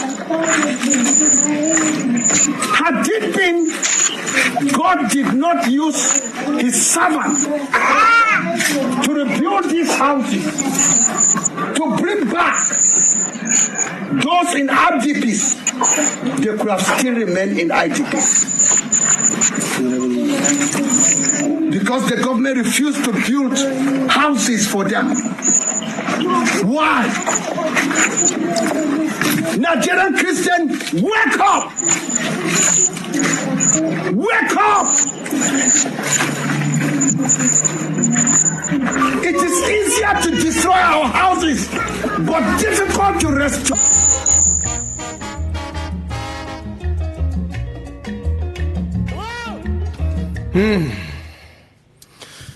Sorry for that that noise for the background of that video. It's shocking. Okay, thank you very much, Nigeria Sakotare people. That's one of the videos we don't hear. We'll go talk about it today, and we'll still talk about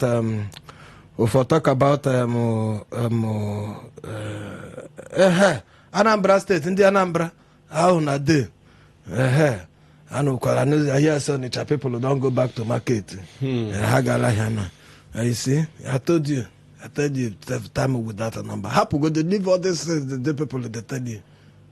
They no burn you well to fight the government. They go bend you. You see government? They go bend you. They say after God in a government. You no burn you well. You won't fight the government. You get a gun. You bullet. You get bullet. Who give you? You know if you fight the government. If you do too much, it be like say your own too strong. They go negotiate with you, settle you. But they must bend you. So that when they say go come talk, you go rush. You know if it fights them. You know go near they don't see them now. One man come out for over weekend, they do video. Have I seen you there? If I see you there, I will blow everywhere. I will scatter everywhere. I will buzz everywhere. Only be no one. People who don't open markets, and Anambra is very calm, very quiet. We don't hear any noise. So leave all those things. Eh? They tell you. The worst freedom fight at the end of the day in a negotiation they settle them. Right. It is to achieve anything you want to achieve in this life, and by God, even people who will fight war. They go fight war, finish, still settle. You know end. You know fit win anything with war. Now settlement, you go call round table, sit down, talk well. So if you think you say na fight, you go use achieve anything you want to. You go scatter everywhere. You go burn everywhere. You go kill a person. You know they achieve shit, fire, nothing. So just start now. Use your head to think. How you go take achieve what you want to achieve peacefully.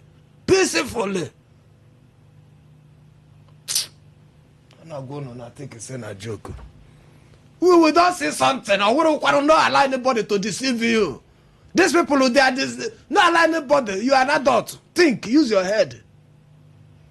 When they tell you we go pull and down, we go pull it. If you don't agree, we will pull it down. And are their children?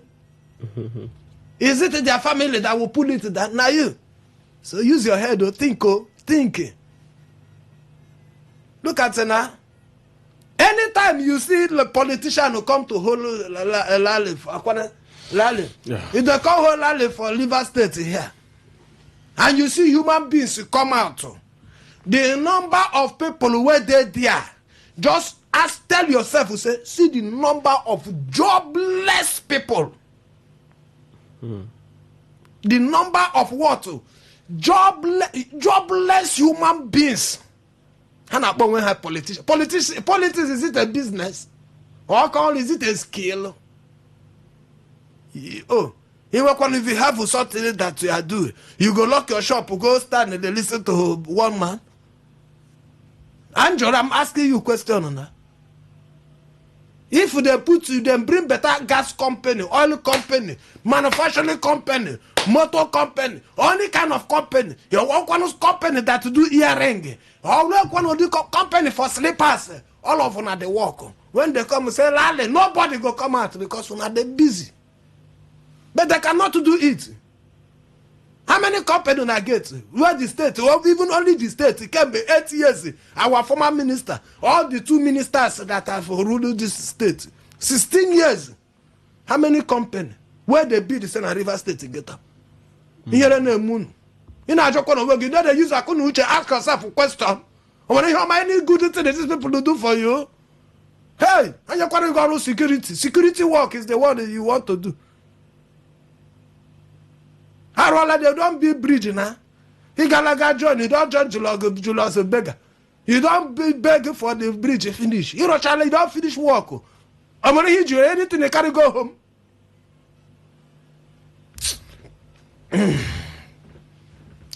Use your head though, think make you come Falan and talk something about think you see that thing I tell you that time about our this thing. Electoral reform. All of you people that are shouting, ADC, Labour Party, this one and that one. You are wasting your time. You are wasting your. You see that same pattern where we used to do election in 2023. Now they go still use for 2027. Now February we did. I tell you this thing last month. Senate say when they come back 27th of January, they go look inside them till today, February 2nd today. And any time from now, INEC go announce, say, see when they start election, you no fit touch anything again. Till now, Senate, they delay. Falana, they provoke. Not before you to shout, hey, my leader. You go follow him. One day, this, if the electoral system is not change, you don't know if you change anything. And I think he said Jagabad go sign her, go no Akukwa now. He go sign him. He go sign us. Oh, Chineke, John, ask yourself a question now. So this is the thing that they expect that Nigerians supposed to cry now. Electoral act, reform. Sign it into act. Bill, House of Life don't finish. Pass their own keep. Senate remain. Till today, Senate Agala listens. They don't go listens. They come back from listens. They still the listens. Oh no, I am not. Sorry, not for you. That is not for you. I just remember how our former governor, the 30 people don't talk.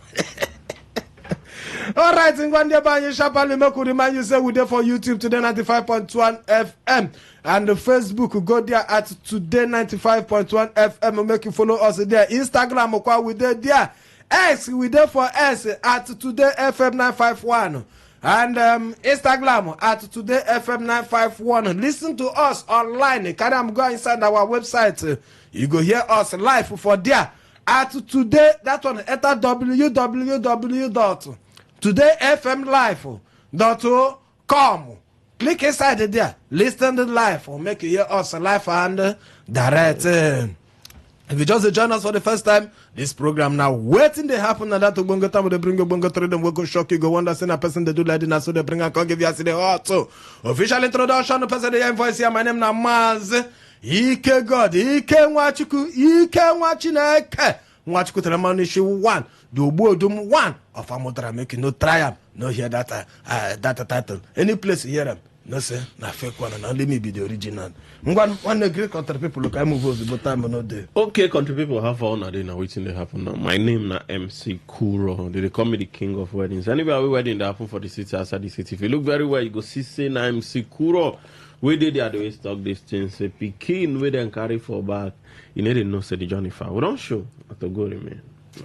All right, Ngwa Shapali make you look inside the first story. We'll bring you can give you a happy new week and happy new month. Oh no, happy family. I don't feel to forget them. All right, Ngwa make you look inside the things and thesis them. The bonga to this one they call them the trending stories. You break them into three Obonga to them where be say it hit hot inside social media everywhere for Nigeria. Ngwa no bring your ear make you some of them give una make you look inside the one where they look us anya for River State here. The first story here. Na big wahala for Governor Fubra Chineke no be small thing over the weekend this one will break Pakararam Saturday morning we just they hear the thing it just the sound wom. Now so we don't take it see me be one this time we don't reach it. That time where English people they call electoral palmutation. It's called permutation. Palmutation, thank you. Permutation. That electoral palmutation. Na time we don't reach be this one. When you open phone line, when I do that palmutation, tell me what you think about this one. Kufobra go fit to carry this one. That's the River State governor. He go fit carry this weight. Where they come from now, they wait, they look at wom. Hey, already anaya now wom. He don't open. Whoa, you don't see him say, oh boy, na so na do. Amalokwana, you know, say na so the thing he go take it enter. Abi papa, ndi nenye ya advice. They no advise am well. Amalokwam, I don't know why you take it. Like that, but waiting I think for this one. Well, the paper talk is a big wahala where Governor Fubra they look inside it like this. So, as the APC National Working Committee will be the NWC, they don't announce to say River State APC no go fit to join for the upcoming state congress where they come. Well, this the current executive committee where Tony Okocha the lead go there in power. Till 2028. Now, waiting this one mean it be that if they don't fit to do the Congress, as they say, they don't go follow the Congress where they come so for this year. Well, as it be like this, now that means the Tony cultural fashion will be decided where the federal government of APC, then they recognize be that. No be the one we caught don't recognize. When I know how say fashion on the inside. But the one where the government of the FCT the government of the Federal Republic of Nigeria party will be APC. The one where them then recognize and be the Tony cultural fashion. And this one where maybe Papa. The governor of Rivers State and the people of the Metik, so when they don't join, they enter inside this APC and Congress, they go do Congress this year. So they go feel use from that Congress now.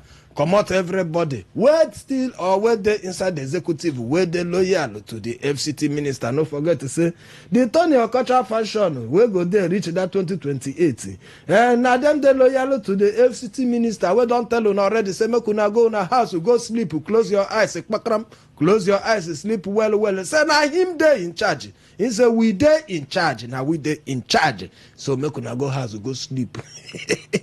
How na take a look at this one? How you take see this one? The question is here. How you think Fubra go handle this kind of situation? If he win the APC tickets, because already you know see the ESCO as he beat now. If even fit to pick the ticket, he go fit pick the ticket, and even if he fit pick the ticket with this same ESCO, the same House of Assembly where they go still won't come back for 2027.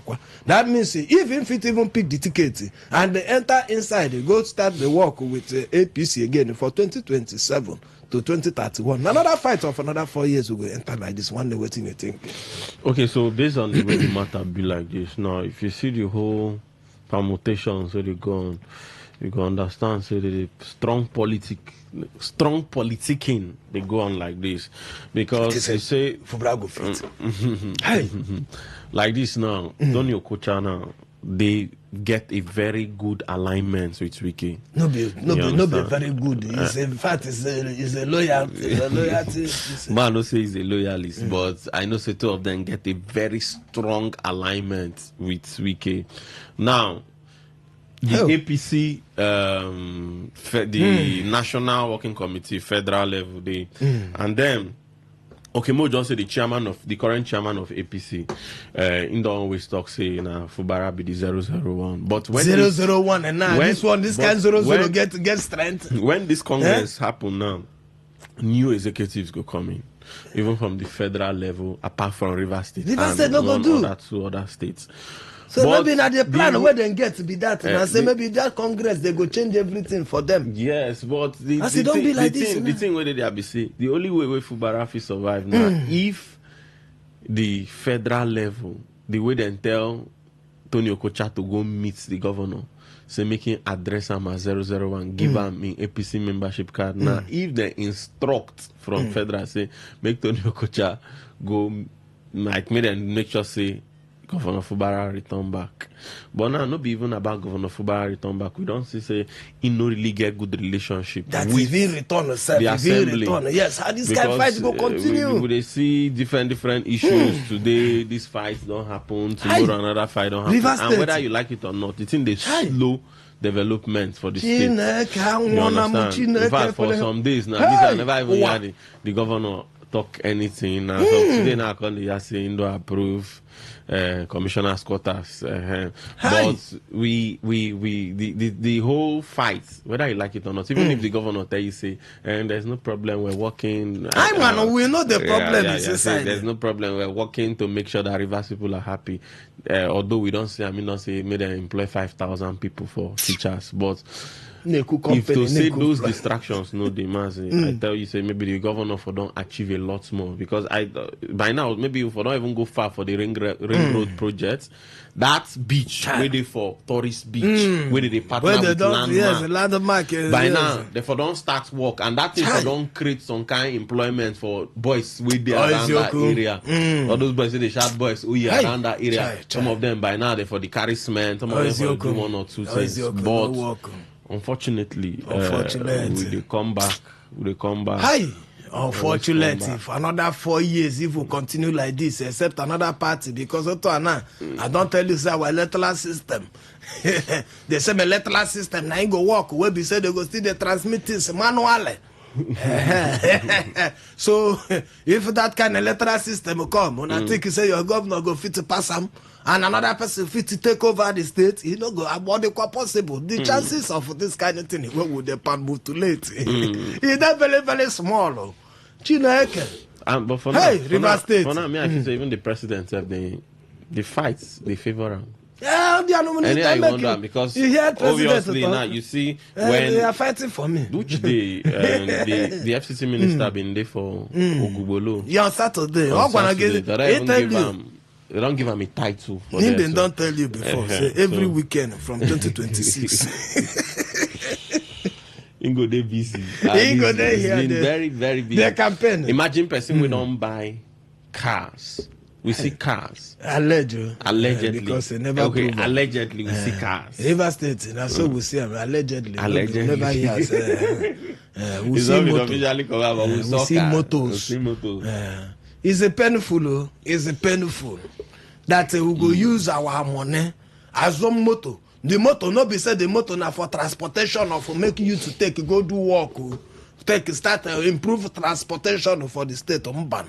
It's for campaign. How much an Amarokwan, whether then they sell the motor to the company or they hire them. Amarokwan, I don't know how they do it. Hey! Nigeria, Africa, black man. Sorry. Who do you this thing? Sorry. It's unfortunate. Seriously, it's unfortunate. Okay, I'm going to chapel in one day by you make shift to come up from there. I'm going to open phone line and I go tell us what to think about that one. It's well. Okay, I'm make you look another story here. Make you look another one. This one no sweet to me at all. This story now one of the story will pain me well when I look them. In fact, I watch the video. The thing they weak me. I saw this kind of thing they happen like this inside Nigeria.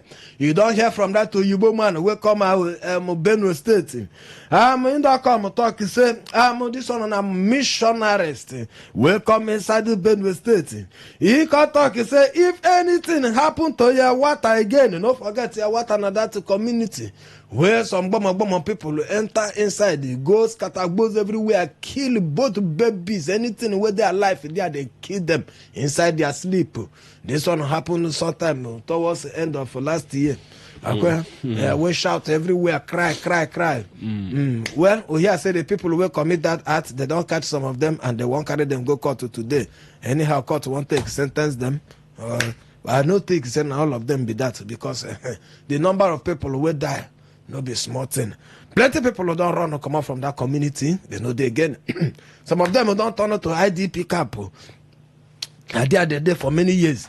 Well, and now not that person from America now don't look this problem. Cry upon all the billionaires who wanna claim so na get for Nigeria and Benue State. The local government chairman is still provoke. Make I will tell you what the local government chairman talk for that local government.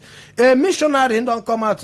This one will follow. He talk. He say, if anything happen to your water again, after we done rebuild the village, the Nigerian government go get the blame for this one. The American government go hold them responsible now. This one will follow the U.S. missionary Alex Babi. We send strong message to the federal government of Nigeria after he rebuild 35 houses. Hey.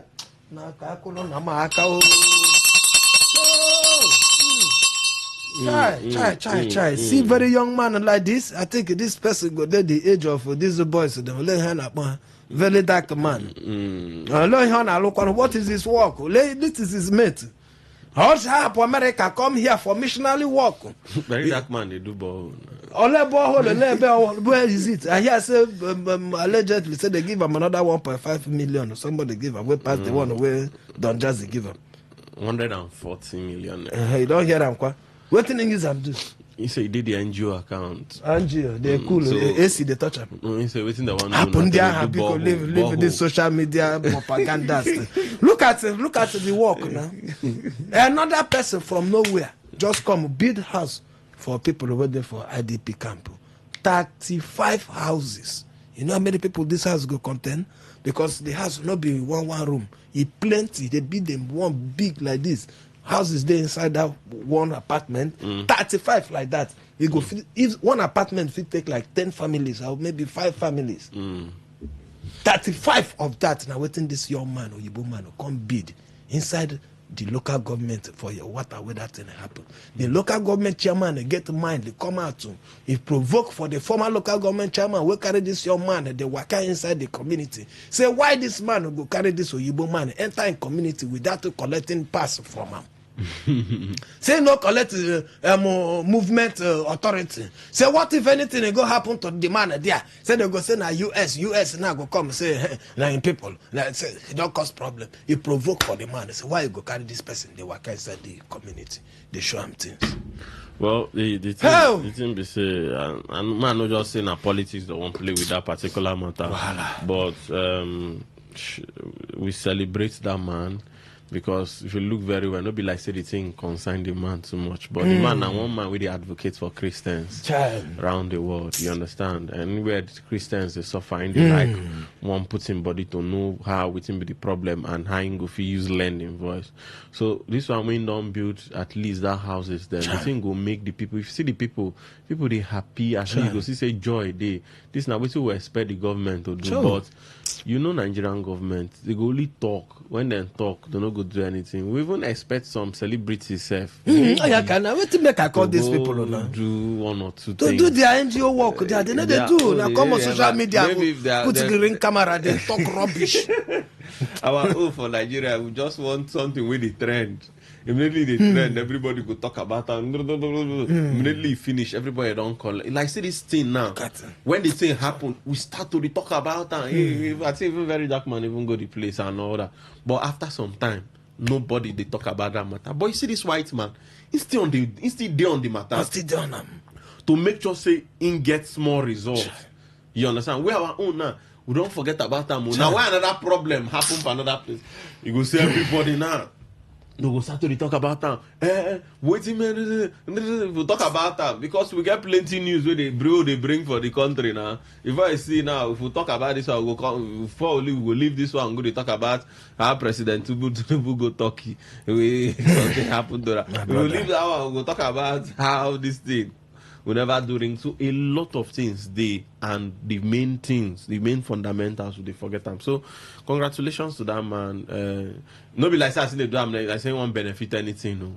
You understand? Like say no be say they won't give him any contract or anything, but a good one. Now humanitarian work.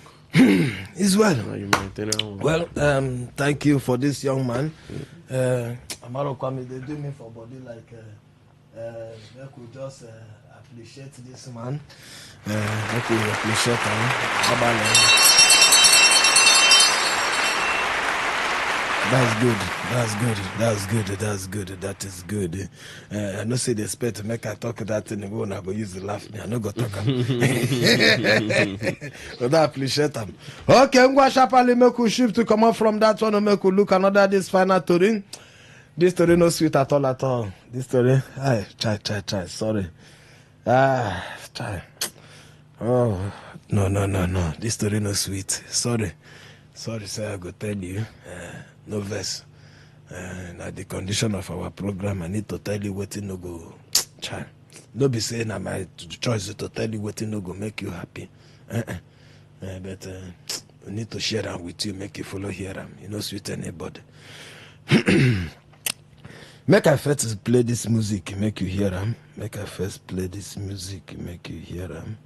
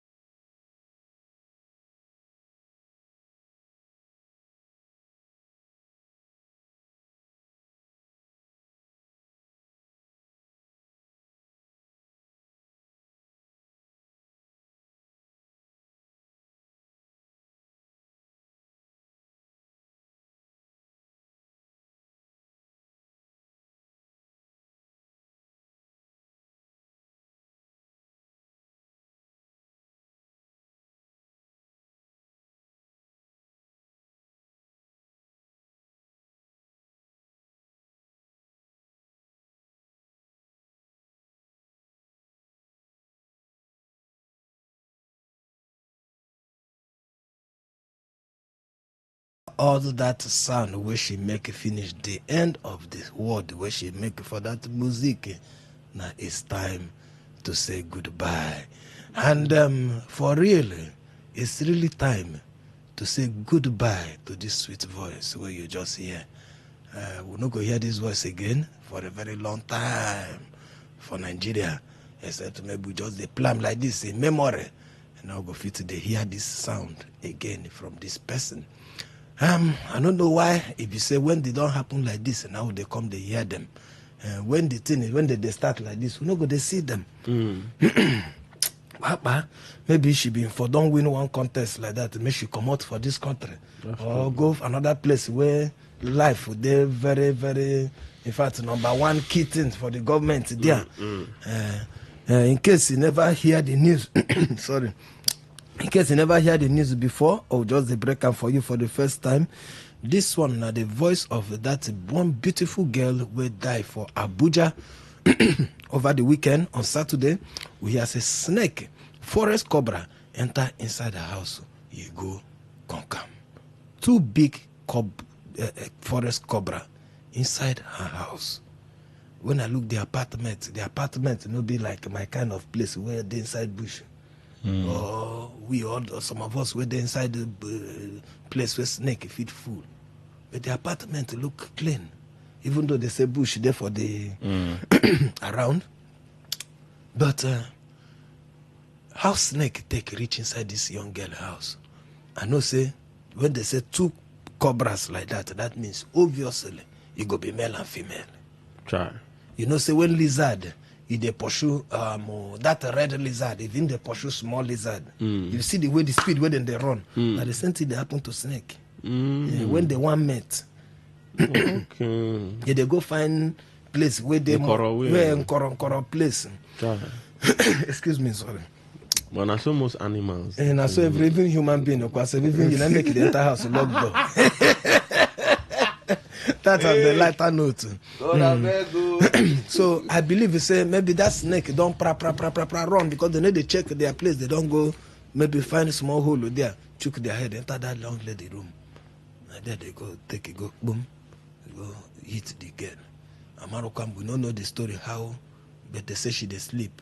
I don't know whether she match them or whether she, because snake, with me I know, snake, you know they attack if you know they're threatened. Snake no go see you, they pursue you. You said now we they pursue snake. If you see a killer, see a kill and pursue him. They don't the girls just see, but except they're there for danger. Maybe you don't touch him, you don't press him, or you don't do anything away pain and he goes turn to defend himself. That's most time and I saw they take it happen. But may I so rest in peace. They say when the thing happened to her, she rushed herself. They say they rushed her. Federal medical. News plenty. But from information we hear from the hospital, they say they rush her come hospital. The hospital don't debunk the information. You get the information where there for every space. Say she carry herself go to the hospital no get anti-venom to give her. But unfortunately, the hospital don't come out to say they give her what they call a Provacil polyvalent snake anti-venom. Doctor will hear us go know what that one mean. Say they give her better. Say the time they bring her courage, say the poison don't spread inside her body well. It don't even they affect her waiting they call the other one again. Her neuro something, you know, they don't know what kind of doctor the hospital say she don't they get I did the but we know write it here. I'm not saying it.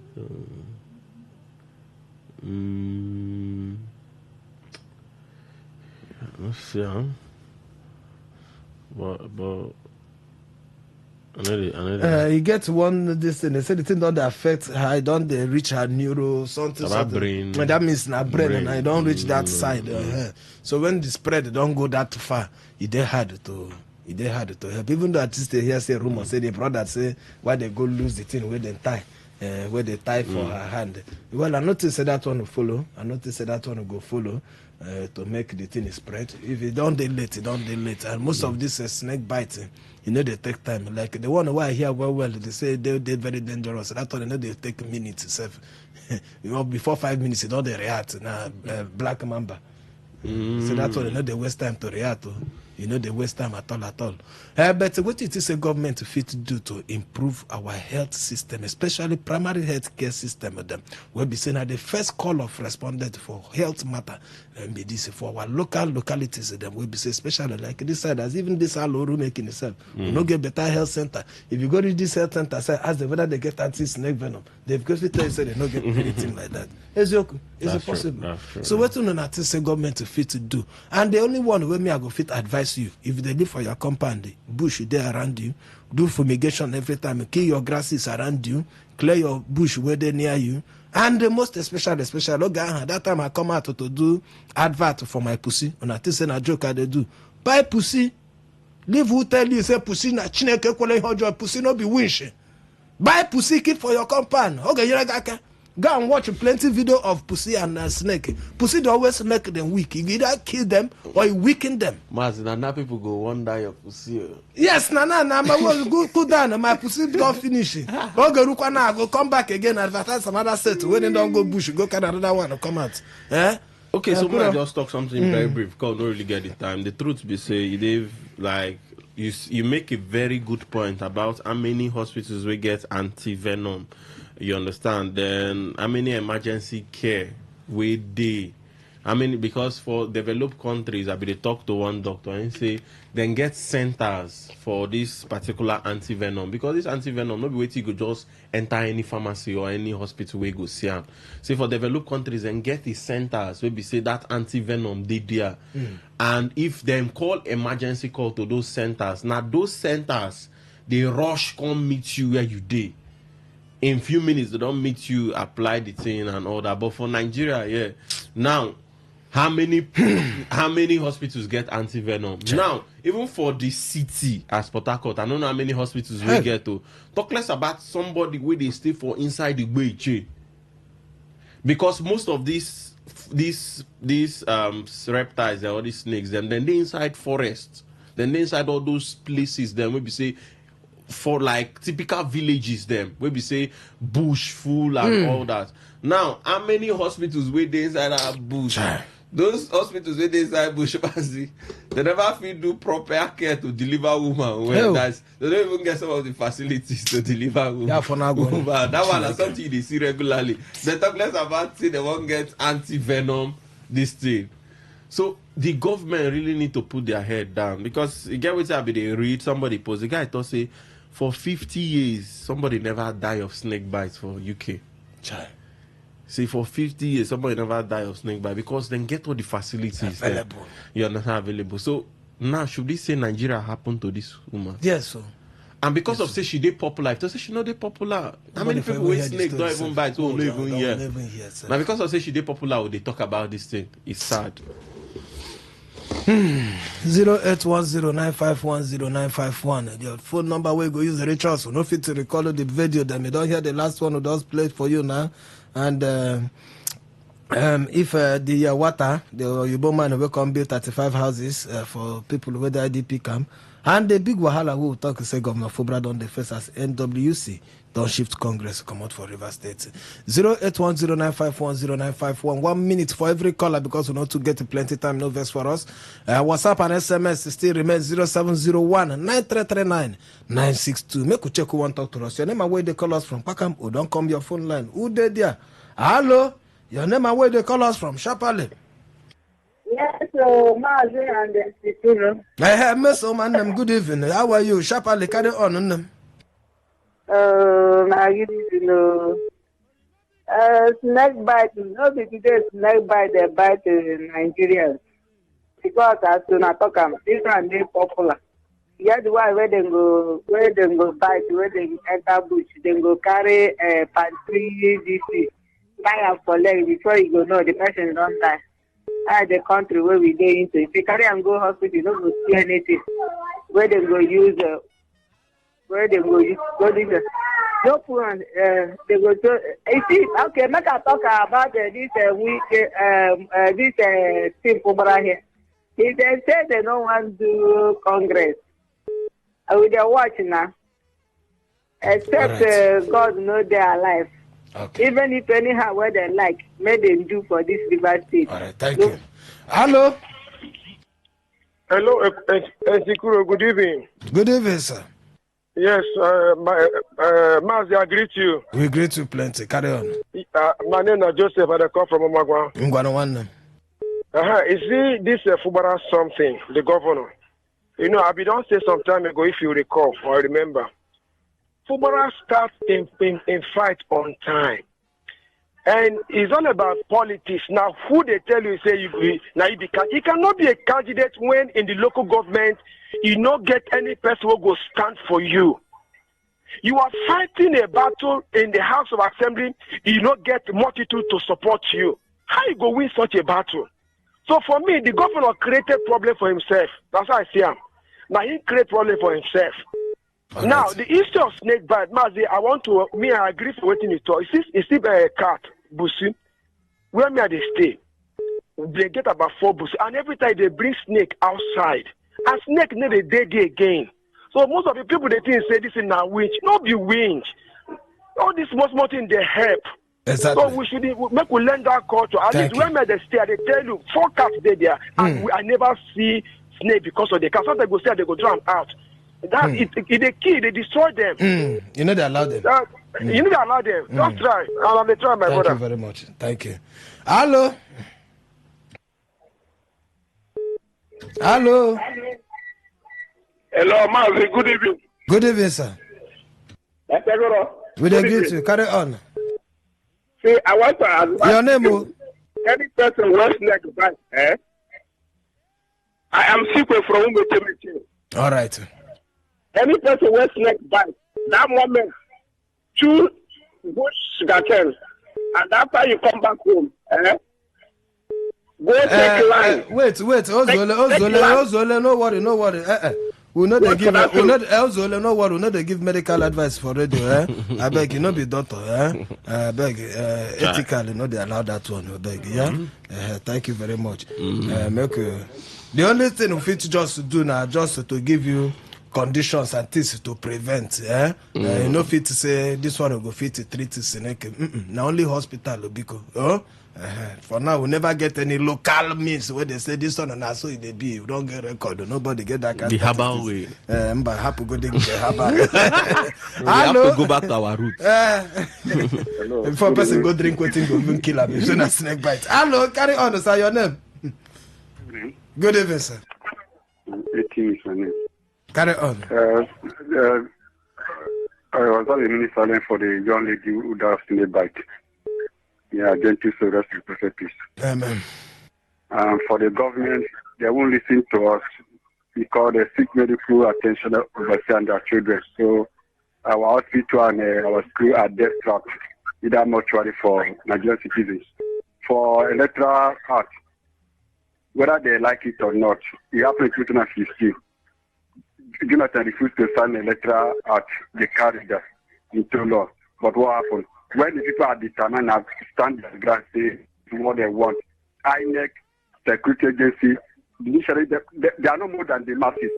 So until the people decide that enough is enough, that is when all this nonsense, all this shenanigans, all this strategic planning, they are planning to by fire them for 2027. Right. Fubara has lost everything because it's too dark. Thank you. Because if they are going to deny second term tickets, that is the bottom line. It's not going to, because the structure they are going to use to conduct the primary, the Congress, everything is the house of Wiki, and Wiki is planning to go to produce the candidate of APC and PDP. All right, so that either at the court of appeal, if the APC want to fight against him, he will notify the APC candidate, and the court will about the election of PDP candidate. Thank you very much. Hello. Good evening, sir. Hello, Mazike. Good evening. Good evening, one. Your name? My name is Frank. They come from Port Harcourt. Carry on. The one I want to say, the one where they don't cover what they say, our governor. no get access for their reason, for their meeting. The Congress, they said River State no go hold Congress. Yeah, no go hold Congress. Now we just do like say na issue.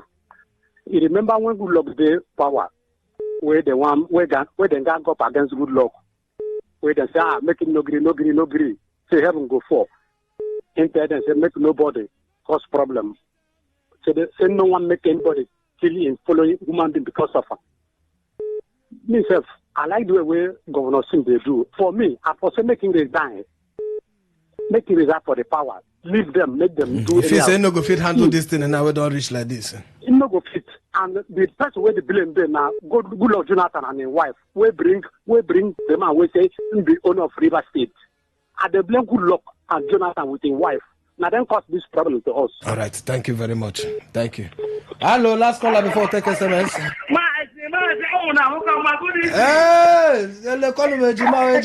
good evening. How are you? Good evening. Good evening. Good evening. Zakona getting the greet you. Happy New Year. Happy New Year. Yeah, Happy New Year. Same to you. Carry on. Carry on, mom. I beg you, girl, wear snake bite. Yeah, we evil snake like this. Snake you not see under bed, under table stay. You don't see the snake on top bed.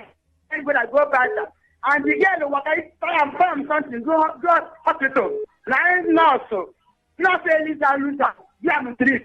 40% drip because some person with snake. Hey, you may doctor. Are you a doctor? Doctor, they do their work. I have to leave doctor to do work. Man, let's just tell ourselves the truth. So I go buy, keep it in where snake about drink. And yeah, from past go, may I rest in peace. But that's not because it's good for work. You just send again early grave. And then Jima, thank you. When I see my dad and they shame me. For 3 years now, the same matter we talk. Let's park one side. Good night, Rico. Thank you. Thank you very much. We could enter SMS sharp all the time. No day for SMS people again. Well, from this other side, okay. Oh, in the bond, thank you, my man. Yeah, thank you very much. There.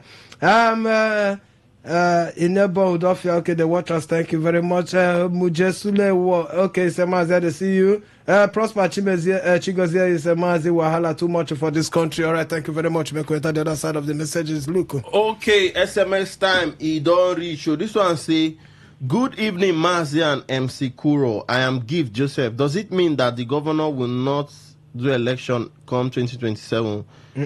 No be waiting. It mean say the Congress.